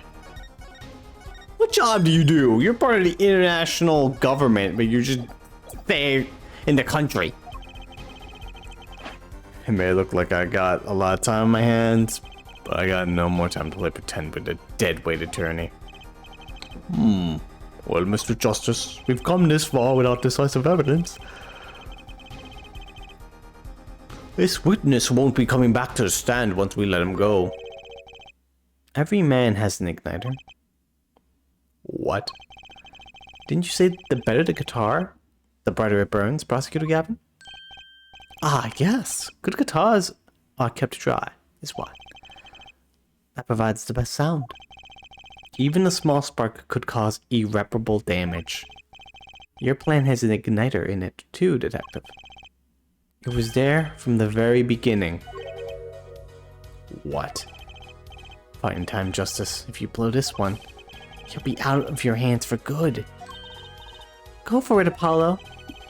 What? And this igniter is supposed to come burn me up? It's almost poetic there, Mr. Attorney. All the better. I'm rather fond of poetry. And I intend to hear this one throughout the very end.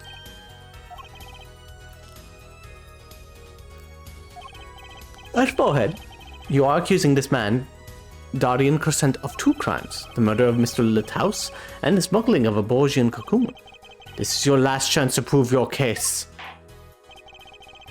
The trial has already run on far too long. But damn is long.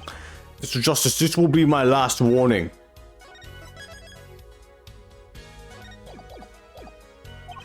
The moment this igniter of yours turns out to be a dud is the moment this cross-examination ends.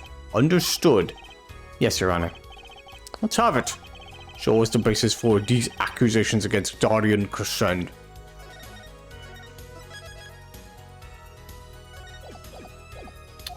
Okay, this is really my last chance. The key that will take apart Darian Crescent's plan is... Oh, evidence or a witness?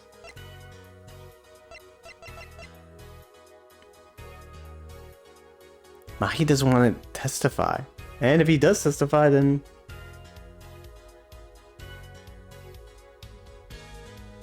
But he's the only one.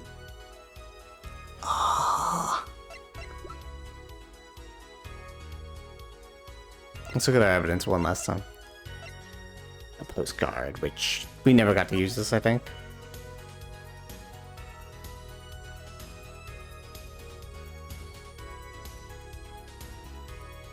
It's just a fun little postcard.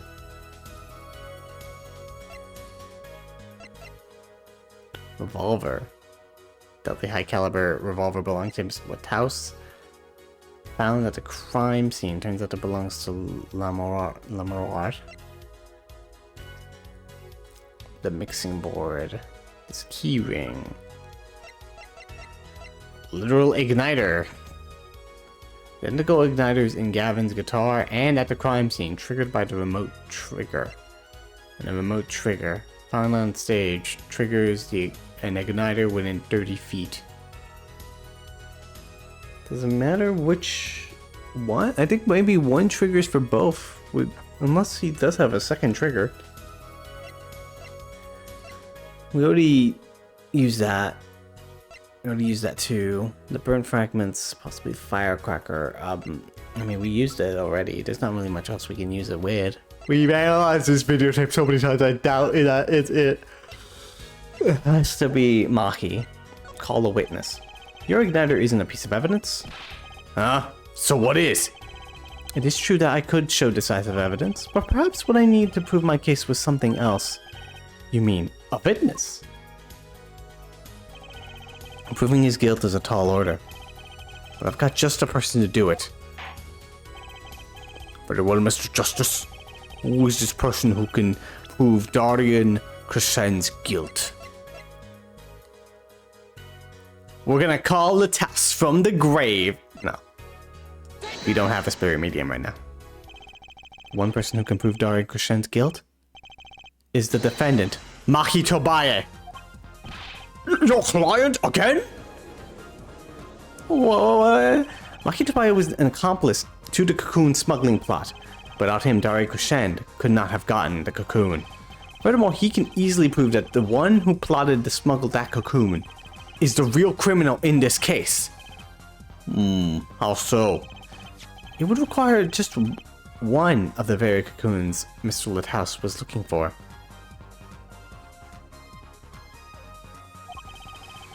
With the cooperation of the Republic of Borginia, we could burn a cocoon.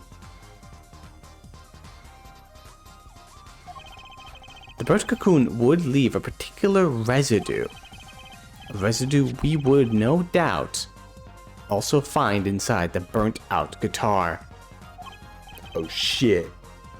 Aha, very scientific of you.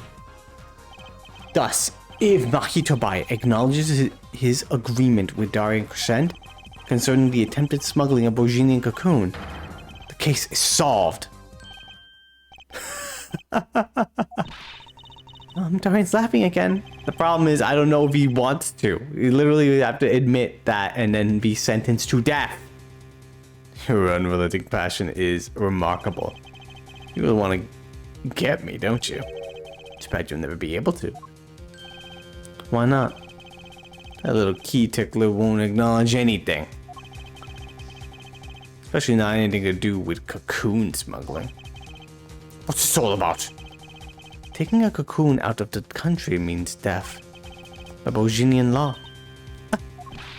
Yeah, see?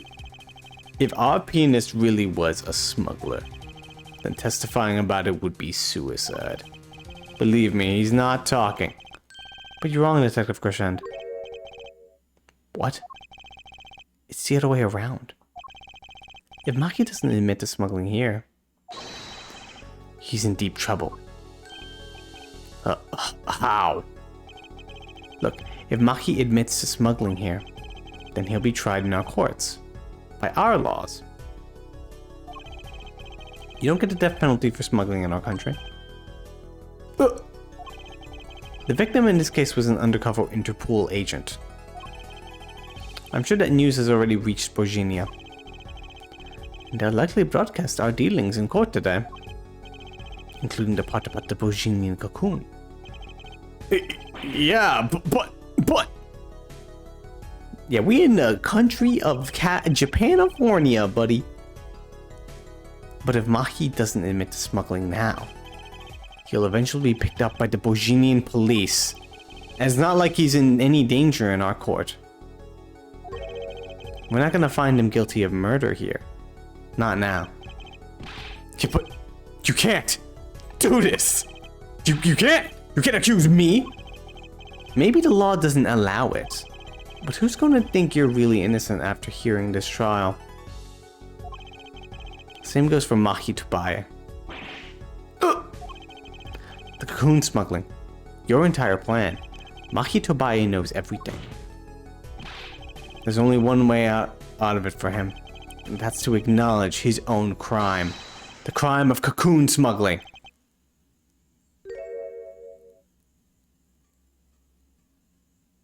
Is he good? Don't worry there.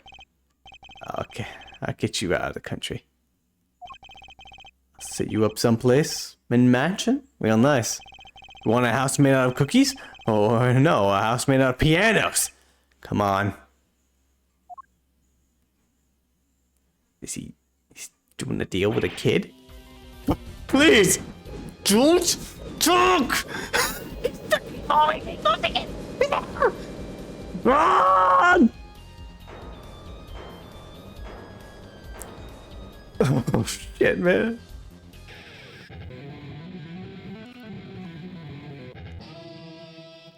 Bam. Darian, I consider that my last session with you. We rocked.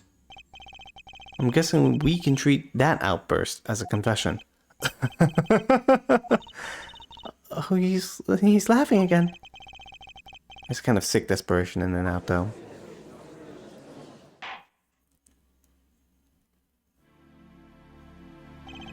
Well, have you been listening to today's trial? Yes.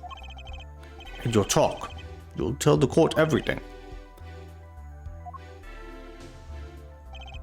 I didn't want it to turn out this way, but I'm not the kind of lawyer that can overlook a crime. Today's trial was all for your benefit, you know. I see no reason why you should hesitate now. I knew. From the beginning, I knew. Maki? Situation I cannot explain. But money I needed. Very much money. Today's trial raises a delicate issue with our legal system. The only thing definite in a court of law is evidence. This is the golden rule, however. It has become apparent that not all things can be tried by this standard. In another case of this sort surface, we may need to consider an alternative system by which to administer justice. Anyway, Mr. Maki Tobaye?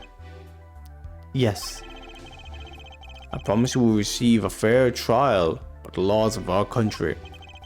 With regards to our current charges for the murder of Mr. Lataus, this court is prepared to announce a verdict. His eyes! Thank you. I only lie, but you see truth. You find truth. That's our job. Very well. This court finds the defendant Maki Tobaye not guilty. Yeah, company.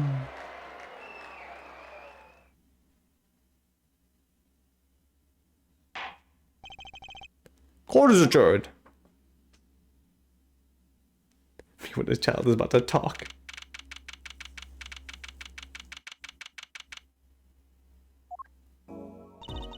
I wonder what'll happen to Maki.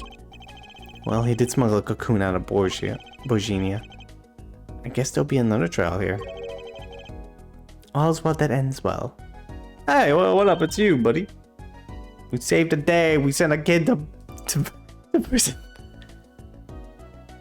Daddy! I owe you both my thanks. L'amour? Ma, is something wrong? I'm sorry. Maki was your partner. On stage, your friend. Yes, I thought of him as my own son. Even now I do. Yet, something got a hold of him. Something evil, I see that. I'm pretty sure he tried to get the cocoon. And he must pay for what he has done. Is that how it should be? I'm still sorry. Do not be sorry. You have given me courage. Courage? I'm considering an eye operation. It was my suggestion, actually. Oh, wow. You mean you'll be able to see again? It's funny, I have always been afraid of the light. Light seems so harsh, so unforgiving. According to the doctor, Lamar lost her sight due to some kind of accident. An accident? As you know, I suffer from amnesia. I feared that if I could see, perhaps it would open my eyes to the truth that I have been running from. I was scared. You know that? What changed your mind? You didn't get a fence in there today. She could feel your gaze, unwavering, always looking straight at the truth. If the light returns to my eyes, I think I will take up painting. Painting? It's right. She's a landscape painter and sound, after all. I will paint the two of you. I promise. Woohoo! I can't wait, Lamar. I owe you my thanks too, Apollo. Thanks, Mr. Right, but for what? You reminded me I need to hurry things along. On my secret mission, that is. Right, your secret mission. Apollo, Trucy, I hope that we will meet again someday soon. You bet, me too.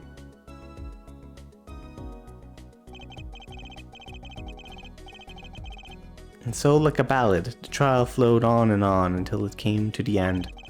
Thanks to the trial, the guitar serenade was a huge hit. Prosecutor Gavin's even more dazzling to look at now. There's something I want to say to that guy. Next time you write a ballad, have them catch the killer at the end.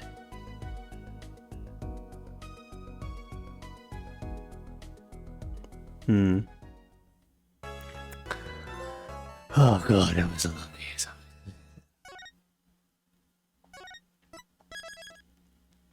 We did it. No. That is it. Wow. Yes, that case was very long. Lots of twists and turns. I think it does suffer some slight issues with the whole